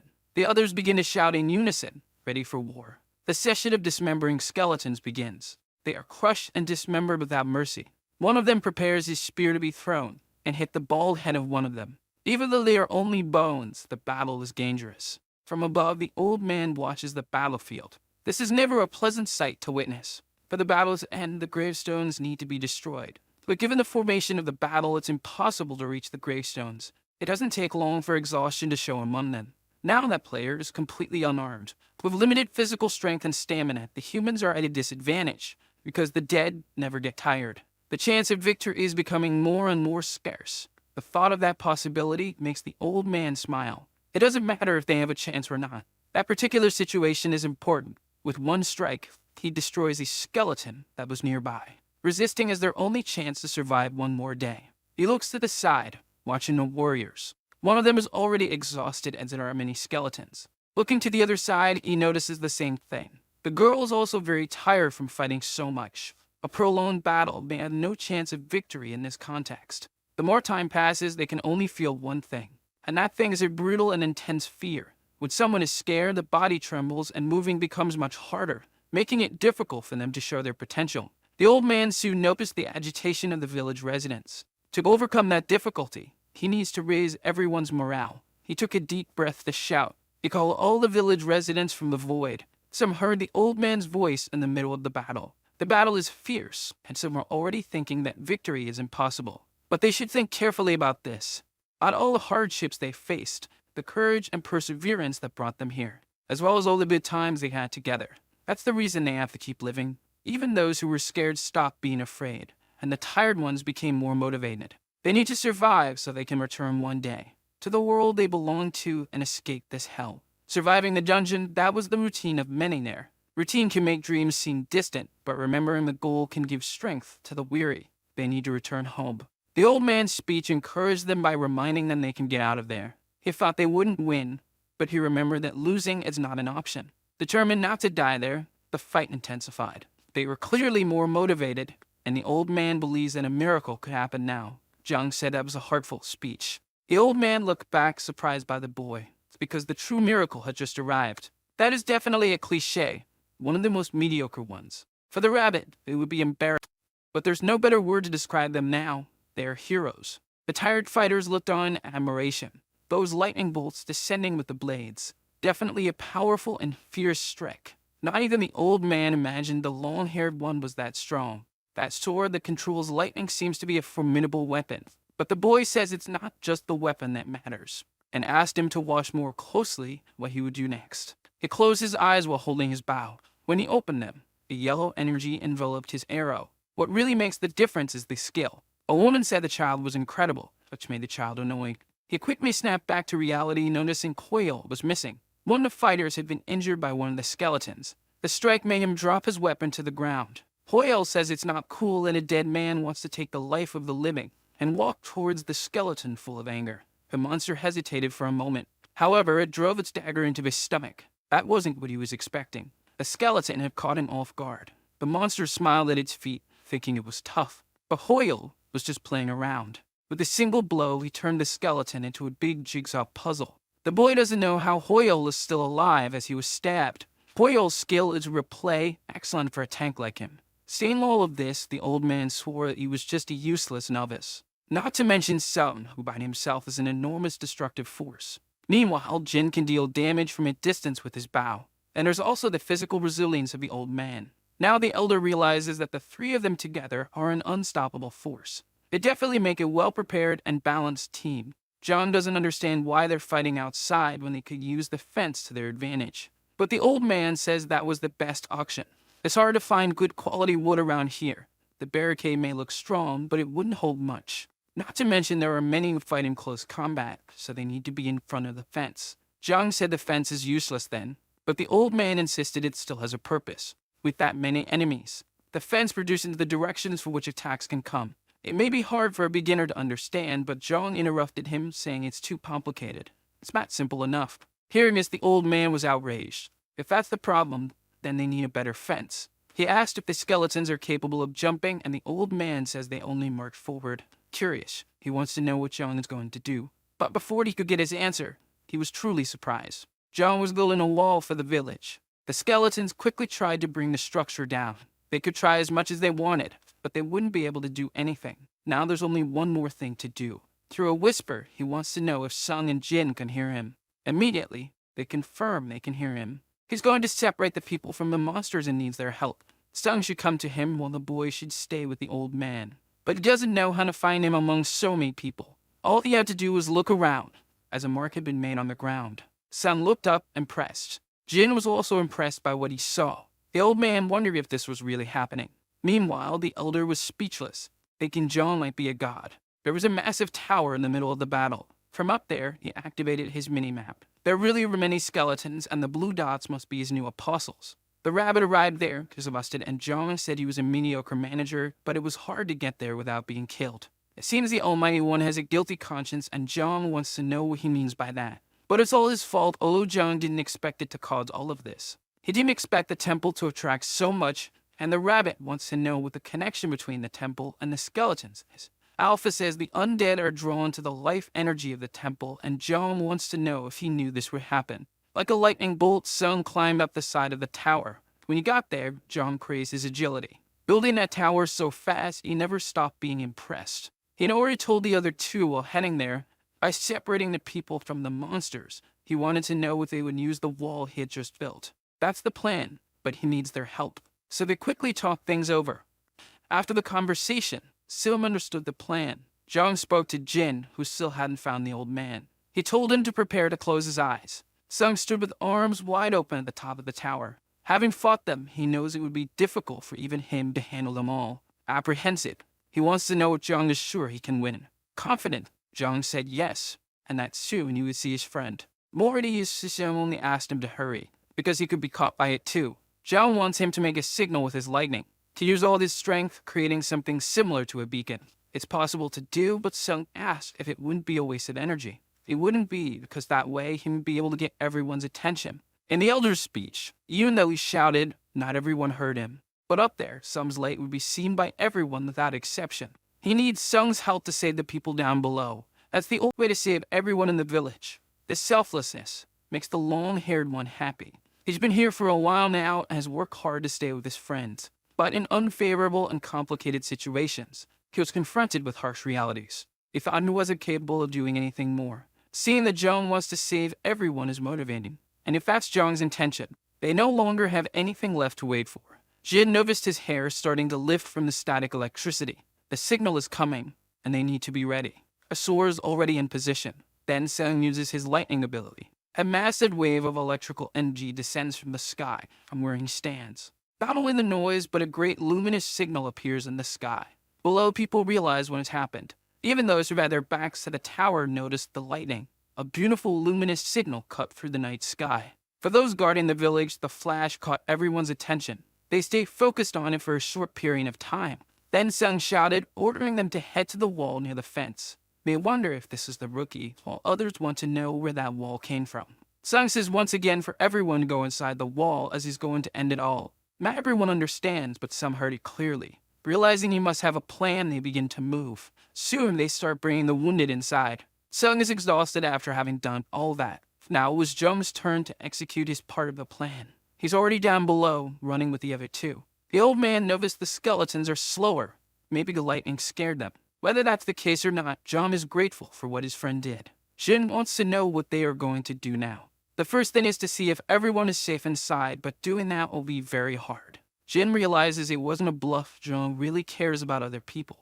But John corrects him, saying this isn't a heroic narrative. Now everyone there owes him one. Jin didn't expect to hear that. Johnny's happy that everyone there owes him their precious lives. Once this battle is over, he's going to get some good equipment from them. Doing all that took more effort than he imagined. He's collapsed on the ground, drained of energy. Sung isn't sure if he passed out, but he knows for sure he overdid it. Jin is running in a panic, calling for Sung. He reaches the top of the tower, terrified. Since Sung didn't come down, he was worried about it. He got carried away and used too much force, which made him black out for a few seconds. Finally, he remembers the whole situation. He wants to know what happened to Joan and if the village is safe. Jin asked him to calm down a bit. Now he needed to listen carefully. At first, he didn't understand, but it was possible to hear a sound. Jung's name is being shouted in unison. Sung asks if that's really what he's hearing, and Jin says he should go see it too. Looking down, he lets out an honest laugh. Jung really hasn't stopped surprising him. The villagers are celebrating. Everyone is shouting the name of the one who was crucial in saving them. There isn't a single person who isn't happy with him.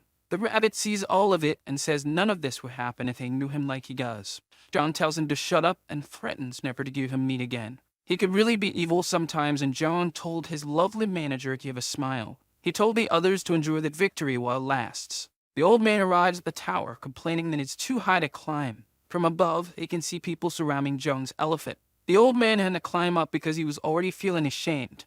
Jung is now a celebrity. The people are in an uproar over him. Looking down from the top, Sum is also happy with the result. Besides being incredible, there was even Golem to use. In fact, even though it looks different, that's definitely a Golem. Sum wants to know what happened since he was unconscious. The old man isn't good with words and doesn't know how to begin describing it. Jin got irritated and said he would explain how everything happened. They thought the wall would only serve to protect the people. They were with it, checking if anyone was still outside.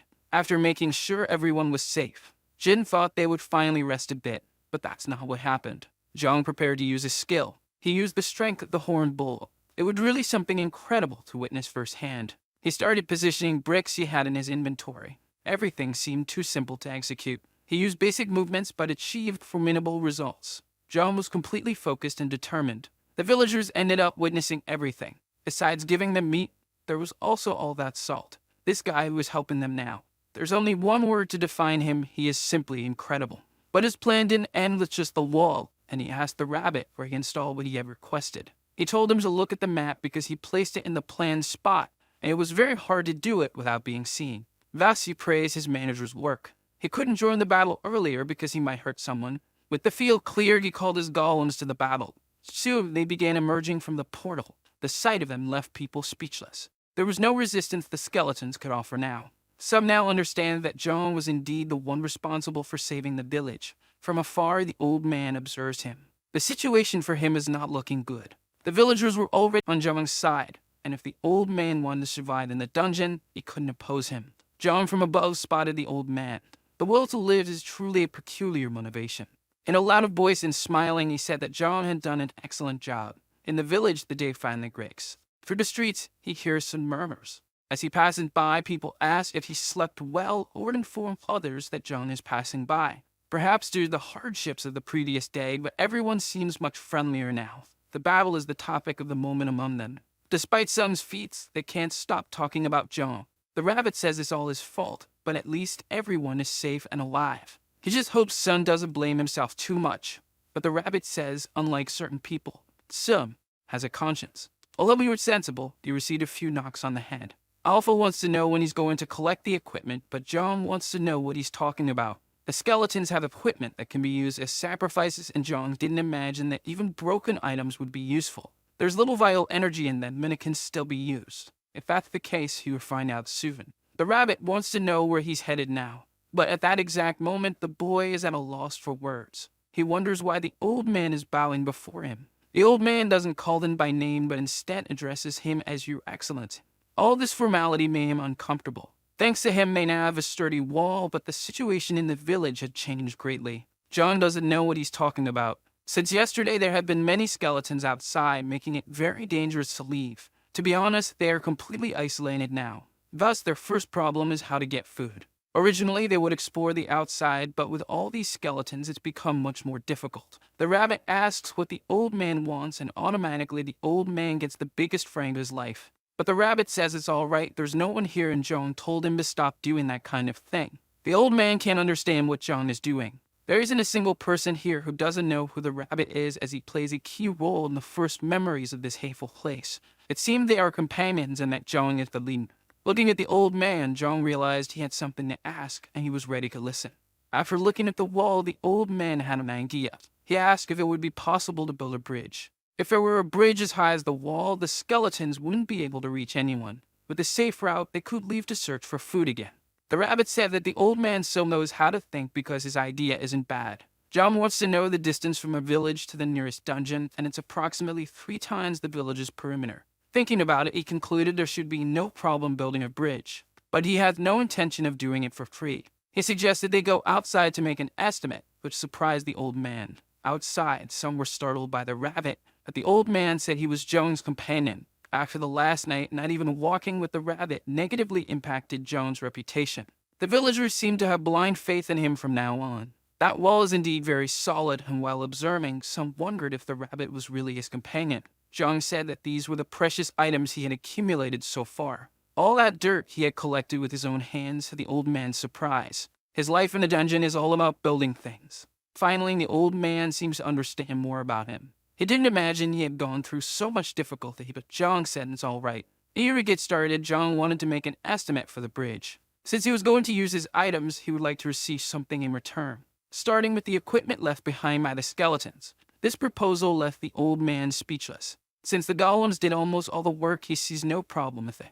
With that decided, there's no time to lose and it's time to start collecting. As help was needed, the old man explained the situation to the volunteers. Rumors about the bridge construction soon spread.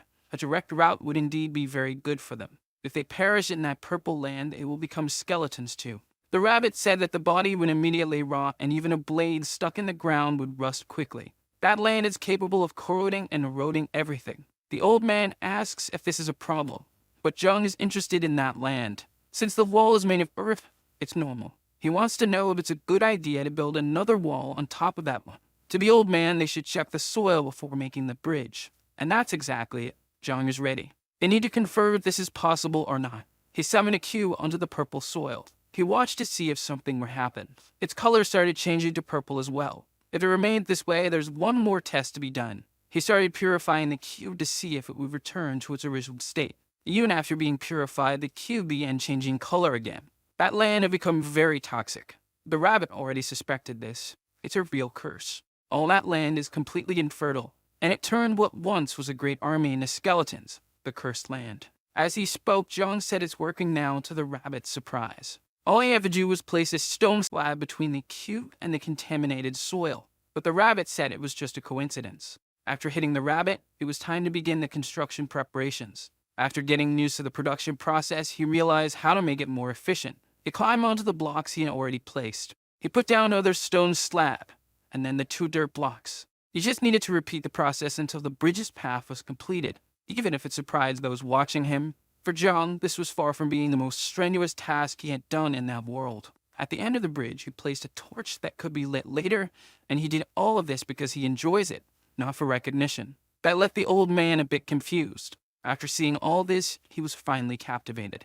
It's rare to find a kind person like him, especially since the old man had done questionable things to survive until now, and he hopes to repay the favor. Jong says the knife the old man used to prepare the food was really nice. It's his greatest treasure because it matches well with the ability he has. His expression froze when he realized what was happening. Jong didn't want it to be so obvious. The old man yelled at him to pay attention. Jong didn't understand, but the old man told him to look behind him because 2 balls were flying his way. He started turning around to see what was coming. He finally spotted the objects in the air. As they hit the ground, he was almost struck. The rabbit didn't know what that was or how Jong managed to dodge it. He asked if the rabbit had forgotten that his boss can see the trajectory of any projectile. Without thinking twice, he grabbed his manager by the ears, because he needed to lift him off the ground so he wouldn't get hit either. Now he should always remember that his lifesaver is Jong. That yellow ball, it seemed familiar.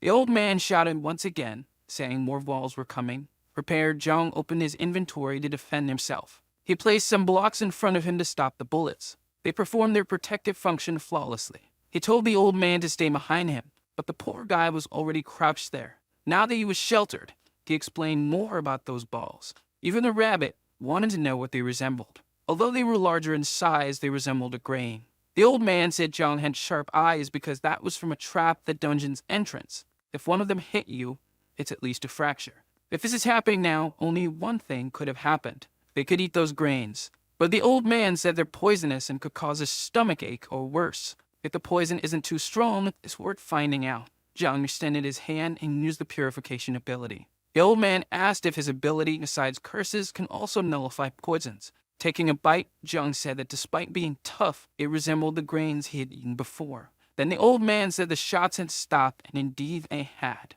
Jong wanted to know why they had stopped. The plants take time to replenish their grain stock. That was a relief to know, so Jong looked seriously at the rabbit. He ordered him to collect all the grains, much to the rabbit's displeasure. He couldn't wait to try a green one. The old man even offered to call more helpers for the task. But it's better that they go back together, as there are more things they need as well. The bridge is now properly built across the cursed land. Sam, watching her, said that his friend had once again done something incredible. After walking for a while, the old man was tired. Jong wants to know where he's going to place them, but there must be space. He saw how the earth was piled up and can't tell if the young man is a human or a professional excavator. Not to mention, he doesn't want to get any closer than this. However, he doesn't want to have any enmity with Jong in any way. Jong asked if the old man was ready to head back, as it was already getting dark. The sun had begun to set on the horizon. All of that had been done in a single day, and the bridge was very well built. Up ahead, he notices something happening. A lightning bolt was approaching their position. Sun had just found them. It was great to have found him returning to the village, for everyone inside is safe and sound. Now it was time for them to return there too. Jong asks if something happened. Regarding the equipment left by the skeletons, Sun had already collected everything. They are now in the underground temple. The smell of that equipment was far from pleasant. It stank so much they weren't sure if it could be used as a sacrifice. Alpha is happy because it will provide a lot of vital energy, and with that, Jong says they can head back up. Sunny asks if there is still more to be done, and Jong says there always is. It was time to collect the payment. In the center of the village, everyone gathers because Jong has something to say to them all. First, he thanked everyone for being there. They must have seen the new bridge, which allowed them to pass by the skeletons safely. It was designed to last and will be of great value to everyone there. To build the wall and the bridge, he used many of his resources. He will skip the details, but he needs a lot of enchanted equipment, and he was standing before them to ask for help with that. He needs level 2 or higher equipment, which left everyone very surprised. Although they are grateful for everything, it won't be easy for them to accept this kind of payment. They face the best situation would be if they hand it over voluntarily. But if that doesn't happen, he'll be a bit more forceful. Now there's only silence among them. Soon a sword appears in front of him. Jong didn't expect it to be so quick. The woman who offered it said she had better equipment and had only kept the sword out of emotional attachment. If it weren't for him, everything would have ended the previous night, and she knows she owes him her life. She asked him to accept it, as even though it's hard, she needs to pay her debt. After finishing speaking, she asked the others if she wasn't right. Soon, equipment started raining in front of him. Another day passed in the village with him receiving a lot of equipment. By morning, he and his friends were gathered. Saki asked if they needed to go to the dungeon without him. Jin didn't want to be separated from him, as they had just reunited and now they would protect him. The old man wants to know the reason for this. Jong says that if he makes a mistake, it will be embarrassing, and he'll show them once they return from the dungeon. Judging by his smile, it must not be anything serious, but still. He wants to know what Jong is planning, and the rabbit asks him to grip harder. But Jong assured them he would join them in the last ruin. They just need to tell him when they are close to it. If he intends to meet them alone, that could be dangerous. But he won't do that, he's going to send the rabbit. In his defense, the rabbit says he can find another guide, and being affiliated with the Dragon of Life, he can't kill. But all Jong needs is for the rabbit to open a portal near the ruins, nothing more. Sug isn't too happy with that suggestion. Even though it seems like a safe method, it still worries him. Dungeons make players stronger, and he's concerned about Jong's progress. But Jong asks them to trust him once again, as he has his methods to make things work. Sun listened carefully, and decided to trust him, not trying to persuade his friend otherwise. Thus, they left the village with 10 more people, heading towards the dungeon. The rabbit wants to know if his boss is okay, as he spent only a few days with his friends and is already alone again, but Jong knows he'll see them soon. He wants to know why he decided to stay behind, and Jong says that rice alone has no value. It had been a while since he had a meal, but he realized something was missing. He opened his inventory once again. It was the cursed soil, and Alpha didn't like that inside the temple. But Joan had already said something important was missing, and the rabbit says it's the curse of decay. But for Koreans, juga soup is something wonderful. Neither Alpha nor the rabbit have any idea what this is.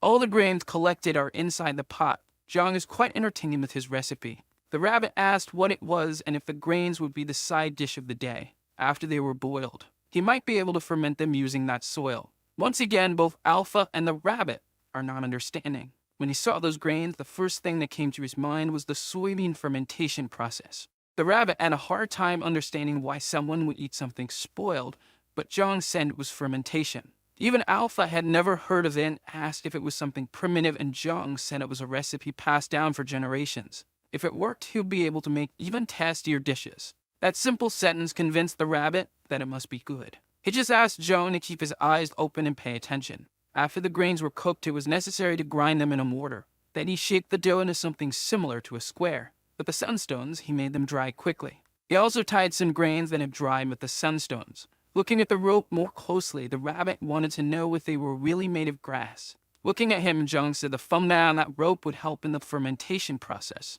The rabbit just wanted to know how Jong knew how to do all these things. With everything organized, Jong was quite pleased with what he had done so far, but the rabbit said it looked like garbage. While being scolded, the rabbit said he couldn't be the only one who thought so, and Alpha agreed with him. Jong could only lament that they didn't know anything about the flavor he was remembering. The block with the cursed sand was still there. He just needed to figure out how to make use of it because it could significantly reduce the fermentation time.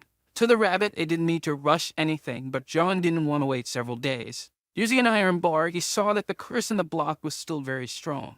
Looking at the result, the rabbit asked if he couldn't combine that sand with the stones. At first, he questioned it, but then he ended up having an excellent idea. Feeling happy, he hugged the rabbit tightly. Even the rabbit couldn't believe the advice he had given and said he just spoke off the top of his head. But Jong already had a block made with stone powder. By reducing the concentration of the cursed sand, the rabbit's suggestion worked. Placing the blocks with a lower concentration of sand, the fermentation process began. Thus, a few days passed. Inside the village, someone said there were skeletons outside and they should prepare. On a rainy day with few people around, the corruption of the sand became even stronger, and this could be dangerous. The old man wanted to know if the wall was showing signs of weakening due to the rain. It was still holding up, but it had become much softer because of the rain. He ordered them to find John, as in the worst-case scenario, they would have to defend without him. It had been a while since the last rain. John appeared among them, saying that the old man seemed quite busy. His presence brought a bit more hope. So they began to talk about the situation. He learned that on rainy days, the skeletons become more aggressive. That was really dangerous because the water weakens their structures. Besides the skeletons becoming more energetic, the wall could give way. In light of this, the old man wanted to know if they had any solution. John thought about the problem at hand. Looking at the people, he asked for everyone's attention. He asked Alpha if it was possible to set a trap there, and he was told it was possible, but would have to be done manually. Seeing this, the old man didn't understand. Then John said he would give him a little help. The only thing they needed to do was soften the soil after he planted. Those plants on the wall were the ones from before. With all the plants in place, he started the trap. Alfred said this was the best trap John had ever made. Shame there were so few plants. The most interesting thing was that with the rain, something else would grow quickly. Happy, the rabbit said they were potatoes, and the answer was right, though the old man didn't understand what they were talking about. Outside, the skeletons were watching. Immediately, some were caught by the vines. That wall defense is really quite efficient. The potatoes attack those nearby, and the grain throwers attack those at a distance. It's really impressive, but the old man wanted to know what the young man was doing. He just wanted to take the opportunity to make a stew. There are some situations in life where ambient sounds can serve as a way to find calm. The sound coming from outside now was starting to have that effect on him. That definitely made him feel good, and the rabbit said the tent was already ready. The old man asked if he could sit as well, and Jong said there was no problem. With the bag open, the old man said Jong would make a big fuss if he left that behind. Jong asked the rabbit if the discomfort of being in the rain feels a little bucolic. The sound of the rain, the grains being fired, the bones breaking, the harmony of it all was poetic. But he didn't care about that. He just wanted to know if he needed to cut those vegetables. John told him he should put more heart into it, and that the most important thing when making juga is the flavor of the paste they made, which needs to be good. Incredulous, the rabbit wanted to know if the rotten grains had an interesting flavor. The old man wanted to know if he really said that, but Zhang asked him to wait a little longer. There was one more surprise for him. That couldn't be possible. He never imagined he would see tofu inside the dungeon. Seeing all that, he realized that being in that place wasn't a big problem for Zhang. He does many things. All of this is simply too fantastic. Zhang Reddy wanted to show him his skills. Coming down from the wall, someone asked if all the preparations Zhang requested had been completed. But for me outside, no longer looked like a village, it looked like a castle. It's a bit of an extravagant description, but that's how it seemed. Like the castle of skeletons. While they were talking, he noticed a different smell. Then he said that Zhang had called them to eat together. His stew was almost ready. With chopsticks, he picked up a piece of tofu. Then he put it on the frying pan to roast. Meanwhile, the rabbit kept working nonstop. He was expanding the size of the cabin to protect the others from the rain, but he didn't expect other people to come and ask Zhang about it. Below the wall, the crowd started noticing that the smell was wonderful. Zhang asked them to come in order so he could help. Soon, several of them were up there under the tent. It was impossible for some to hide their excitement. Others were already drooling. With all of them gathered there, the time had come. Finally, he wished they would enjoy the meal. Then they began eating the banquet laid before them. The rice grains were marvelous. He never imagined he'd eat tofu in the dungeon, and it was perfectly tender. And the best part was the jjigae, which was beyond words. He just wanted to know how Zhang does all that. He's like a god. The rabbit didn't understand why they were getting emotional and wanted to know if the flavor did that to people.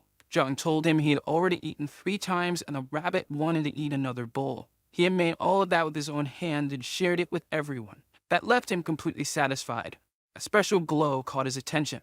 He earned an achievement by making everyone happy. This recipe tasted better and helped protect against the cold. Seeing the reward, he noticed it added 10% more flavor and gave 20% cold resistance. They started commenting that it tasted better and that they felt less cold now. Koreans need to eat rice, and he wanted to know if the cold resistance increases cumulatively. But the rabbit said the effect would wear off with digestion. He wanted to know if it was okay to eat without worrying about the enemies on the other side, but Zhang said it was safe up there. Alpha said they couldn't climb the wall, and that was what Zhang had expected. Looking down, he saw the skeletons being slaughtered. He laughed joyfully at that, but the rabbit thought he was getting too confident. Once again, a bright flash appeared. Zhang was happy to see it. It seemed like this was the day for achievements. He was just eating without doing anything else. He didn't expect this. For destroying 1,000 skeletons, he's now twice as good at breaking bones. The fracture in the skeleton's skull started to grow. Zhang placed his hand over it, then crushed the skull without any difficulty. He didn't even have to touch it properly. The power he had received was truly strong. The old man said he also received the title of Skeleton Destroyer. Indeed, he has it too, but even so, he struggles to survive. Having been there for so long, it's expected that he's gained a few things, which is why he fought well despite his age. Zhang wanted to know if this ability stacks with weapon use, and the old man thought it did. Now he wants to know if it applies to that as well. From his inventory, he took out the boar bones. It actually worked. Now he can eat the bones, and the rabbit said he looks just like Po-Q. He asked the old man if he received that after defeating 1,000 skeletons, and what would happen if he destroyed more of them. But he couldn't say because after destroying almost 2,000, there was no change at all. Since he achieved that through the traps, maybe he'll discover the result if he waits long enough. Alpha said they couldn't prove the trap with the vital energy they accumulated. Zhang thinks it's a waste, but Alpha says improving the temple's management benefits the temple, though there's not enough energy yet to enhance the portal. The old man asked the rabbit if he was talking to someone, and he said yes, but it would be too much trouble to explain. So he improved the trap's quality as directed by Alpha. The cooldown time is now shorter, and the traps can be controlled with more precision. Before, they attacked randomly, but now Zhang assumes they can target a specific enemy. This way, he can control up to 20 plants. The result of this trap upgrade was simply devastating and overwhelmingly powerful. The focused shots caused massive destruction. Even the rabbit couldn't believe what he was seeing.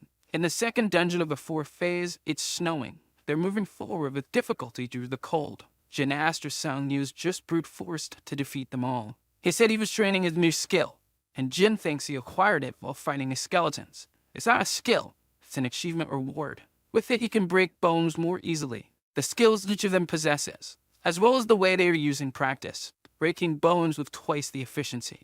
Sun thought of it in a different way, assuming that every living being has bones, or almost all of them. By hitting specific areas, he can greatly increase his damage. Only someone with combat experience would think this way, and Sun is that person. On the other side of the dungeon, however, Jung thinks the trap also uses his achievement, and hunting that way without doing anything is excellent. Inside the cabin, he's doing something else. He was handling two thin bones, but they ended up breaking in his hands. He was trying to control his strength, but still needs a lot of practice. Now it's time to check on the other traps. Looking at him, the squirrel wants to say something. It seems like it wants to dig a tunnel with him. And now Jung eats bones just like the squirrel. To the squirrel, it was only possible that Jung is some kind of god. He didn't understand why the squirrel was looking at him with such radiant eyes. Opening the system, he looks at all the traps he currently has. The arrow shooter is very good, but it's a shame he only has one. Since it's a magic item, he can't produce another, but he can restore it if it's damaged. The container can also be used to boil water, not just oil. The first thing that comes to his mind is that if he puts stew in it, he'll have infinite food. But Alpha says that effect only applies to pure liquids. If that's the case, he has an idea. Then he asks if it would work. A few days passed in the village. Jung wakes up. Sun is talking to him through the whisper. Getting up, he asked if they were already at the ruins. They're not there yet, but his friend needs his help. Inside the cabin, he gets ready. The old man is running hurriedly through the village. Finding Jung, he said he heard that he was looking for him. There was something he wanted to ask the old man. Then he realized it was about the location of the second ruins dungeon. Unfortunately, he might not be able to help with that. They exist, but they can't be found in the traditional way. Jung didn't understand those words. The entrance to it changes with each reset. The place is underground, but its access point always changes location. Since the old man is experienced, it would be good if he went with Jung. He could help, but since he's already been there, he wouldn't see the details again. Now there's nothing Jung can do. Then the old man says he can still help him. Since he can't go there, he can still teach him how to beat the dungeon. This piqued Jung's curiosity. From the forest, the rabbit is communicating through the whisper as well. He's heading towards the others and wants to know which path to take. He's upset because he thinks out of all of them, he's the one who suffers the most. He didn't want to go alone by any means, but Jung asked him to go ahead and open a portal as soon as he found them. But if he wasn't willing to do that, then Jung gestured with one of his hands. The plant that was idle on a wall was now focused on the disobedient rabbit. Faced with that, there wasn't much that could be done. Then he said that there was no one else capable of doing that job except him, the rabbit. Remembering that, he thought he was being extremely generous. After walking for a long time, he finally found what he was looking for. From that point on, the fog was really thick. As soon as he entered it, he realized the ground was cold. Feeling the intense cold, he wondered what kind of weather this was. It didn't take long before he found the others. In a whisper, he told Jung to create a portal. Meeting up with his friends, he asked how they were doing. He quickly noticed it was very cold where they were. Sung said he should have warned them to come dressed warmly. Now that he's there, he wants to know what's wrong with them. He suggested they warm up before talking. Steam rose into the sky. They were all inside the adapted elephant. The three who were out in the cold were relieved to be in a warm place. The effect of the silver stones was really good. It even felt like they were in a dream. Outside, Jung said he would be brief. Taking advantage of everyone resting, he wanted to build a tower quickly. It's always very useful to be able to use the mini-map. The rabbit suggested building the portal underneath the tower, and indeed the idea was good. He only asked his boss to dig, as he would make the portal. Inside the elephant, they sipped some tea. While they drank it, Jung asked if it was good. It was wonderful.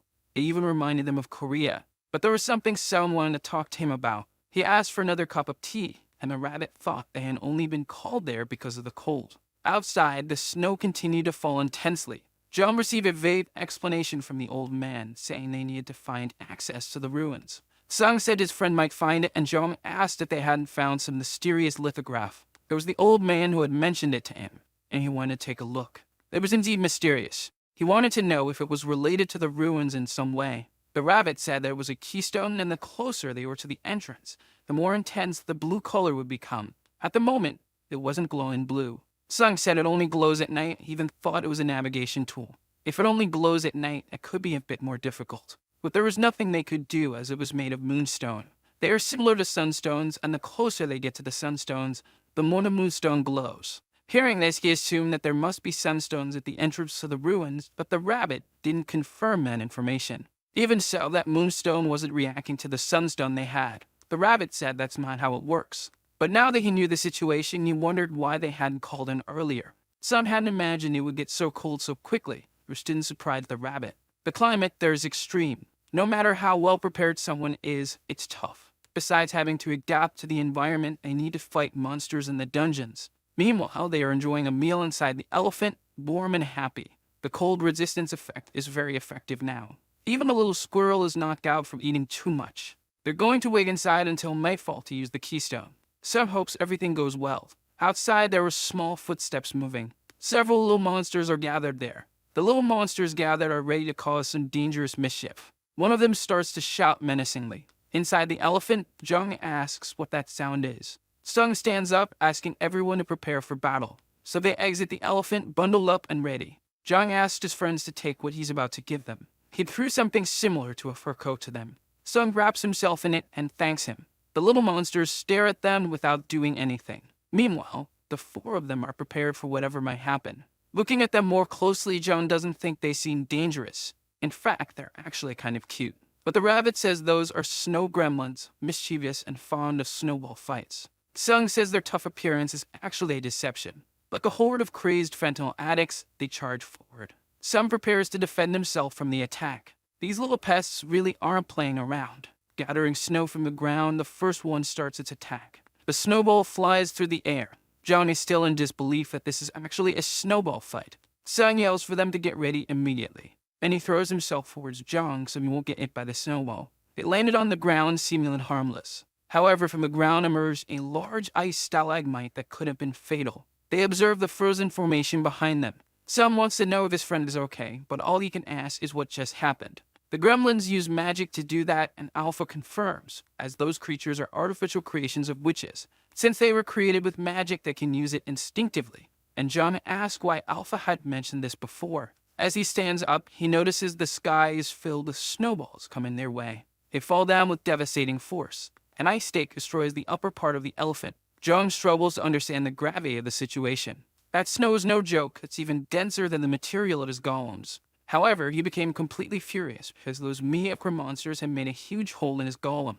Sung asked him to stay calm as these aren't easy enemies to deal with. Jung wants to know what they should do. A gremlin prepares to throw another snowball at them. Before the snowball hits the ground, this is their chance to strike and prevent the magic from being completed. He ordered them to stay close to him while Jin provided cover for them. The old man is ready to act as well, while the boy is prepared to handle his bow. Enraged, the old man charges towards the gremlins with his axe. His blade starts to move. He swings it furiously over his head, delivering a devastating blow to the ground.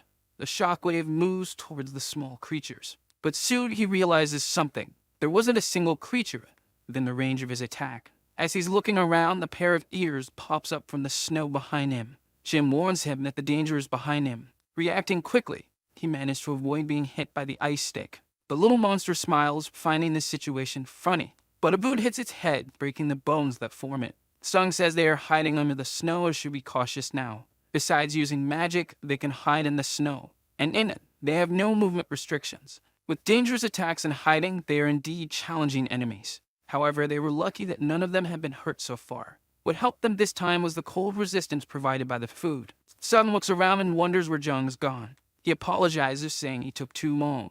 A powerful golem had joined the battle, as well as seed-shooting plants.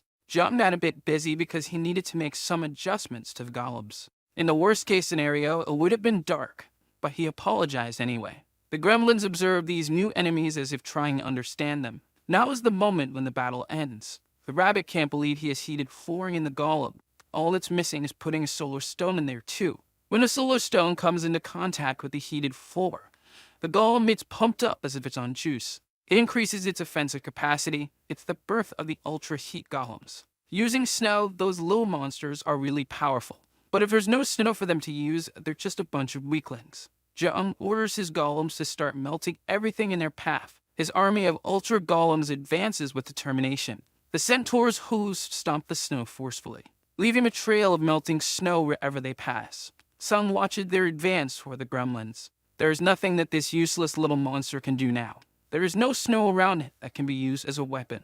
A single blow and it will be blown away. By melting the snow, they will render harmless. His plan is really good. The more snow is melted, the less they can resist. Now the gremlins are not smiling about the situation. However, this only made them even angrier. But the anger is not unanimous among them. Some of them, if they were wearing underwear, would be struggling to walk right now. Then they start jumping in droves, diving under the snow nearby. Jung observes this movement and assumes they must be fleeing. but a great tremor in the ground begins to occur. That unexpected result made him apprehensive. Sam also doesn't know what it is and is nervous. A large leg steps on the snow.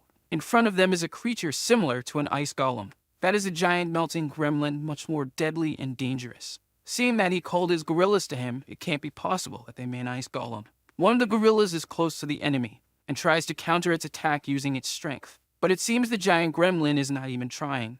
Meanwhile, the gorilla, even with its upgrade, is struggling. From the contact between them, water vapor rises non-stop. John realized that even though it's huge, it still weakens heat. He encouraged his gorilla to keep fighting the enemy. However, and already lost the battle, that ice golem was also capable of using magic. This time, the spikes came out of its own arm. Its body is made of snow, and there are gremlins spread all over it.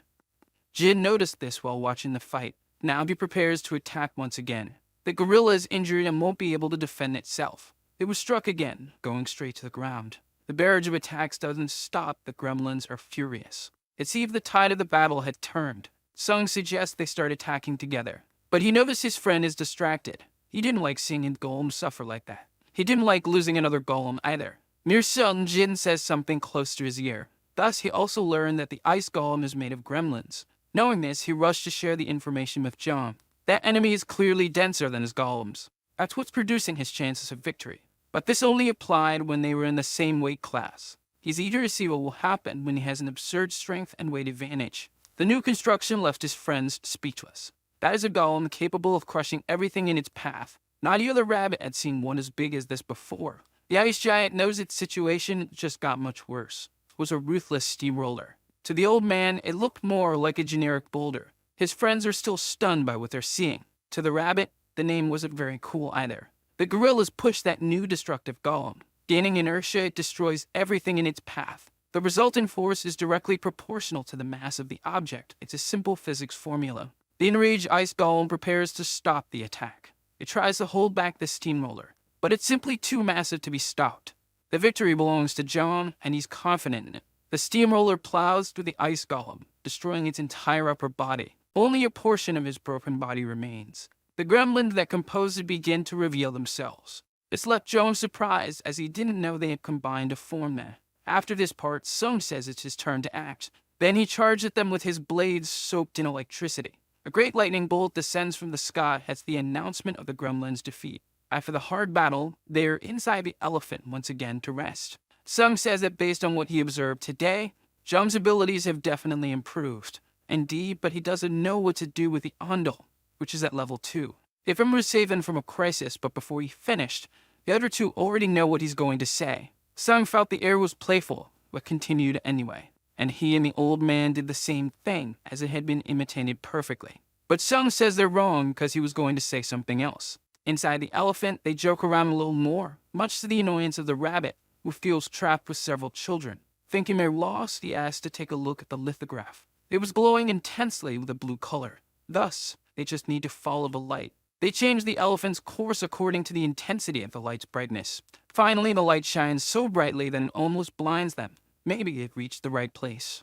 Outside, they take a few steps in the snow. That tree in front of them seemed a bit suspicious, but the closer they get to it, the brighter the light shines. Jin realizes there's something at the tree's root and the object is glowing too. The rabbit told them to get closer because there would be a reaction when both pieces touched. Sung carefully approaches the other piece. The light is so intense that they can barely keep their eyes open. A sister mourning says they are heading to the second ruin. A magic circle appeared beneath them. But since it was sudden, they can't tell what it is. The light shines even brighter. Jung notices it looks like one of his portals and is sure they're heading to the ruins. Soon, the light starts to dim. Jung doesn't know what just happened. The system mourns that an error occurred and they couldn't pass through the portal. Even the rabbit is surprised that an error occurred. Still, it asked its boss to cheer up. The little squirrel walks beneath the snow and emerges from it, glowing, as if it's playing. Now it's lying down, entertained with the snow. The rabbit had already suspected they wouldn't pass through the gate because Jung is in error. Now that there's nothing to do, he thought about staying there, doing nothing and staring at the starry sky. The rabbit says he can either go back to the village or stay there and die. Those are his options. All he wants now is to be alone for a while, and he asked the rabbit to leave, but it's already outside. He then asked where his boss was going, but even he doesn't know, he just wants to walk for a bit. The snow starts to fall slowly. Looking at him, the rabbit can only imagine that his boss is crazy. In this short time, he built several observation towers. Despite everything, he is still a master at building. At the top of one of them, a small flash appears.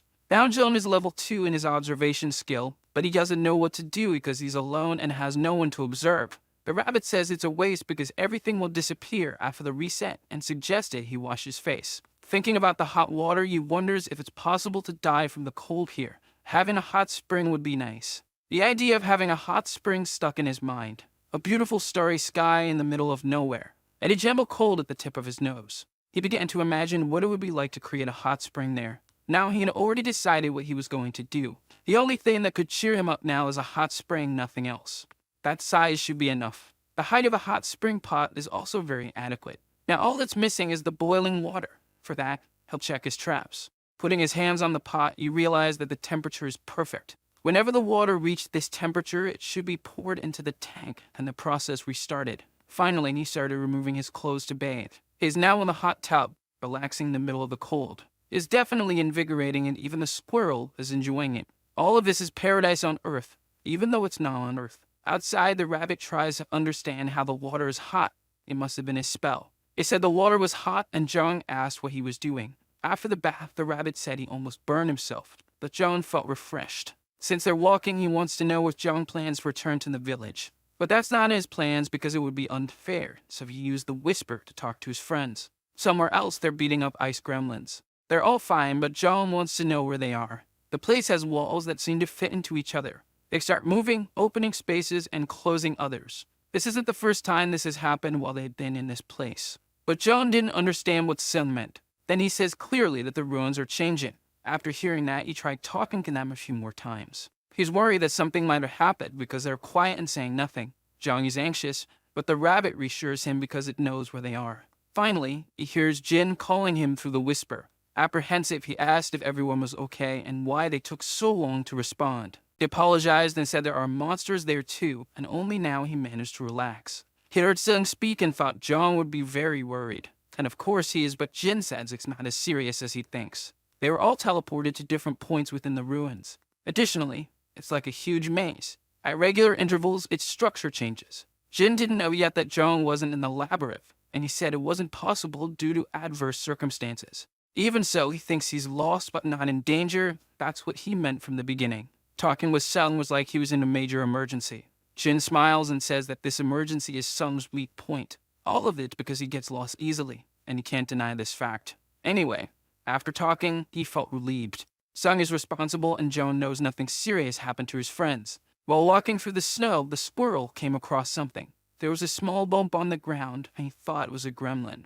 A creature popped out of the snow, scaring the squirrel. For a few moments, he was quite terrified. However, he soon returned to his normal mood. In front of him are more squirrels, but unlike him, they have white fur. John approaches the squirrel's new friends and assumes the color difference is due to the different environments. Now the little squirrel tries to communicate with them, and they mimic his body gestures. John watches the lively conversation, unable to understand a thing. All that noise was tormenting the rabbit, and he wished he could dig a hole in the ground so he wouldn't have to hear it. John can dig underground. Something is on his mind now. Maybe those little creatures had information about the region, so he thought about asking them when the monsters live underground.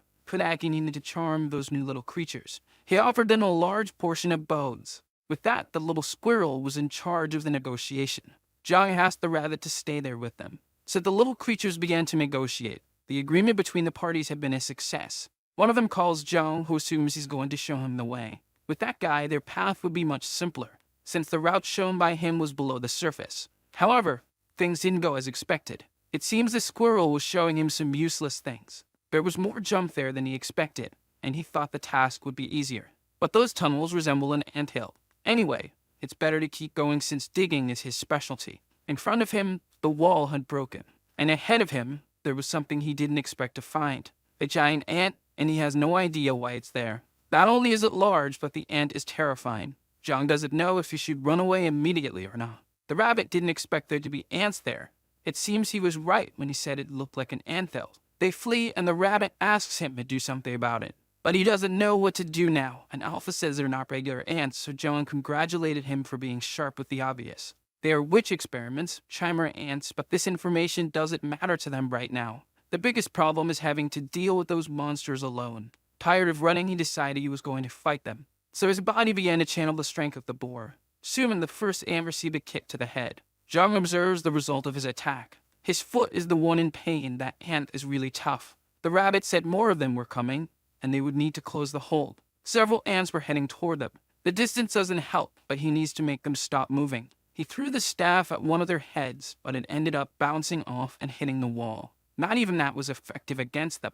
Unable to throw with more force than that, he doesn't know what to do now. Still, he took more staffs from his inventory, and he stuffed them around the tunnel, making a circle. While he continues planning, the rabbit is completely terrified. One of the ants charges forward fiercely, but it stopped in front of the staff. His plan had worked, and the rabbit was left clueless. The staffs prevent them from advancing because they can only walk forward. Although it was a simple idea, it worked, and that's exactly what he wanted. Using more of his abilities, the rabbit asked him what the purpose of this hole was now.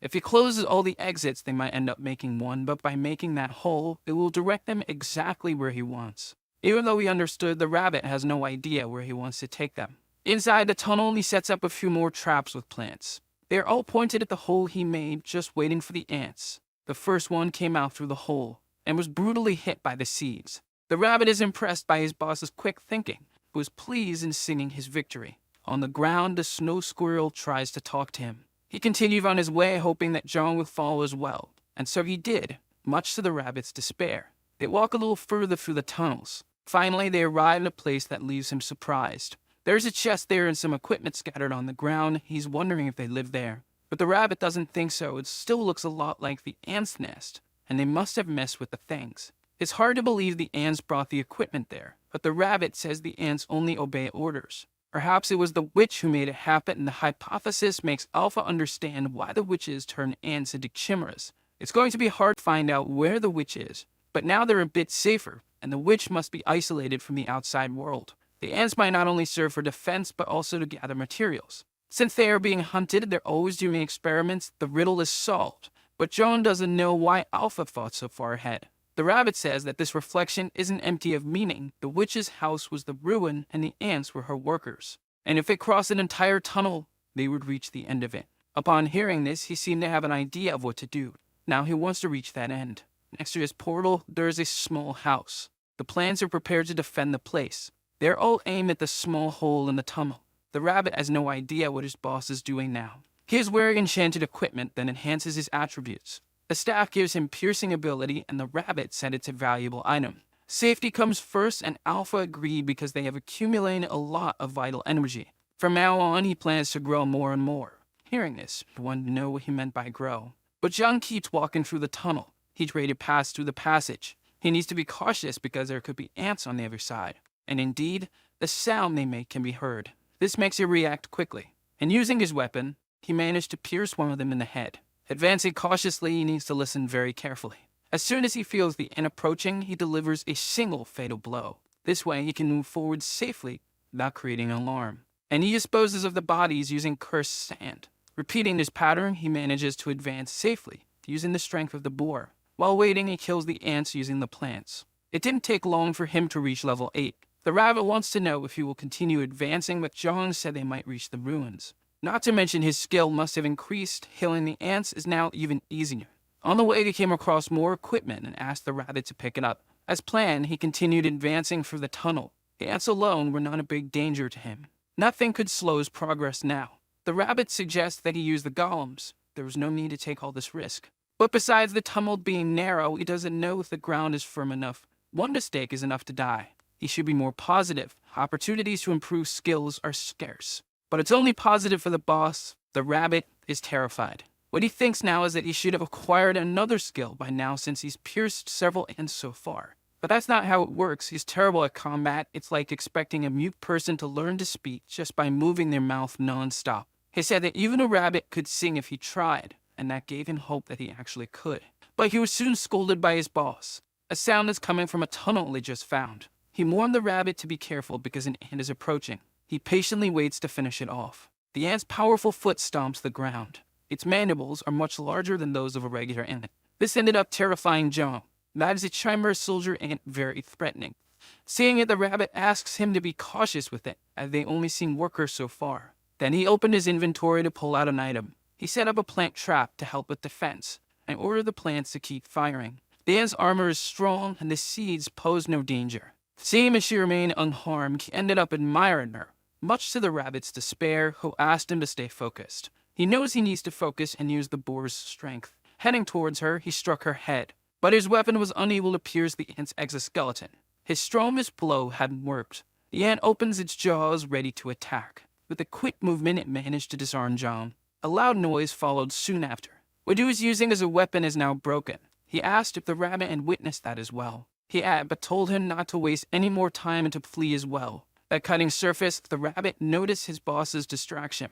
A clean cut and a hardness that could be pierced by metal. He wants those ants. The rabbit thought he had lost his mind. John wants all those ant parts. Motivated, he summoned a few more traps. He ordered the plants to bind the soldier ant, to the rabbit's surprise. Faced with the scene, the rabbit couldn't think of anything. It was too much madness for him. Meanwhile, in the labyrinth, his friends are fighting. Sun is summoning his lightning bolts, and used them to destroy monsters that were holding him back. Through the whisper, he asked if Jin heard the strike he had delivered. Once again, the labyrinth began to change. The boy heard him and asked Sun not to walk too far, to stay in the same spot. But it's hard for Sun to deal with the labyrinth. Jin told him to make a mess because he would find him somehow. If that's the case, now he feels much more confident. The vines are spreading through the tunnel. The soldier ant is completely paralyzed. After some time, its head is separated from its body. It falls lifeless to the ground. John prepares to touch what he had been desiring.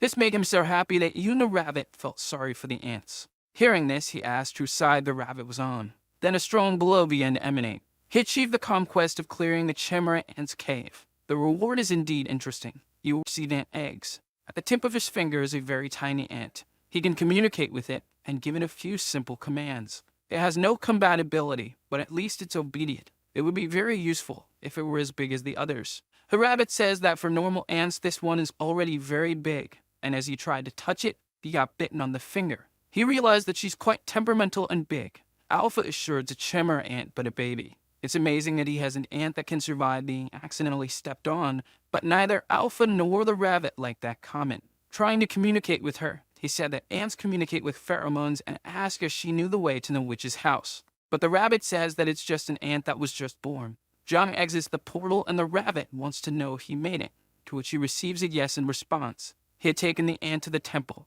His doubt now is what to feed the ant, and he thinks about giving her everything. But the temple is full of grains, and this is definitely a viable food for her. The little ant is amazed by the amount of food. Another group of players is also exploring the second dungeon, and they're complaining about the extreme cold. There's not much to do except keep walking. The girl says that this is the witch's house, but the guy still hasn't spotted it. Then he comes across what's in front of him. What they saw are Joan's towers, and they mistook them for the witch's house. Maybe it's not, since there's no reaction from the keystone. In his opinion, that place looks much better than the witch's house. The girl wants to know how he can say that, but the old man had seen it before. A sign informs them that there are bathrooms there, and they can use the place to rest. This is an unexpected notice to see in the middle of a dungeon. John's reputation was becoming increasingly admirable without him knowing it. Sun wants to know where the others are because he's already on the second floor. Jin said he shouldn't have gone as he was going to find him first. Even in the labyrinth, he's worried about Jong and wants to know what he's doing and thinks he should return to the village. But he has a little problem. He's probably in front of the boss's room now. Inside the room, there's a hooded figure waiting for him. In one of his hands is a huge scythe. In the other, dark energy that seemed to have come from hell itself. The one in the room is the King of Death, the guardian of the place where the witch disappeared, and he is also immortal. He told them to come in quickly because he has a life to curse them. Jai asked if the rabbit heard that too and said yes, it was a call to enter. Sung is desperate and doesn't want his friend to go in there alone. Jin shares the same sentiment and asks him not to go in. He thinks they believe he would go in alone because he's crazy. Even the rabbit asks why he isn't preparing to leave, but Jong said he's still getting ready. He thought there would be a witch there, but the name of her house is obscured, and it's like a laboratory. But there's no monster in there, the rabbit says, because the figure behind the door is surely very dangerous. The old man had said that the boss of the second dungeon is the King of Death, and it's impossible to get rid of him. However, there's something that can be done about it. He has a life vessel, but John didn't understand anything about that. Richie, which is the monster's name, has a bowl that contains life energy, and he keeps it in a place only he knows. Destroying that, it's possible to defeat Richie. The rabbit realized he would have to find that object. Knowing his task, he's not happy at all. Meanwhile, John collects several objects from the place that seemed quite interesting and asked what the rabbit was saying. He said it was nothing and would help him with the objects, preferring to empty his mind. Looking at the books, Alpha suggested he read them, as some witches have valuable magical books. Looking at one of them, he became very intrigued. The book was blank, and Alpha said that was bad. If the temple's owner had been a wizard, it would have been different. He just didn't understand why Alpha made him feel bad about the situation. But the rabbit said that's where players pass through, and it doesn't make sense for a dungeon assistant to leave behind such dangerous knowledge intact. Besides, he didn't mean to feel bad since many of his abilities are magical. He said he would give him something else and told him to stop joking around. John asked how much paper the rabbit uses in his life. Even if they're blank pages, they have to use them.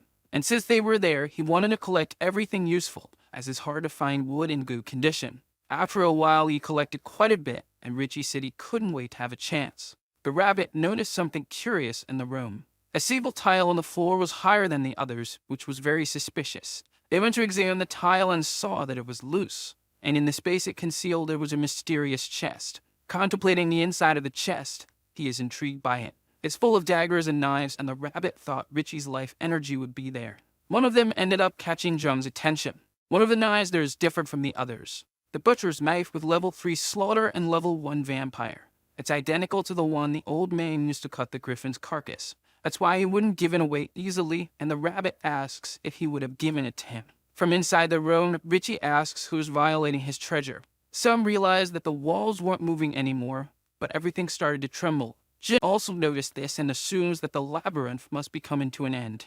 Additionally, it's getting colder and colder. Sung has an idea of what that could mean. The battle with the boss may have already begun. Around him, there is a cold mist. John wants to know if he was there the whole time, and if that kitchen knife is really that precious. A dreadful aura is released from him. The rabbit screams in desperation, telling him to be careful. An attack had already been launched in their direction. John needs to dodge, or he will be hit. He quickly opens his inventory. Thus, he managed to place a cube of earth between him and the attack. Although he protected himself, the cube was pierced by the blow. It was as if it were magic. The cube was cut and frozen at the same time. Richie demands that his treasure be returned and that John throw it back into the room. The rabbit begs his boss to obey the monster, but he really wants that knife. Behind him, a frozen stain appears with some sort of tentacles. To his despair is Richie, who was materializing in that place, promising to bring death to all those who covet his treasure. Once again, they are attacked, and they narrowly escape the site's edge. He is the king of immortality, and all intruders must die. Looking at him up close, Jung is frustrated. Richie is smaller than he expected. He doesn't even seem that dangerous. The enraged monster attacks them once again. The rabbit says his boss isn't loyal enough to stay and fight, but he replies that in this situation, there's no way to fight back. All they can do now is run. Richie demands once again for his treasure to be returned. Jung knows that the monster's long-range attack is fatal, but he wants to know how he attacks in closer combat. To find out, he places several cubes between him and the monster. He's confidently waiting to see what will happen. It didn't work. He sliced through them as if they were made of butter. Jung asks if the rabbit can do what he orders, and intrigued, the rabbit asked what his boss would have him do. They briefly talk while running. The rabbit listened carefully. After hearing everything, he wanted to know if it was really possible. Jung says the rabbit definitely doesn't know him well enough yet. Now the rabbit just needs to do as he was told. Despite everything, he is more confident now. This idea is indeed quite clever, assuming he's right. The rabbit begins to put the plan into action. As they change direction, Richie looks at the rabbit. Jung saw that the monster got distracted and started provoking him again. Then he demanded that his treasure be returned, while the rabbit headed for the portal. Jung had given 2 instructions to the rabbit. The first was for him to pass through the portal and place one of the golems in front of it. He needs to do this while Jung still has the stamina to flee from the monster, which is unpredictable. There's ice scattered across the floor, and he ended up stepping on a frozen part. Richie is a crafty monster that wasn't there without reason. Jung slipped hard and even got hurt in the fall. As soon as he recovered, he was faced with something obvious. Richie was already on top of him, ready to end the fight. But the rabbit arrived, saving his master, asking him not to be scared. He had been even faster than expected. He had already done everything he was asked to do. This will now be the best match ever. He skillfully jumped off the ostrich and started provoking the monster, calling him a sewer face. Now things won't go his way anymore. The rabbit's taunt seemed to have an effect. Pieces of his cape fly through the air. Jung looks at that, a little curious. The rabbit did as planned, and now they see Richie's true identity. The witch's experiment's still intact. He is the king of all snow gremlins. Once again, he demands that they return his treasure immediately. John can only find his little face extremely cute, but Richie is determined to finish off these intruders. The rabbit screams in fear as he's coming. Riding the ostrich, John flees, pulling the rabbit by the ears. The rabbit wants to know if they're really going to run, but it's a strategic retreat. Heading to the portal, they will call more of their competent subordinates. As he circles around Nick, he puts the monster near the portal entrance. John gives the order for him to be crushed. Richie is exactly in front of the portal. A giant hand comes through, hitting the monster. The gorilla's strength is immense. The monster is thrown into the air but begins to recover. Despite being a heavy blow, he's still fine. That way, the golem didn't even need to be here to attack. Furious, Richie said he would kill them and bring complete death to them. A cold mist begins to emanate from him. John protects himself from that cold wave. Faced with this, he decided to set up another portal. That made the monster curious about what would happen. But without waiting to see, he advanced for another attack. John is surprised by his agility. A scythe that was already being wielded with mastery. The slash is aimed at the invaders. But John managed to use more of his cubes for protection. Richie now knows that the portal can be used to hurt him, so he reacted quickly. He tells the rabbit he needs to get down now to buy time, so they can set up another portal. The rabbit wants to know where to place the next one, but John asked him to trust his intuition and be as clever as possible with this task. He's confident the rabbit can do it, which left the rabbit flattered by his boss. It was time to act, and to quick. Richie says he's going to finish him off now. If he's the king of the dead, it's possible that he's also undead, recalling his experience so far. He could coat his weapon with purification because if it's like that. Richie advances to strike with his scythe. For John, what mattered was the attempt. For the first time, he counterattacked, forcing Richie to dodge. He remains confident in his strategy, and attacked him once again, landing the hit perfectly. The monster didn't like that at all, and there's now a mark on its head from the blow received. Using purification, he prepares a brick in his hand. Throwing it like a projectile, he hit Richie once again. This way, he continued his attack. His confidence working, but didn't notice the ice on his back. It's the little squirrel who warns him about it. He barely manages to dodge and recognize Richie's attack pattern. Now he's moving for the ice. But he manages to use his staff as a defensive tool. With his hand extended, he tried to touch the monster. That way, he could use his purification ability. Once activated, a large vortex formed between them. Because of Richie's robes, John couldn't precisely tell where his body ended. He observed him closely, intrigued. John asked what he was looking at and provoked him to attack again. Richie showed no reaction to this, but then attacked again, almost deliberately missing. John saw that his staff was now destroyed. Faced with this, Richie smiled because his strategy had worked. John said he shouldn't be smiling because after all of this, all he wanted was to buy a little more time. The rabbit had already made the preparations. Richie is now surrounded by portals on all sides. They had been carefully positioned there. John gives the order for the beatdown to begin. Hands come from all directions. Richie realized he was in trouble now. He's almost being crushed by all those hands. It doesn't take long for the first one to give him a soft pat on the cheek. The same is repeated by the others. The barrage of punches was brutal, and Richie is staggering. They repeat the beating session. Meanwhile, John observes the effectiveness of the plan. The rabbit says that even though it's a powerful attack, Richie will only die if they destroy the vessel that holds his life. Even though that's true, they need to distract him to find that object. So he chose a specific item from his inventory. Tearing the leaves, he asked the rabbit to help. In the middle of the portals, Richie is being beaten. This time, he tries to do something to defend himself, but he ended up getting distracted by something. The pages from the books in the room are scattered on the floor. John was setting some of them on fire. It's time to burn it all down. This is a nostalgic feeling for the rabbit. He really likes setting things on fire.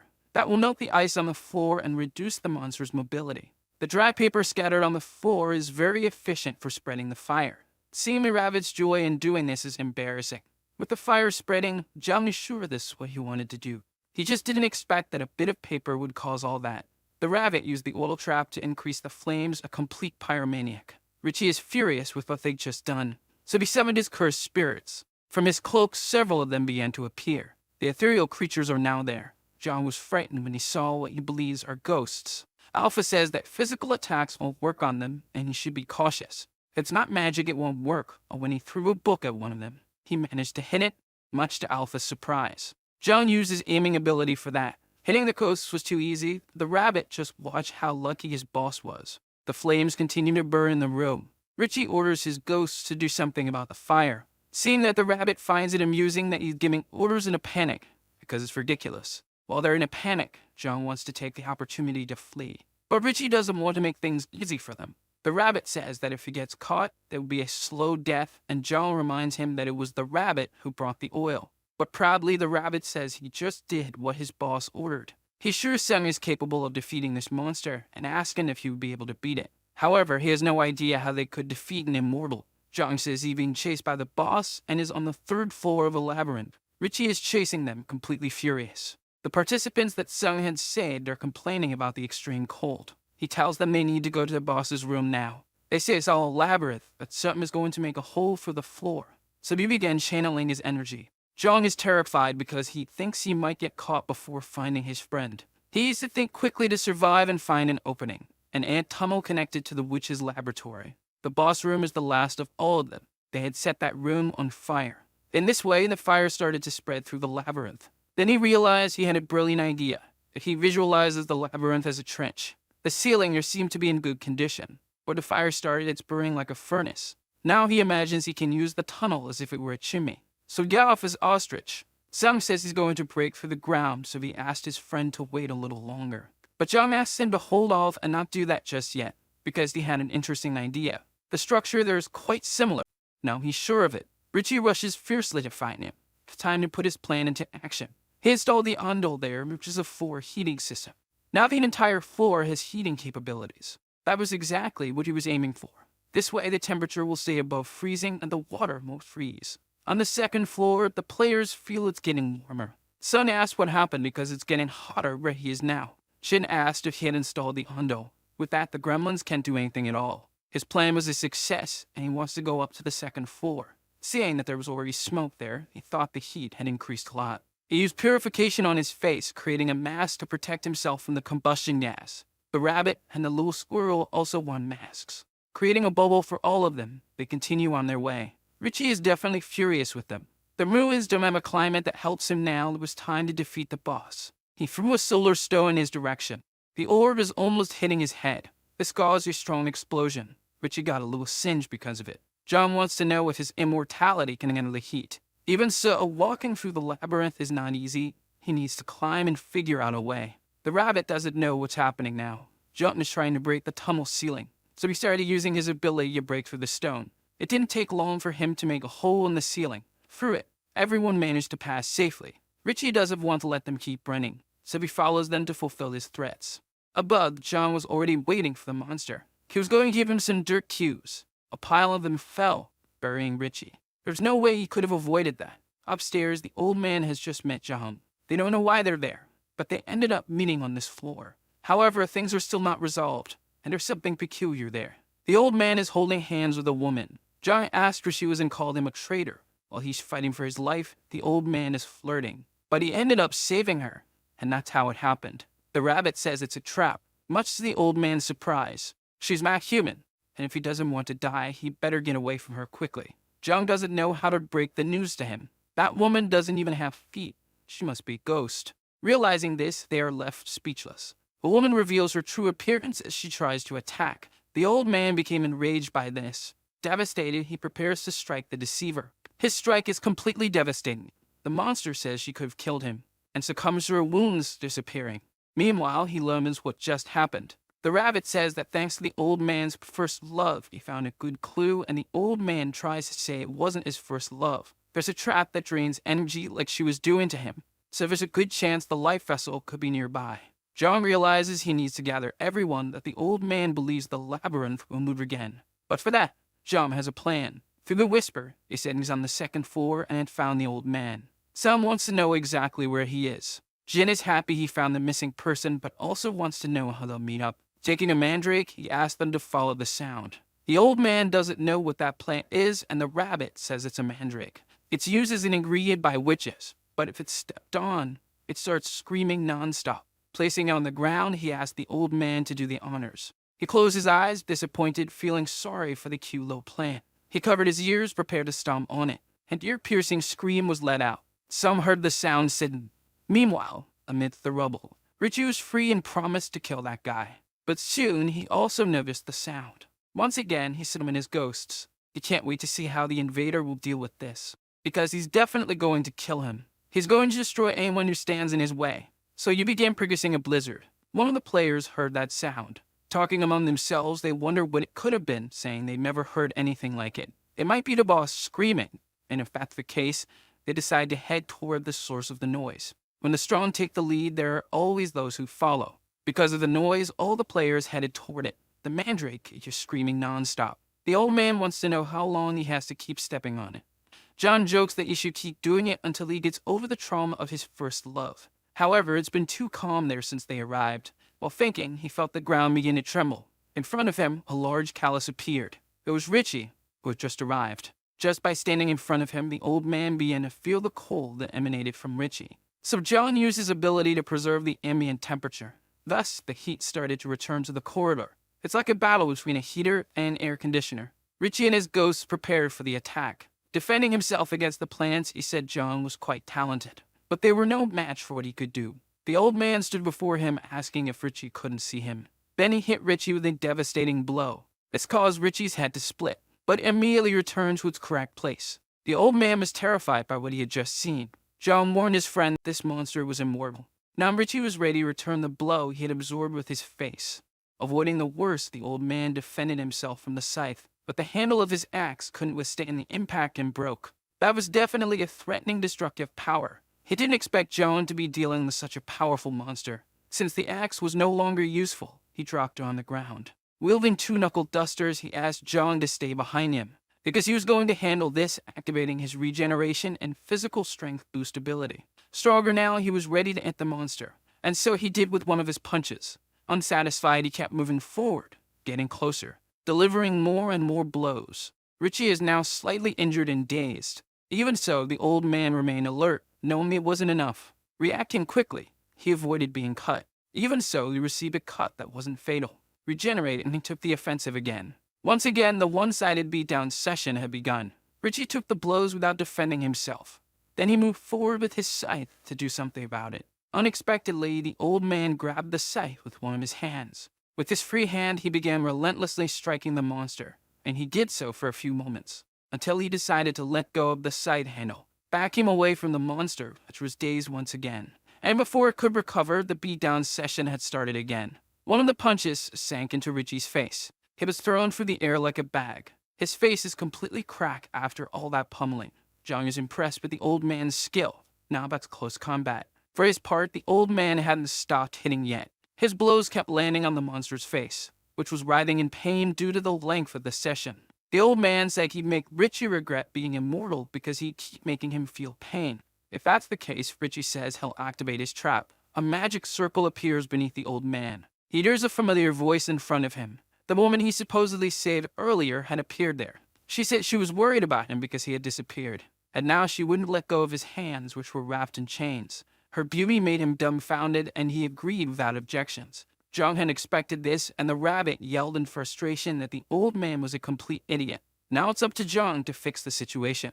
Accidentally, the old man stepped on the mandrake again, making it scream wildly once more. This made him realize that the woman was actually a monster. So he did his best to get rid of the ghost, to the surprise of the onlookers. But the rabbit noticed a clue. Every time Richie recovers his stamina, he can see the energy flow. Now they need to figure out where it originates from. He definitely takes Richie's weakness and the altar where his life energy is stored. For having broken the old man's heart, he takes out his frustration on Richie's face. Meanwhile, the other two follow the flow of energy seen by the rabbit. But Richie knows what's happening, so he uses what strength he has left to get rid of the old man. John looks back, curious about what he felt. Richie was chasing them, determined not to let them escape. He said they wouldn't ruin anything else there. Before he could finish speaking, Sam caught him. This time, he's definitely in serious trouble. John was thrilled with his friend's heroic appearance. He had suffered a lot from running into dead ends. Because of all this, he's determined to make someone suffer, and that someone is Richie. The monster screams in terror because he knows he will suffer. Then his head is slammed into the ground forcefully. Sun delivers a powerful electric shock to him. This caused him to writhe in intense agony. While they're distracted, it's time for Jong to continue his path. So he followed the rabbit, who was seeing a flow of energy, until he started pointing to a specific wall. Jong prepared to break it. Throwing one of his stakes, he hit the wall hard. On the other side, there was a black sphere. This is definitely what Richie was hiding from them. Alpha says this is the vessel that holds his life energy. Further back in the hallway, Sung continues electrocuting the monster. But even while being attacked, Richie starts to react. Sung feels that his movements are changing. Richie is furious about what these humans have done so far. Emanating more of his power, he managed to repel Sung. Looking at the monster, Sung is incredulous that he's really immortal. The other players arrived at the scene concerned for Sung, but he asked them to stay behind him. There are many drawn swords now, and Richie is about to reveal his true name before claiming their lives. He's the immortal Lich and king of the Ice Gremlins, who's already transcended death itself. He is Bahamut. The players are a bit frightened to learn that this is the main boss. Before them, the Lich smiles menacingly. He said he would make them all live there as his ghostly minions. There will be nothing but death for them for having damaged his body. Jong arrives behind him, asking if he's still alive. The Lich turns, saying yes, but soon notices something peculiar. This made him immediately terrified. Then he began thrashing and writhing in agony. The ghosts that were trapped in his body were released. The old man looked at that, very impressed. The ghosts kept leaving his body, until all that was left of him fell to the ground, and all that remains is an empty and broken shell. Then it began turning to dust as it had no more life or power. The players, who didn't know what was happening, couldn't understand why he had died so suddenly. Sung says that his friend Jong did it again, and the players realized it was the same person who had made the hot springs. Introducing himself, Jong said he was the one who did it. With what little strength he had left, Richie said he was upset and also sad. To fulfill his master's wish, he accepted the curse, but all of it was in vain with the destruction of the soul vessel. Jong said he hadn't broken it. He simply sacrificed the whole thing. He thinks Jong wants to make him suffer until he disappears. The dungeon had been cleared, and all survivors were fully healed. They celebrate while no one heard what the Lich had said. With the challenge completed, everyone is happy. The old man feels the healing and recovery flood his body. Sung is content too, since everything ended well. Jong did an excellent job, and they asked where he had found the vessel containing Richie's life. The rabbit enters the scene and says it was him. A bluish light begins to emerge. They don't know what it is and wonder if it could be another boss. The light blinds Jong's eyes. Finally, he realizes what had happened. With magic, they entered there, and with magic, it left. The rabbit said that at least they had their own way out of that place. If not for the fire, they would have had to climb through the small and winding paths of the ant tunnels. Alpha says the apocalypse dragon will be wicked and cheap, which doesn't cheer Jong up. Before the dungeon resets, they need to get out, so the rabbit asks what he's doing. Looking at the Lich, Jong says he's still alive. The Lich responded that he would die soon. He had a little mana before, but now he has none left. If that's the case, Jong is going to take that weapon. The scythe has level 1 fencing skill, and the edge of its blade is sharpened to level 3. It will be an excellent tool for harvesting rice. The rabbit says it can even cut the soul of the rice. It's just a shame that it's small. When the Lich holds it, it looks big, but in Jong's hands, it's tiny. Even so, its blade is very good and sharp, and you will find a purpose for it. The Lich says he's bold to steal all his treasures. He said he would curse him, so Jong uses his purification skill. He apologized to him for that. Then he asked the rabbit if it was possible to control him like he does with the golems. But he just said Jong is too greedy, though Alpha knows what he wants. Creating an immortal Lich is forbidden even for witches. Jong asked if the Lich would die from being far away from the source of his life. The Lich said that if that happens, he dies. Jong asked if he would die if it were emptied. He asked if he intended to make his soul suffer until it perished. That orb looks like the ones on his altar, but Alpha says they are used for a similar purpose. Since there are no altars in this dungeon, all the life energy was condensed into a single place. So we told him to fill that orb with life energy. He's almost finished and only needs that to keep living. Indeed, he will survive, but his body is already too damaged. Even if life is added, he won't be able to move his body properly. So he asked if it would work if he had a proper body. Outside, he's in one of his towers. Jong seems to be doing something there. The rabbit wants to know what he's doing, but you will soon find out once he sees the final result. The snowman's body is already ready. The rabbit knows what it is but wants to know why he keeps doing it. He has the Lich's head, which is screaming to be killed because he doesn't accept being humiliated. Jong laments making him look like this and apologizes if he offended him. But the Lich is getting angrier with everything. A being like him doesn't deserve to die this way, and he's doing this because he pities him. The Lich didn't expect to hear that. He tried to look away, incredulous. Jong asked if the Gremlin King can still manipulate the snow. If it's snow, of course he can use it. With his new body, he offers all his loyalty to his new master. Since that's the case, they should try to get along from now on. The Lich says he is eternally grateful and offers his loyalty for as long as he lives. Faced with the Lich's enthusiasm, Zhang was very happy. It made him smile proudly. Now they are at the top of the tower, and the rabbit says that not long ago the Lich was talking about cursing them all. The past is behind them, and he hopes they get along now. He called the rabbit Little Elder, which made him upset. Not to mention that he didn't like being called an elder, since they'd have the same master. He knows there's a hierarchy, and judging by the rabbit's clothes, he must be the master's butler, which made the rabbit even more annoyed. Because he's his slave, that's what Zhang said, and the rabbit repeated it, but quickly corrected himself. Then the rabbit looked at him angrily. Now the two are arguing about whether or not he's a slave. One of the perks is that he can't take damage from the Lich, which puts his mind at ease about possible betrayals. But Alpha says those effects are even better. The Lich's damage is mostly area-based since he's immortal and doesn't need to be durable. Now that magic can affect him. In combat, this can translate to a strong attack and excellent defense. They'd even create a magical army to protect the temple with Liches. That's true as long as he's alive, he'll do anything for his master. Alpha pointed out that his energy use is excessive, which surprised the Lich. With everything resolved in that place, Zhang wonders if they should go back to the village. Meanwhile, in the underground temple, the portal glows. They are inside it now.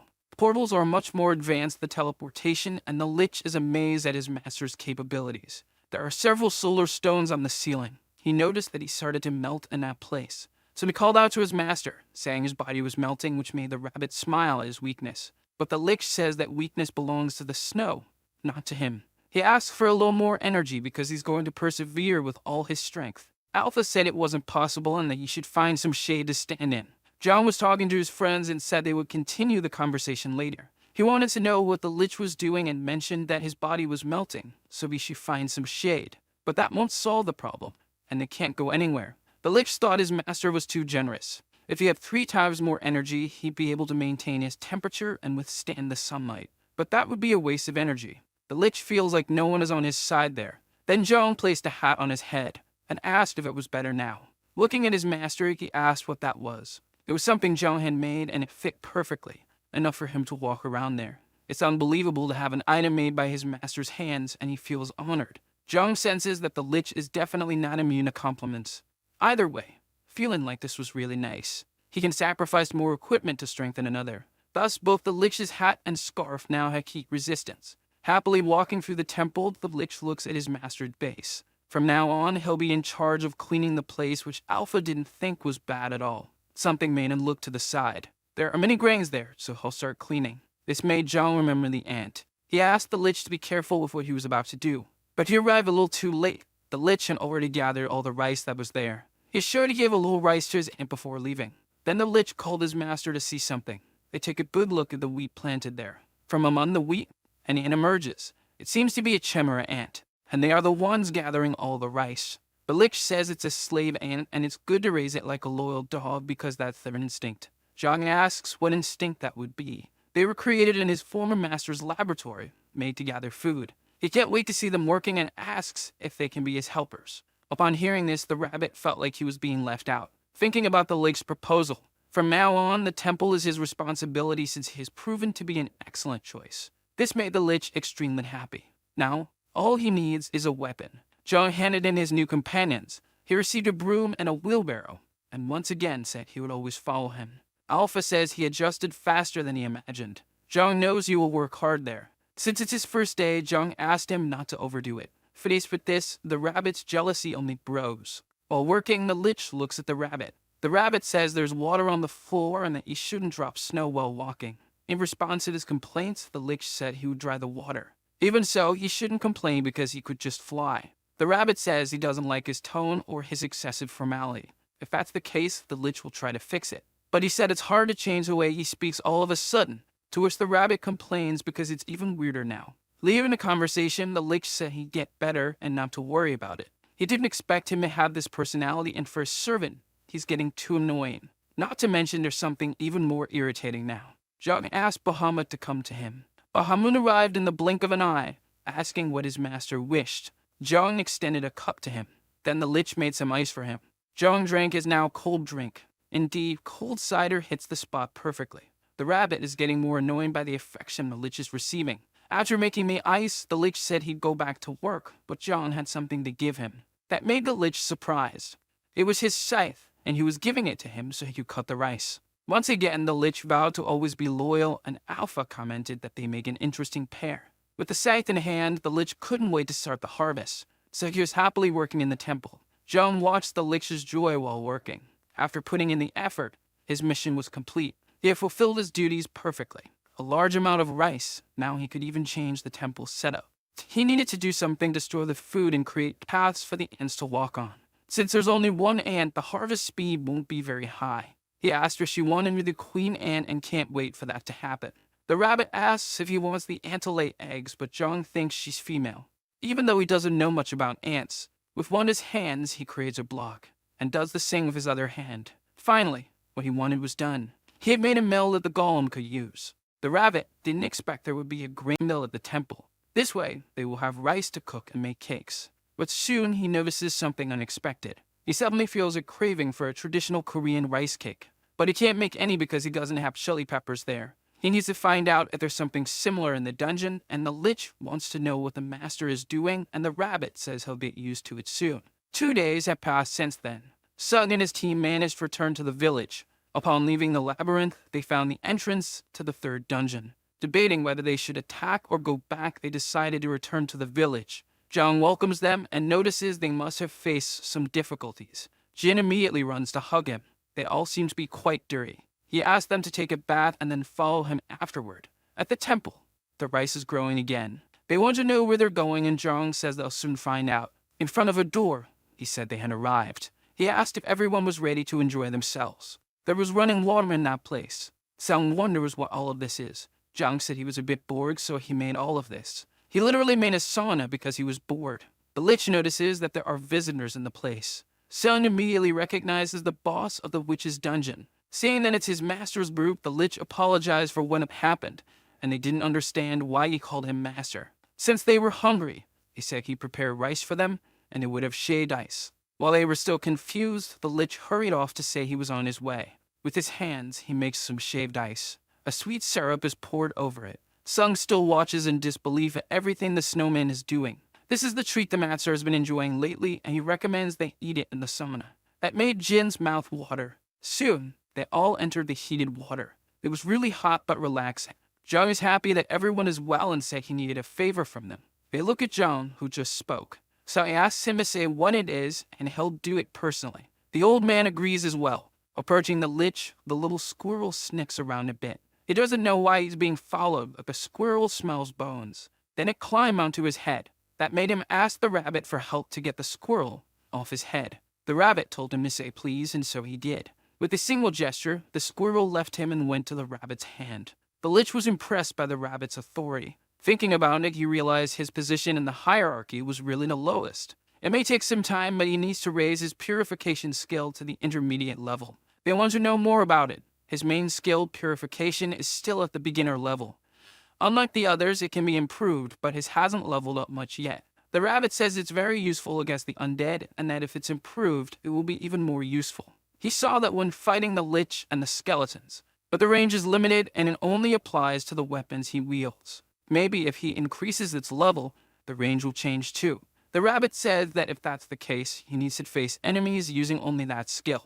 But Zhang says he doesn't need to hunt enemies. Hearing this, the rabbit was confused. Then Zhang pointed to his 3 friends. Now they're all in the field, where the sand is cursed. He needs them to deal with the skeletons while he purifies the land. That will be easy. They just want to know for how long, and they'll do it until the skill levels up. It looks like it's going to be quite a task. A few days after they started, with everyone's hard work, Zhang had an incredible result. His purification skill was now at the intermediate level. The ground begins to shake and a figure levitates above it. The creature in the air resembles a lion. He looks down curious. He doesn't know what those structures are since he wasn't the one who built them, and he wonders if there's a skill that can do that. Now he observes the labyrinth. Inside the boss room, he notices a few more things. There's only the body of the Lich that was there, leaving him furious. It wasn't moving, so he needed to check the orb that held its life. The true soul is no longer there. He lost his appointed boss. Without the soul inside, the Lich is just a broken puppet. He's intrigued if someone made the Lich use all of his power, or if it was his soul destruction skill.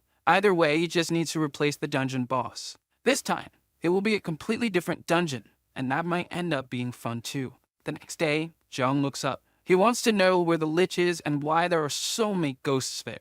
He intended to go to the dungeon one more time before the reset, but now he wants to know what's going on. The rabbit says the dungeon had been altered. He had the boss replaced, and John wants to know if that's possible, since the rabbit never did that. All senior managers have the autonomy to change traps, monsters, and the entire dungeon. Even so, Jung is only focused on beating it now. Either way, the strategy to beat that dungeon is completely different now. Jung wants to know how it can change so much like that. The rabbit says it's pure chaos and nothing more than that. They need to capture all the ghosts in the domain while they are on the offensive. Catching them all is going to be very tedious. It will be even more tedious because the labyrinth changes its layout and the ghosts can pass through walls, so they are at a huge disadvantage. Even so, Jung thinks it will be easier than dealing with the lich. In fact, things might be even better this way. The rabbit wants to know what could be better in this situation. Figured he should use this opportunity to try something. His new purification skill, which is at an intermediate level. Now he can use his purification ability from a distance, without needing contact. Surprised, the rabbit asks if he's going to hit the ghosts. Confident, Jung says that's exactly how they'll do it. Together with his aiming skill, there's no way to miss. The purification projectile is ready. He channels the sphere at the tip of his fingers. He's prepared to shoot like it's a pistol. This way, he can hit several of them quickly. Faced with this, the rabbit is incredulous, not just by the speed, but also by his master's precision. Jung continues without any difficulty. The rabbit tries to talk to him, but Jung says he's busy right now. Surprisingly, the rabbit is cheering for him, motivating him, which is so unexpected that Jung even finds it strange. Moving on, he wants to see how many ghosts his boss can take down like that. Ghosts are a peculiar type of monster, difficult to deal with. Their attack is simple. With each contact, they drain 1% of the target's strength and temperature. If several of them attack at the same time, is practically fatal. Being able to pass through objects, fly, and being immune to physical attacks makes them formidable. Even so, for Jung, dealing with them wasn't challenging at all. Looking at the rabbit, he asked if he was counting how many he had destroyed. Despite everything, he was 57 so far, and everything's going smoothly. Placing a mandrake on the ground, he asked the rabbit to step on it in case the ghosts got too close. He was finishing off the ghosts there. But as soon as the mandrake started to scream, they backed away. Now it's just a matter of waiting for them to come back so that he can finish them off at a safe distance. The rabbit wasn't supposed to be incredulous. The strategy is good. He asked again how many it was, and the rabbit said it was 83. Since he was getting hungry, he'd stop at 100 and head home. But he wants to know if the rabbit knows of any achievement for defeating ghosts. Meanwhile, his purification ability leveled up to intermediate level 2. The ghosts were the perfect victims to evolve his ability. After hitting the 100 mark, there was no achievement. Maybe Seon got earlier. Nava wants to eat right there and continue. Who knows, his achievement might come soon. So he asked the rabbit to step on the mandrake once again, and it let out its deafening scream again. As things are going well, he wants to progress patiently. Then he noticed something on the ground. At first, he didn't know what that white powder on the ground was. The rabbit says it's the remains of the ghosts. Jung realized those were their ashes. Interesting that they leave them behind, and even more interesting is the fact he hasn't missed a single shot. Faced with this new item, Jung thinks for a moment. He doesn't know what it's for, and the rabbit says it might be used in some kind of ceremony. For sure, if it's left by a monster, there must be some use for it. After hearing this, the rabbit inspects the ashes more closely. After sniffing them, he ends up sneezing, and Jung thinks maybe it's dangerous to inhale. The rabbit says it's just dust, which made Jung ask Alpha if ghost powder has any use. It can be used as a magical ingredient, but it's useless to him because he's not a mage. After hearing that, he started analyzing the ghost powder himself. With a handful in his hands, he tried to use his ability to shake the earth. The ashes took the shape of a cube, and he thought it was a new item, but the rabbit said it's just dust. Ignoring the rabbit, he continued collecting more ghost powder. Maybe someday it will be useful to him. After eating, he went back to destroying more ghosts. With that, he ended up using all the mandrakes he had. The rabbit apologizes for having used them all, and Jung says he almost stepped on all of them too. He knows he did that because he was enjoying it. He had collected them from the griffin's nest, and now he thinks about going back there to get more and plant some at the temple. In fact, it's possible the griffin has reset by now. The rabbit asks if he's thinking about capturing the griffin and becoming a tamer. The traps might help with that, and he hopes it's easier to deal with the griffin than the ghosts, but the rabbit says he's thinking wrong. So they head to the Mountains of Death. Jung defeated the griffin once again and still didn't get any achievement. The rabbit says achievements don't repeat, otherwise they lose their meaning as a reward. Jung says the dungeon is stinky, but the rabbit insists he's being greedy. That's why he's getting fat now. After hitting the rabbit, he asked Alpha if he could offer his excess fat as a sacrifice, and Alpha said he could. The rabbit said that if he wanted to lose it, he could let the ghosts attack him. So John decided to go back there to do it. But the rabbit told him to reflect because that's not how it works. And if he wants to lose weight, he has to move his body. After hitting the rabbit again, he said he almost got tricked. Then he began to think about life energy. So he opened his inventory to check some items. He wants to know what happens to ghost powder if infused with life energy. Alpha tells him not to try because they still need many sacrifices to revive Artia. Even so, he wants to see what will happen. After putting life energy into Bahamut, it became an ally, and he wants to see what could happen with this. Alpha says it's an extravagant waste, and the rabbit calls him an idiot. John believes he can make the ghosts his allies. Lich is no longer the boss, and it would be great to have an army of ghosts. But the rabbit asked him to stop deluding himself, and Alpha said that this was only possible with the Lich because he had a life vessel. John is outraged, and as the temple master, he ordered it to be done as he wishes. Alpha says they can try, but it's better to do it in a safe place. So they went back to the village where they can do it. If anything goes wrong, they can ask the villagers for help. Alpha began infusing the life energy. All John wants is to get Ghost. The cube starts levitating in his hands. Both he and Alpha are surprised. Not even the rabbit expected this. John thinks the cube is alive, and that's amazing. But it just keeps floating higher and higher. The rabbit wants to know why it keeps rising without stopping. They both watch the cube continue drifting away. It rose to never return, ascending into oblivion. With this disastrous result, the rabbit struggled to hold back his laughter. But he couldn't, and Zhang asked what was so funny about that. He said Zhang not only purified a ghost, but also sent it to paradise, meaning he killed the ghost twice. Alpha says all that's left in the ashes is the ability to float, and he thankfully didn't put more life energy into it. This made John think a little more. He keeps looking at the sky. The small ghost powder cube can no longer be seen. The truth is, he thought it was really cool. Even though he can't control it, he liked that it floated. That's incredible, and he asked if that was what was in the temple's lizard statue. Alpha wants to know if he's referring to the guardrail. The living stone was sculpted by an artisan to honor Artia, who liked it and left it as the temple's guardian. John wants to know if, by using that, he could make a statue fly. He wanted to combine that with the golems he has, but the rabbit said they would float forever.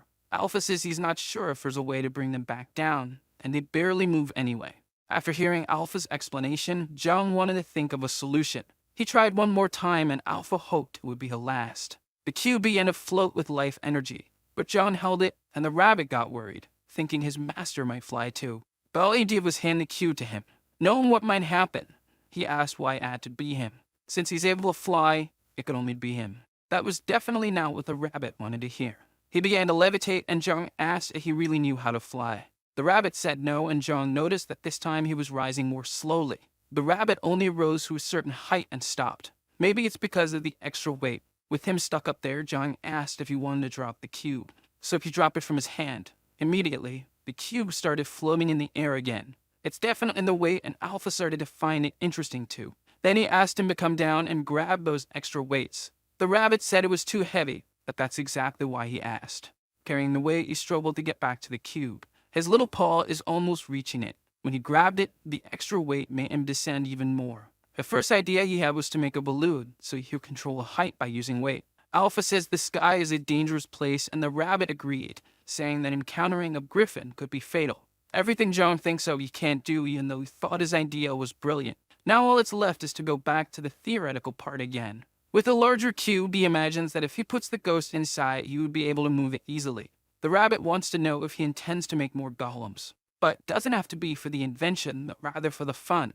To the rabbit, he was just pretending to be wise while talking nonsense. So he placed the smaller cube inside the larger one, and the rest was up to Alpha. That way he started to rise from the ground. He floated, but just a little. John asked Alpha to put in a bit more energy. This made the cube float even higher. A milestone was reached, the floating stone, as he caught a glimpse of one of the world's secrets. The secret of the world is something really interesting. This is the first time he has achieved something without a reward, and it's also the first time the rabbit has seen something similar. A world secret. But to the rabbit, it makes no sense at all. Reflecting on this, John wonders what he might have missed. The rabbit says he is wrong and apologizes to the dungeon. In the Rift Village, things remain normal. The old man is inside his cabin. In life, some people annoy others just by existing. For the old man, that person is John. He hasn't done any harm, but he feels his space is shrinking. Pacing back and forth, he was getting bored. Then he remembered that Sung and his team went hunting and he needed to make good use of their absence. He rushed out of his cabin. This time, he was definitely going to get stronger. But he ended up coming across something unexpected. Hiding, he saw Zhang lift a large block of earth. He asked the rabbit if he didn't look like a deity, and without much enthusiasm, the rabbit said did. This scared the old man because, being the type to produce, John was lifting something that weighed more than a ton. John made a few jokes, spinning the cube in his hands to the old man's despair. It was simply too much even for his understanding. Resigned, he decided to return to his cabin. John thinks he's reaching some kind of conclusion. He was understanding more and more of its characteristics. There are two main characteristics. The more energy deposited, the more the object floats. For the same amount of energy, the floating varies according to the object's weight. By adjusting the size and energy, it's possible to limit its floating capacity. It's interesting, but with a caveat. The rabbit can't think of any practical use for it. John told him to use his head and not just think in terms of combat. For example, if they needed a fixed position. So they went inside the temple, and John began breaking some stones there. The snowman wants to know why his master suddenly started destroying the stairs. Once again, the rabbit complains about the way he talks. Finally, he had destroyed the stairs. Now he just had to try one thing. The snowman realized it was spiritual energy. So he started watching what his master was doing, and concluded that the boss was working like an alchemist. But the rabbit said he wasn't an alchemist, just a professional at wasting time. It was harder than expected. He needed to adjust the weight and energy very carefully. To the snowman, it was alchemist work, and his former master liked to do similar things. However, the rabbit said Joan wasn't an alchemist, just playing around. He asked Alpha to memorize the amount of energy needed for the stairs to stay at that level, as the beginning is difficult but gets easier later. Alpha wanted to know if he was going to spend energy making stairs, and that's what he would do, because if he didn't create anything, he would get bored.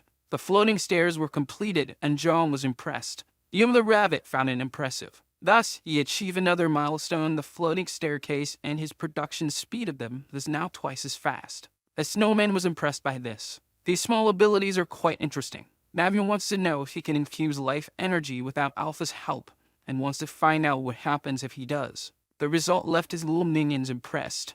Now they are simply enthusiastic. He had made a mezzanine in the temple with the floating stones. He had always dreamed of living in a house with several floors, and now it was a reality, and the rabbit asked if one of his dreams was to live underground. This earned him a punishment once again. He's using up the ghost powder too quickly, so he needs to collect some more besides contributing to his purification ability. And he called Bahamut to come along, as this time they had emptied the place. This made him thoughtful for a moment. It was the place he protected with his life and where his former master lived. He ended up becoming a bit reflective about it. The rabbit says that even on his side now, they still have past memories.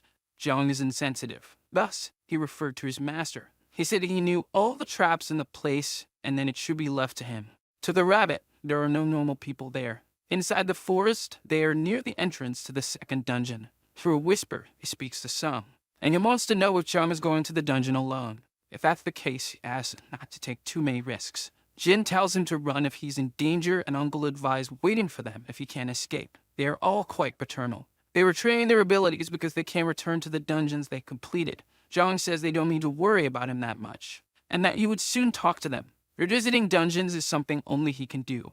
The rabbit feels that a sacrificial child used to get a bit of water, but seeing what his master does, he doesn't think it's just that. The child had definitely grown. Now it's the ghosts who are paying the price. While they are there, some ice gremlins appear. They are ready to repel those invaders. The purification ability isn't effective against them, but the snowman says he'll take care of them. He's armed with his scythe and butcher's knife, given to him by John. The gremlins are completely terrified, and Bahamut is eager to slice them up. John didn't imagine he was capable of all that. The little one is agile and fast. The gremlins have no chance against him. His strikes with the scythe are precise. Taking down the gremlins made him happier than expected. Now the rabbit wants to avoid irritating their fellow at all costs. Meanwhile, he watched his master, who was happily collecting ghost dust. Bahamut protects him while he does his collection. When the ghosts arrive, they switch roles. Nothing will be wasted in that place. He and the snowman make an excellent pair. This way, they manage to cross the tunnel safely. Now the labyrinth is completely clean. It almost seems like they are the managers of the place. After all that work, his purification ability leveled up once again. The rabbit says that's almost cheating, but John can't do anything about it. Indeed, his master is very lucky.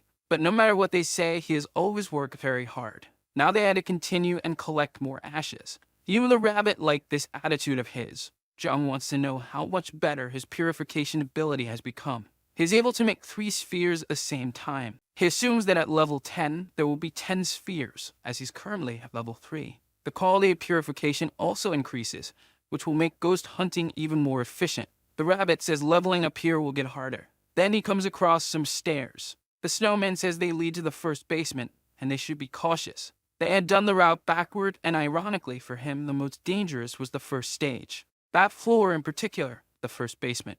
It is known as the Witch's Garden. Impressed, John wants to know if there are flowers there. He hopes to find some edible vegetables. Once there, he wanted to know what could be safely consumed. The snowman says there's a poisonous fungus there, and if ingested, can be dangerous. Not even purification worked on it, but the rabbit says just looking at it, you could tell it's not edible. Pointing to another, the snowman says getting close to it causes the spores to be released. He keeps asking questions, much to the rabbit's displeasure. After analyzing a few more things, he was disappointed.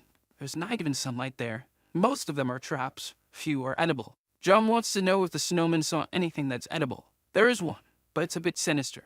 John wants him to show it immediately. They walk a little further through the garden.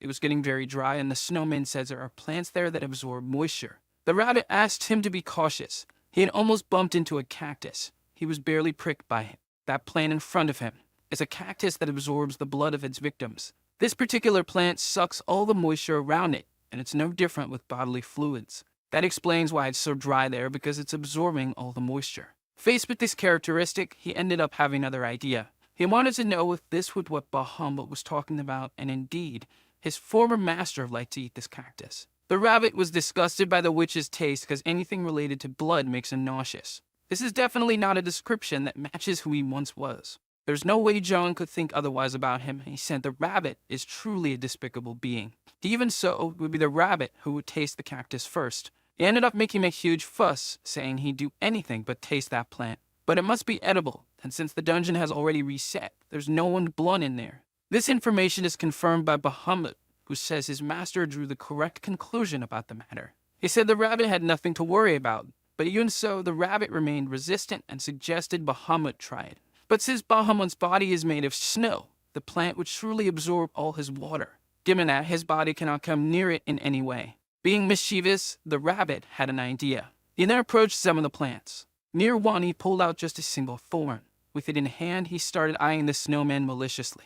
Then he began chasing him with the thorn in hand, much to the snowman's despair. He kept bothering him, telling him to change his tone when referring to him, but Bahamut said it's the rabbit who has bad manners. Seeing this, John had difficulty understanding why Bahamut was afraid of his simple cactus thorn. So he decided to test a few things himself. Approaching the cactus, he did the same thing as the rabbit. It's possible that small thorn could be used as a needle. Soon he made some protective gloves to be able to work, and the rabbit couldn't understand how they were made so quickly. But Zhang said he had already started making the glove earlier, and the rabbit wondered why he perfected useless skills before his main one, which is purification. He would have the task of removing the thorns and the rabbit of eating the cactus. The first stage of the work had already been completed. Now he needed to cut the cactus and asked for the knife to be handed over. Carefully, the snowman handed him the butcher's knife. Zhang began making very precise cuts. But his blade came across something inside the cactus. As soon as he removed it, he was intrigued by its resemblance to something else. It definitely looked like a watermelon, even the smell was identical. Worried, the rabbit asked if he really had to taste that atrocity, but Zhang said he would do it in his servant's place. The rabbit still thought it might be a trick, but Zhang insisted that he couldn't make his subordinates face such great risks. With his mouth watering, he took the first bite of that piece of cactus, which was followed by a second bite. By the third bite, his face could no longer hide the satisfaction he felt. Seeing this, the rabbit watched in disgust as the blood dripped from the plant's flesh. His former master ate the plant and said it was delicious and refreshing. Baby John had the taste of a witch. Now the rabbit couldn't look at him the same way, as his master savored that wicked plant as if it were nothing. After eating that piece, John said he had an even better idea now. He made a precise cut with a knife. As a result of his action, he had cut off the top of the cactus. With a sort of bowl in hand, he poured some cider into it. His servants watched that action, unsure of what it was, wondering what that liquid could be. Watermelon is the best fruit for making punch, and from now on, this is the watermelon cactus. In the middle of the flesh, there were even seeds. He then took one in his hand and examined it closely. It was definitely much larger than a watermelon seed. The snowman asked him to be cautious with the seed as it can absorb a lot of water quickly. It would be easy to plant them at the temple, and Alpha couldn't believe he intended to take that sinister plant there, but the more traps, the better. Not to mention that the sauna already has a lot of moss growing, and Alpha agrees that's a problem. Planting them near the sauna would be a way to reduce the humidity, and Alpha liked the suggestion. With the idea in mind, Jung opened a portal to return to the temple. He ordered his gorillas to pick the cacti and take them to the temple. He asked Bahamut to cool his punch, but Bahamut said he didn't have the energy to freeze everything, though Jung only wanted it colder. So Bahamut did as his master commanded, who said it's very useful to have him around. Now his watermelon punch was slightly frozen. The dungeon granted him another achievement. Now the watermelon punch will be 10% tastier, and it grants 20% more resistance to heat. This impressed him, but the rabbit was incredulous. Every silly thing his master does becomes an achievement. So he asked if someone else could do that, not to mention that it's a waste to eat everything alone. He sent the rabbit to gather the others and bring them to the temple. The rabbit did as his master commanded and told everyone everything. Now it's best that everyone returns to the temple. Since they were tired, they decided to head back immediately. As they passed through the portal, some remained standing still, and Sylvie stayed even after his companions had already returned. The rabbit stayed there until he realized that Sung hadn't passed through the portal, so he asked if something was wrong or if Sim wanted to make a complaint. Looking at the rabbit, Sung said that he still couldn't trust him. Since there wasn't much the rabbit could do, he told Sung to do as he pleased. But there was something that made him curious. He wanted to know why Sung let Jong live, as he would normally have killed him given that he did so often. The rabbit didn't want to tell him that he couldn't do it because of the system. He had his pride to maintain as a guide. Sung grew even more suspicious of the rabbit's silence, who seemed friendly but was never completely transparent. Suddenly, they was on their side now. It's hard to trust him in these circumstances. Sung asked the rabbit what his true motivation was. The rabbit said it was simple: to eat and live well, nothing more than that. Sung wanted to know what he meant by that, and the rabbit said that Sung was a complicated guy. His goal was the same as always: to live a life of splendor and luxury, living well and eating well. And with the way things were now, he had achieved much of that, as Jung's food was very good. In any case, he said he knew Sung was a serious and boring person, but they were wasting time there and should return soon. Threateningly, Sung said that if the rabbit ever did anything against his friend, it would be his last act. But this didn't affect the rabbit, who urged them to return. At the temple, Jung had already planted the cacti.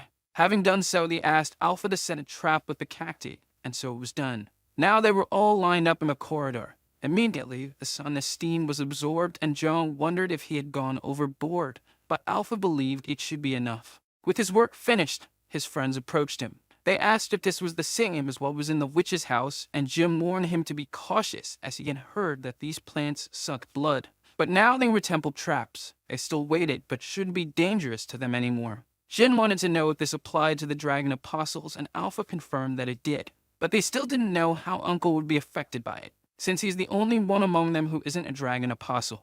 Jokingly, the rabbit said that in his case, all he needed to do was flex his muscles and nothing should happen. But Uncle replied that the cactus wasn't a mosquito, which made the rabbit wonder if that's how he avoided insect bites.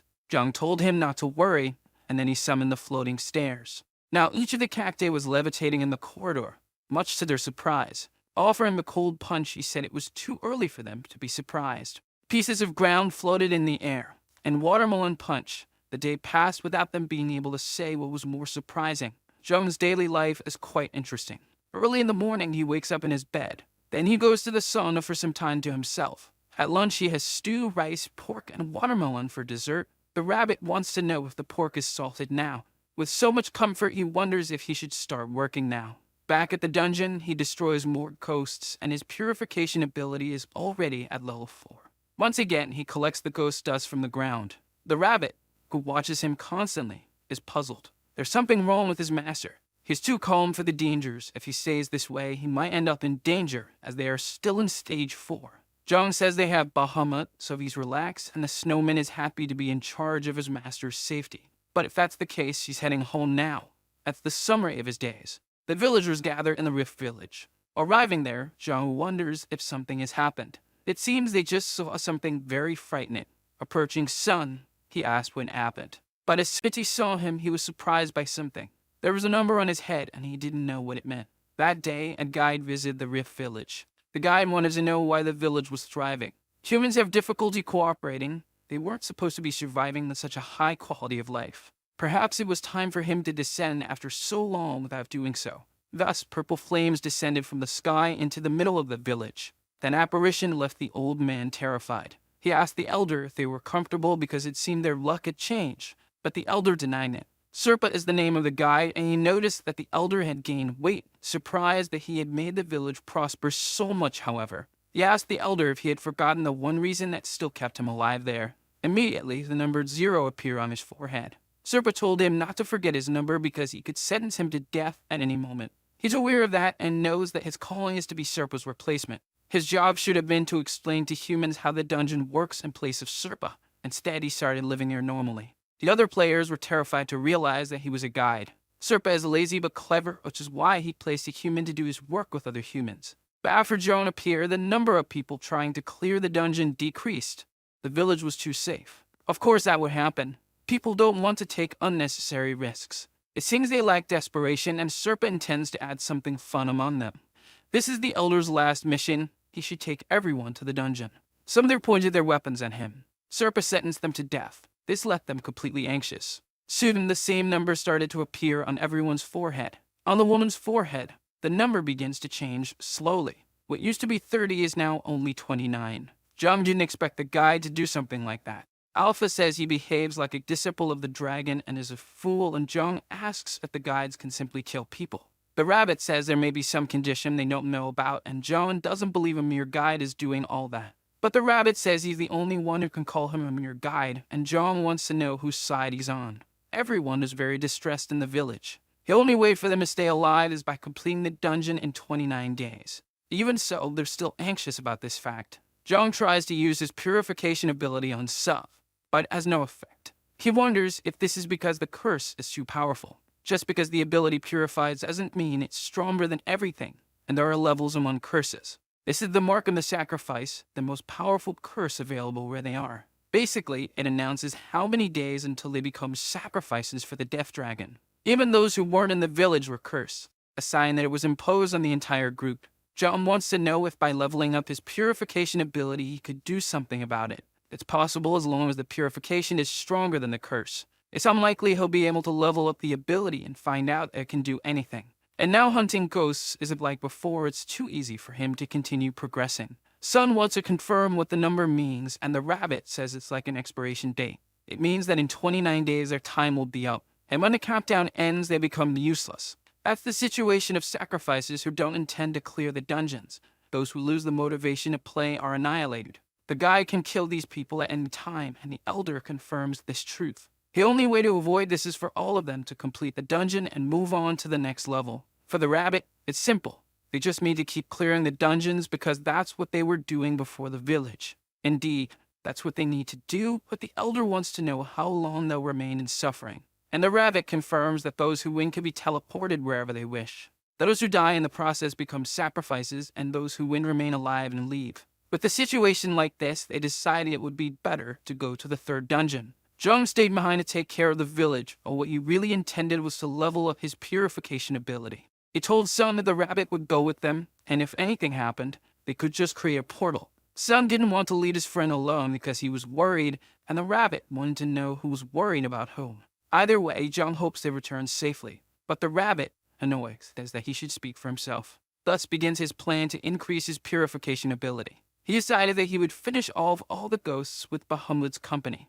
This is how he ends up completing the dungeon once again. Everyone is facing difficulties, as they need exactly that. The third and fourth dungeons are connected, which forces them to move from one to the other immediately. Serpa is truly intelligent, and Zhang was surprised when he saw that the boss of this dungeon had turned into a crowd of ghosts. Even so, he hopes not to encounter Serpa, so no bounty will be placed on his head. But Alpha says that's impossible, as he's no longer a sacrifice for the Death Dragon. Around the village of the Void, there's a lot of fog, and within it, many skeletons are wandering. Zhang is there, and he asks them to advance on him. But it's all part of his plan to use his purification ability. There are plenty of skeletons to do so. Since he can use it from afar, it's much less risky, and Bahamut is impressed by his master's skill. Even after all his efforts, he's still at level 4. He would keep at it until he got results, but the situation changed, and now his time is short. Alpha suggested that he purify the poison clouds that hang below the sanctuary. So he headed to the mountains of death. Upon arrival, he decided to purify the clouds that were in his path to the top. His range now was much larger than before, and the result he obtained was quite interesting. Finally, his ability reaches level 5. He's very pleased with the result and wants to keep going, but Alpha says there are no more clouds there, even though he can do this from a distance. The purification spheres soon vanished. It's as if there's a limit, and he had cleared everything within his reach. That's an obstacle. If he could fly, he would need to do this. But thinking about it gave him a great idea. Houseware. The guide wonders what's happening there. The witch's lair has been cleaned again, and he wonders why the players cleared the dungeon again. Besides leaving no traces, the floor is spotless, as if it had been swept. This made him question their strength and whether they're humans or monsters. Jong is quite happy and feels like this is going to be a lot of fun, so he placed several blocks in front of him. In his inventory, he pulled out a golem core. His question now is what the appearance of this new golem will be. On the ground, he makes some markings with a twig. If he only uses the levitating stones, the golem will just float and nothing more. They need to think about how to handle movement and balance so it doesn't become unstable in the air. Alpha says it's possible to infuse life energy into ghost powder, but you can't collect that energy again. He will only get back if he sacrificed the material. So Jung starts thinking of ways to control the golem's weight. Thus, he arrived at the first possible design. Seeing what his master had drawn, Bahamut is surprised. His master is very talented at drawing too, and that cockroach looks amazing. Jung tells him that it's actually an octopus. He didn't like the snowman's comment, which made him fear being punished. He says his master is a genius but was born in the wrong era, so he ends up being misunderstood. Jung told him to stop with the flattery. He was determined to fly in an octopus and would make the interior hollow to stay inside. Alpha praises the idea as it blocks the poison clouds and the excessive wind. Not to mention that if he wants to descend, he just adds more dirt, and if he wants to ascend, he simply removes it. Its mouth will be the entrance and the cannon from which he will fire his ability. Bahamut wants to know what those holes are, and Jong says they are the spots. Hearing this, Bahamut thought he could become the captain of that vessel. But his role is to operate the engine. With the design settled, it's time to start building. He handles the earth skillfully. While working, Bahamut brings water to him. Jong refreshes himself a bit with a cold drink. And to top it off, Bahamut releases a softly cool breeze over him to revitalize him. After finishing everything, he asked the snowman what he thought of it. The octopus was finally ready. For a moment, Bahamut was speechless, but it was truly impressive. The interior is warm and the tentacles have been reinforced with a potato plant, and it can be maneuvered in any direction. Alpha says it's very big, but John has enough material to make it lift off. Strategically, he begins positioning them around the golem. It was time to inject life energy into it. The tentacles began to vibrate for a moment. Soon he began to completely lift off the ground. The octopus was in the air, to his surprise. To finish everything, all that was left was to place the golem core as well. He needed to build a staircase to reach the octopus, but he completed the final step. Then he ordered the golem to rise. His eyes began to glow, and the golem was finally alive. In front of that thing, Bahamut said it could even be a dungeon boss and congratulated his master on the achievement. Now it's time to test the flight. The octopus was in front of a huge cliff. From inside, he gave the order for Bahamut to start working. The first in charge said they were moving out and then blew a small breeze outside. It generated enough force for the octopus to move out of place. Finally, the golem was moving, leaving Jong fascinated. The feeling was great and made him feel like a captain on the seas. Since they were so high up, he placed some blocks inside to reach a height of the clouds. Soon, the octopus was already very close to them. This way, Jong could use his purification ability with greater reach. He kept doing this from inside, but traces of the clouds entered his nostrils. Feeling lethargic, he made a mask for himself using his purification ability. This made him realize he needed to be cautious. The octopus flew through the air, eliminating the poisonous clouds. Alpha said that John could carve stones, earth, and now even clouds. After working, he thought about taking a break and sealing the airways with some earth. After a few moments, he started feeling unwell. The feeling he had now was definitely uncomfortable. He asked Alpha if they could open a portal there, which was possible if the coordinates were fixed, so he ordered Bahamut to stop. Shivan was back inside the octopus. He went to strengthen the leather, which now better absorbed impacts. Now traveling with the octopus was much more comfortable as he felt fewer vibrations. Lying on the ground, he ended up falling asleep. A crack opened in the hull and the poison began to enter. Bahamut closed that crack with some of his ice so he wouldn't have to wake his master. Since he had worked a lot that day, he thought about anchoring the vessel himself, and he would do it as smoothly as possible. He managed to get the octopus stuck to the cliff and wish his master a good night's sleep. Finally, the morning of the next day arrived. John got up from the ground, surprised. He tried to understand for a few moments what happened. It had been a long time since he had slept so well, and he wondered if it was the effect of the poison, because if it was, he would get addicted to it. Since he had rested well, he thought about starting work right away, but there was something to do first. So he asked where they were. Apprehensive, Bahamut said he had docked on the cliff because he was worried they might lose their position in the middle of the night. And indeed, they were already lost and far from where they had been before. The purification ability was still at level 5 of the intermediate stage, and what he wanted today was to make his work productive. Thus, he began the process of purifying the clouds. After some time working, he began to think. Bahamut wanted to know what was worrying his master. He had thought his spheres only flew in a straight line, but he was wrong. He pressed it a bit with his hand. As soon as he let go, it curved, as if it had an effect. Even though it was just a small thing, he was happy to discover that. This made the snowman happy as his master was mastering magic. John was surprised by this comment, that he could control magic. Bahamut said it's possible to use magic in different ways, even if it's the same magic. Since that's the case, he wanted to see how much he could make his spheres curve. Practicing, he managed to make the next one curve even more. He used some baseball terms, but the snowman didn't understand a single thing. So he tried again with a 90-degree launch angle. Practicing a bit more, he was already able to make semicircles with ease. After a while, he felt his head throbbing. Alpha said he had overexerted himself, and that he wasn't a mage like Bahamut. Controlling magic demands a lot of mental strength from the individual. Bahamut bowed, saying it was all his fault, and now his master's body was sick. But Zhang said it wasn't that bad.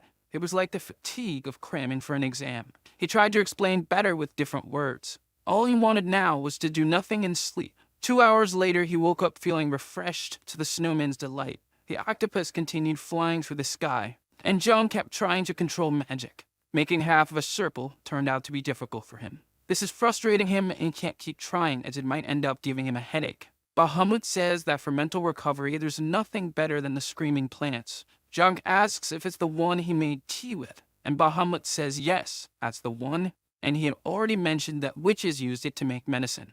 Alpha doesn't recommend doing that, but he's already done plenty of unadvised things, and Zhang remembers that the taste wasn't bad at all. Bahamut says that the efficiency of magic increases when body and soul are aligned, and the drained mental strength will soon be restored. Now he can't wait to have a cup of tea. The fire is already heating the water on the kettle. Zhang cuts the mandrake to make the tea. Soon, the drink is finally ready. He pours some into the cup. Before drinking, he inhales a bit of the aroma coming from the beverage. Just the smell makes him feel like he's getting healthier.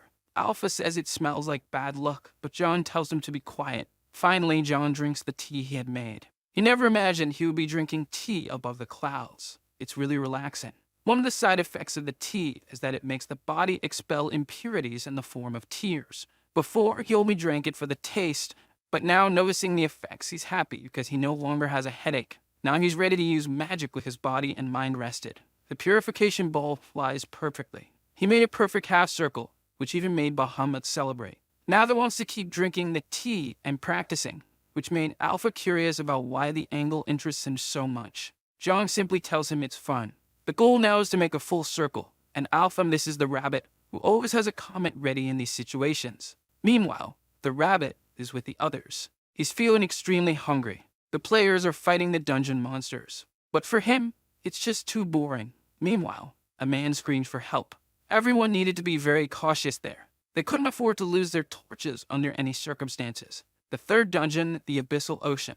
That place is filled with the densest darkness. It wasn't an ocean as the name suggests, but full of mud and covered in a thick black mist that shrouded everything.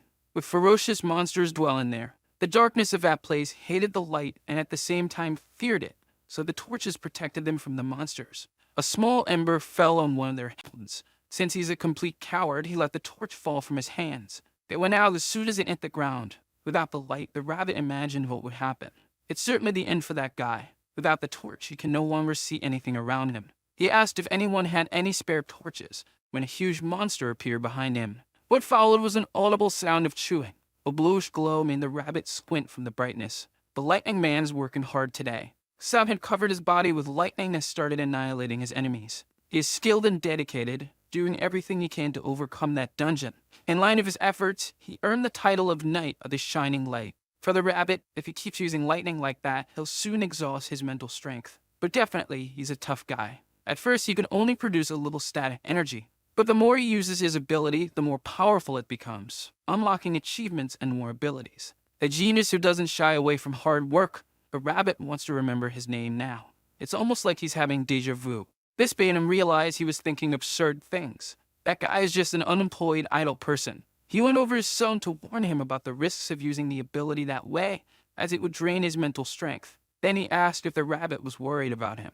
But he can fully recover with a bit of rest, thanks to his ability. Even so, the rabbit says he wouldn't recover completely, as he's not half of what the other guy is. In the middle of the explanation, he decided to give up on continuing. However, he agrees with the rabbit that Jong is always way too relaxed. But that's something he respects about his friend, and he knows he can't be as laid back as his friend. Not until he gets rid of that mark on his head. The rabbit understands the concern and both come across something.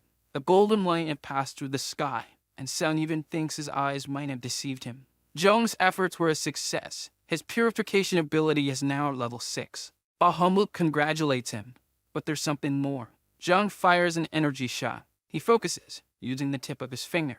Now he can control the energy sphere, and it made a complete circle. He's thinking about applying this to the golems. The energy sphere is orbiting the octopus, but it only lasts one round. Alpha wants to know the purpose of that, and Jong says it's cool, and he leveled up as soon as he made a circle. Skill control has a positive effect on its progress. It should be an achievement in itself, and looking back, he realized the rabbit wasn't with him. Right when he needed to ask him some questions, he wonders what the rabbit is doing now. He thought about going to them to test if his purification is effective in some way. At one of the windows, Bahamut sees something that makes him call for his master. The situation outside is a bit strange. Besides there being no clouds, it's very dark out there. He wants to know if it's already night for it to be so dark, but Bahamut says he just had lunch recently. Maybe it was a new type of poison, so he fires his purification spheres. They fly forward for some time, until they disappear, as if they were swallowed. Looking at that, it's as if the darkness had devoured them. Bahamut says that's a trace of the abyss.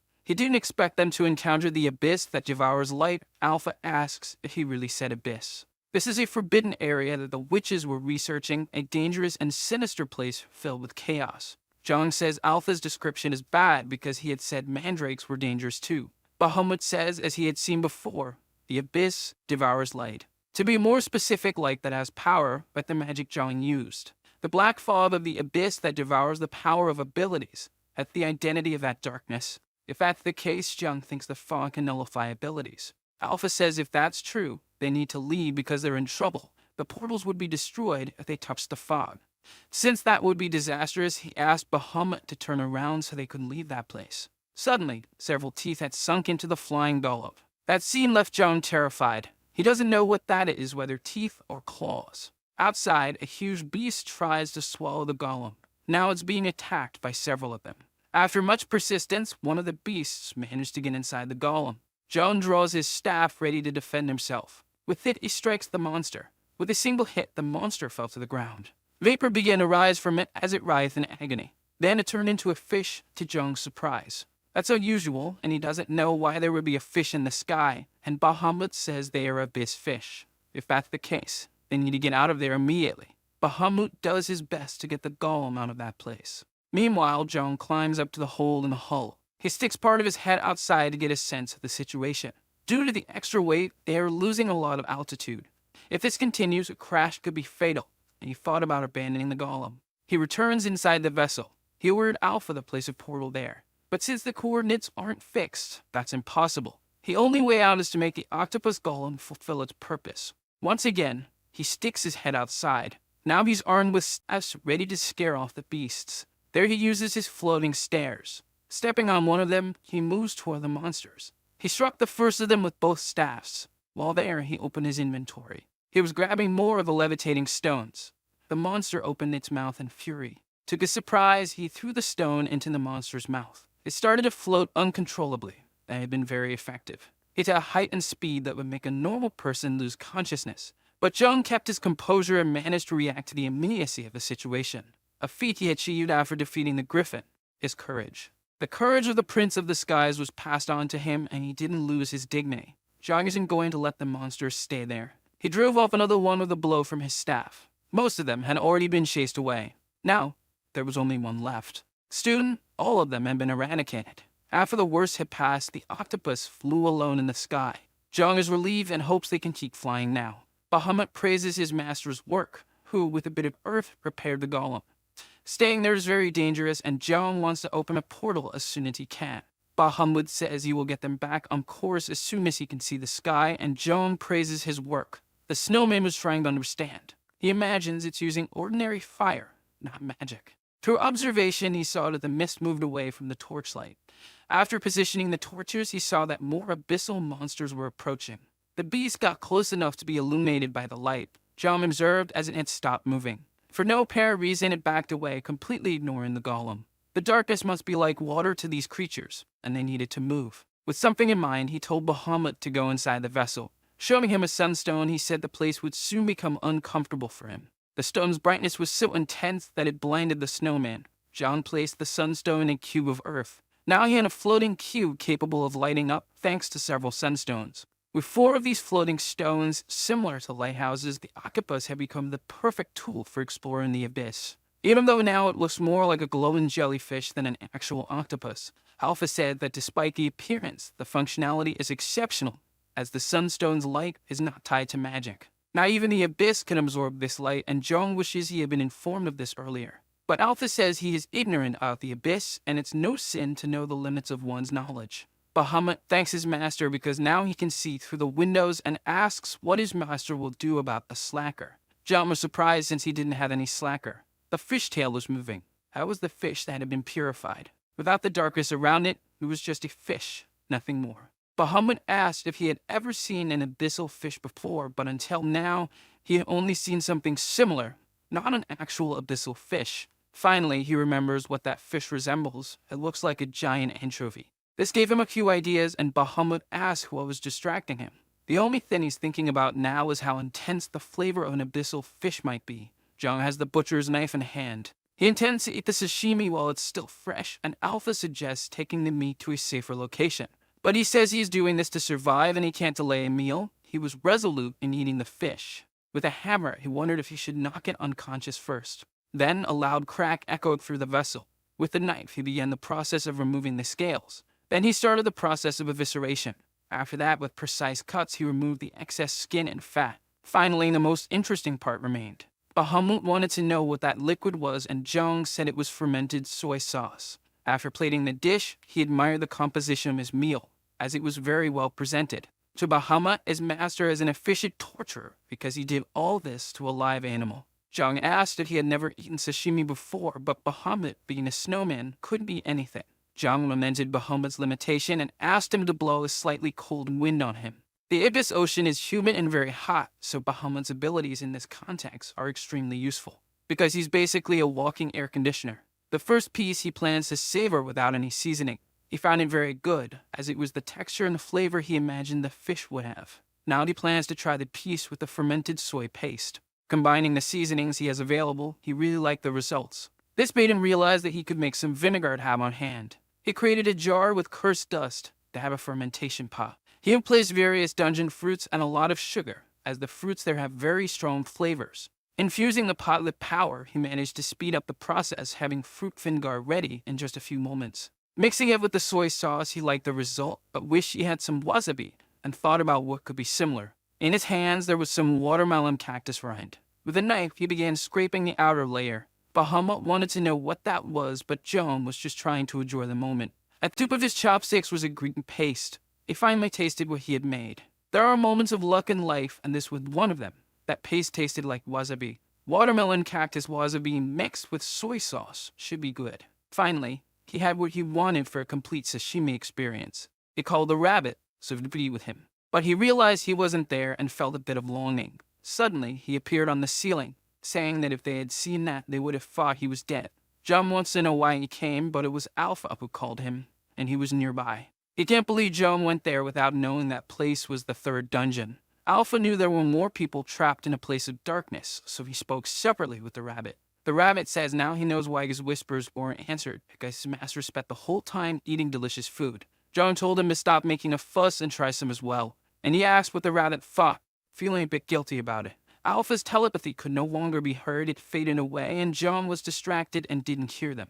He had loved the sashimi, but said it wasn't the best time since his friends were in danger. This made him agitated, and he asked why they only mentioned this now. But the rabbit tries to downplay it, saying it wasn't an urgent matter. John doesn't understand how something dangerous could not be urgent. Even so, he limits himself to saying that John will understand once he sees it in person. Agreeing, he calls for Bahamut, who was already in command of the vessel, and they are setting off. The rabbit impatiently taps his foot outside. He told him to follow his directions, as it's very easy to get lost there, but he couldn't stop thinking about when they had made that new golem.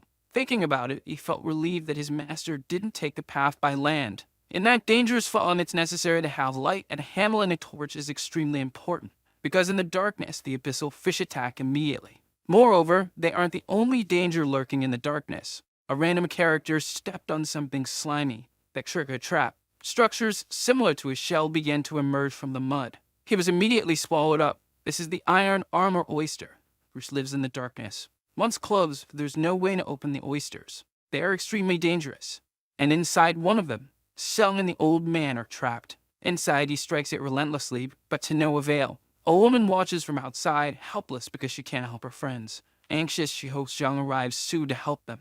In the middle of the darkness, someone screamed for help, calling out for Jin. With his enhanced vision ability, he warned that the monsters were coming from above, on the left, and below on the right. This allowed his companions to defend themselves against the monsters. Hidden in the water, a cat is approaching them. Jin recognizes the sound of that animal. It's the shadow cat. He warned everyone to watch their feet. With a precise jump, it managed to extinguish the woman's torch. Of all the things it could have done, this was definitely one of the worst. Jin realized that the cat was only attacking the torches. Inside the oyster, the old man is already exhausted from hitting it so much. Of everything they tried, the only thing left is for Sung to use his lightning to try to break out of the shell. But he can't do that inside. Concentrating his power, he believes he can destroy it, but it could be risky for his friend. He knows the risks, but if they do nothing, they will die, and with every passing minute, there's less oxygen for them to breathe. Confident in his healing ability, he asks Sung to try to break the shell. But Sung doesn't want to take that risk and prefers to wait for Zhang to arrive and help them. Even so, the old man says they can't rely on that, and opening the shell with sand golems might be impossible. Hearing those words, Sung became a bit thoughtful. The old man sighed as well, as no solution for them is easy or safe. They are trapped in a den oyster because they killed it from the inside. If it were alive, they could have made it spit them out voluntarily. Faced with this difficulty, Sung believes that if it's John, he'll definitely come up with a solution. Since they know he's coming their way, they decide to wait for his arrival. A bright light begins to appear in the darkness, blinding their eyes. One of the players wonders if that glow is coming from the dungeon boss. The closer the light gets to them, the easier it is to see what it is. That shining thing is definitely on their side in this. Jin asks Zhang if he made some kind of golden carriage. Descending from the golem, he asked that his friend was okay. Now that place is as bright as day. Approaching, he placed his hand on the small one's forehead. He immediately used his purification ability on him. Even with his stronger ability, he couldn't lift the curse. If he had known things would turn out like this, he would have attacked the dungeon with them. But the rabbit says that rewards aren't always proportional to effort. Zhang prepares to punish him for the comment. Seeing that he didn't get hit, he asked his master what happened, and Zhang said he felt a bit nostalgic for him, to the rabbit's surprise. The boy hopes Zhang will handle the situation as Sum is in trouble, but Zhang is confident he can help. After everything is over, he wants to hear from him about everything that happened there before he arrived. Placing his hand on the ground, he created another portal. It appeared in the middle of the darkness, and the golem started coming out of it with a simple order to protect the people. A player wonders who that is, and a girl affirms that he's definitely not from the Rick village. So you should take a closer look, because that is an incredible person. Finally, he approaches the oyster where his friends are trapped. Finally, he began his work cutting the shelf. The material was really tough, and he had to use the strength of the boar. This made the force applied to the scissors enormous. Even so, he accomplished nothing but destroying the item he had crafted. However, the hole had gotten bigger, and Teozao asked where he got those scissors. He said he made them himself, and now that the space is larger, he suggested passing the item to them to cut from the inside. Finally, Teozao had the scissors in his hands. Unfortunately, on first attempt, the scissors broke with the boy's monstrous strength. Persevering, they managed to get out of there after breaking 4 pairs of chimera ant mandible scissors. Outside, Teozao is deeply grateful for being saved. Some whispers that not long ago Teozao was incredulous. This made him try to make amends, saying that he had faith in his companion. They gathered to check if everyone was okay now. Since they are outside, Sung wants to test something, because it won't be dangerous for anyone under these circumstances. In his hands, a devastating blow is prepared. The other players watch in disbelief that someone could have so much power. On their side, the rabbit isn't even impressed anymore by Sung's talent. On the other hand, Taewaza was grateful that he didn't convince Sung to do that while they were both trapped in the oyster. His hand touches the shell, causing it to crack. Right after that, the entire material shatters. He's very happy at work, while the others are impressed by his power. The rabbit says he's just a show-off and should have done that when he was trapped. He said that from now on, he'll handle the oysters and if necessary, he'll stay trapped inside them alone. Jong goes to the remains of the oyster to examine the material. Looking closely, he began to think about the possibilities. Indeed, it looks a lot like metal. Approaching him, the rabbit wants to know what foolishness he's distracted by now and if he plans to make a shield. Smiling, he asked if the rabbit knew what Raiden was. The strength demonstrated by his golems is similar to that of a dungeon boss. Besides being powerful, they never tire. Not to mention they have the ability to regenerate after taking damage. Even so, no matter how solid they are, Earth is still Earth. In other words, against stronger monsters than Earth, they're not capable of much. A Raiden is a piece of craftsmanship made for oyster shell. That gave him an idea to overcome his golem's weakness. If he made armor for them, it would significantly increase their defense. It's plausible that they would have full plate armor, but Alpha corrects the rabbit, sending it would be scales. Faced with their discussion, Jong prefers not to participate in the semantic disagreement. The snowman tells his master that it's really a genius idea to make armored golems. But the rabbit said Bahamut is slow and armored isn't the right term. But Jong loved that name and decided they would be called armored golems. Looking at the oyster, he saw that it resembled a mussel and Raidens were often made from them, which he understood as a divine sign. Looking at the design, the rabbit asked if they wouldn't fall off the golems, and if he planned to tie each one. There's no need to use ropes as he's going to cook the golems with this material. They aren't glue, but the structure itself causes them to stick to one another. The rabbit didn't understand the explanation, and Jong wasn't sure how to be more explanatory. He doesn't know the answer to everything, but he's certain that this material will be useful for the task. Looking at the black liquid, the rabbit asked what it was, and Jong said it was ant saliva mixed with oyster shell. With the idea in place, it was time to start gathering the raw materials. Sung was destroying oysters with his lightning. Jong was tasked with finding the oysters, and soon after, his friend would come and destroy them.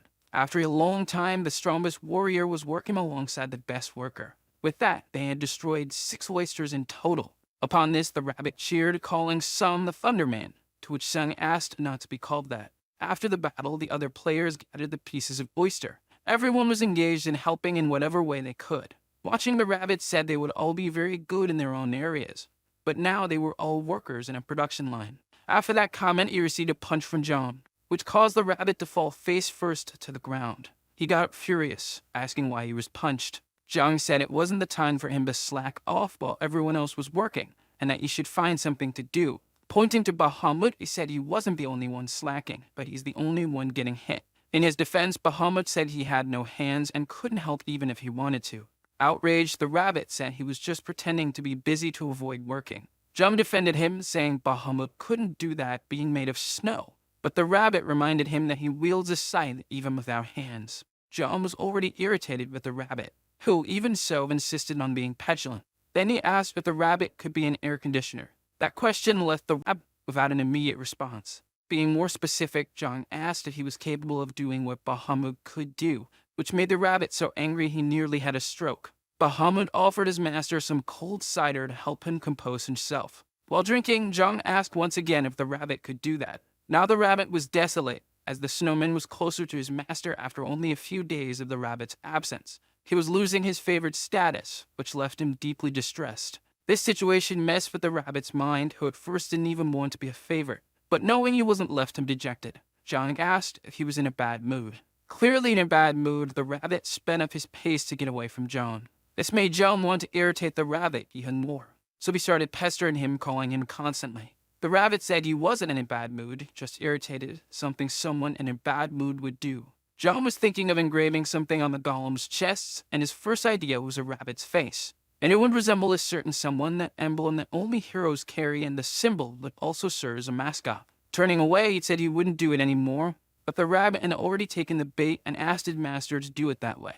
Finally, they started the process of armoring the golems. The oyster shell pieces were nailed one by one with a hammer. They were coated with a solution made of oyster shell and chimer and saliva, ensuring they stayed properly attached. Only one last detail was missing from the armor. Now they had the rabbit emblem on them. Jong asked the rabbit what he thought of it, and the rabbit was completely enchanted by the tribute. Trying to hide that he was flattered, he said it was good for something made by Jong. That was the first armored golem made by Jong. Strategic parts of his body were protected. Moreover, the armor fit perfectly around it. The golem now had a much more threatening aura. They admired the result of Jong's work. Sung said it looked very intimidating in addition to actually looking strong. He even asked if his friend had experience with manual skills, but it was just his artistic sense. A characteristic golden glow appeared on his face. He earned the achievement of creating armored golems, and with that, the armor was now part of the golem's body, and it would regenerate without the need for more raw material. That is more than expected, as the armor will regenerate on its own. The rabbit says that it's so amazing it feels like favoritism, but Jong asks him to just look at that masterpiece. The rabbit can't disagree, especially since his face is engraved on it. What's strange is that Jong isn't a mage and he keeps creating more golems anyway. He's puzzled as to how that's possible, and maybe it's only because he's an anomaly. Alpha says there's nothing wrong with that. The beginning of golem creation was with manual skills. Using magic for that came much later. The rabbit asks if, at first, they were made the way the human does, to which Alpha confirms. Since there was no magic, life was infused into those constructions. It was something considered to be within the domain of the gods. Now the rabbit is surprised that the conversation started with golems and is already talking about deities. That's what he thought at first. Cars and airplanes are made by human hands, and golems shouldn't be any different. The rabbit wants to know how Jong knew of it if he just heard it from Alpha. But Jong simply believed it, even though he hadn't mentioned it before. In any case, it wasn't the time to talk about that. Since their firepower had increased, it was time to move forward. A few days passed, and the countdown continued. They need to finish the dungeon soon, as only 13 days remain. Then they look at the old man. He just apologizes as he doesn't remember the way to the end since it's so dark there. Things are definitely not easy. However, there's one thing he still remembers. They need to go through a high place. As far as he recalls, the place they need to go is at the top of a hill. Thinking about this clue, Jung is happy that at least they have it as a starting point. Knowing this, there's only one direction they can continue moving, as what they have been trying led nowhere. Jin corrects him, saying that the direction he suggested is the one they are already heading in. The light from the flying octopus illuminates the place. They continue moving forward, protected by the light from the vessel. Sun destroyed all the oysters and appeared along the way. What remained of them was gathered by the players and handed over to Jong. He was now making the second armored golem, and the work was much faster since he already had experience. The abyssal fish are still a deadly threat, but now there's something much more dangerous than them. It's Jong's armored golems. Their hardness was such that the fish's teeth broke when they tried to bite them. Those fish are no longer a threat to them. From atop the octopus, he observes the power of his creation. The rabbit says they are protected even in the dark, but Jong says it would be useless if there were a fish bigger than the armored gorilla dinner. The rabbit wishes Jong would praise him more. Someone shouts that there's a shadow cat there, but they couldn't catch it. It heads toward the flying octopus. Its paws end up touching the sunstone. That contact triggered a reaction. The cat managed to extinguish the sunstone. Our video ends here. If you liked it, subscribe to the channel. See you next time.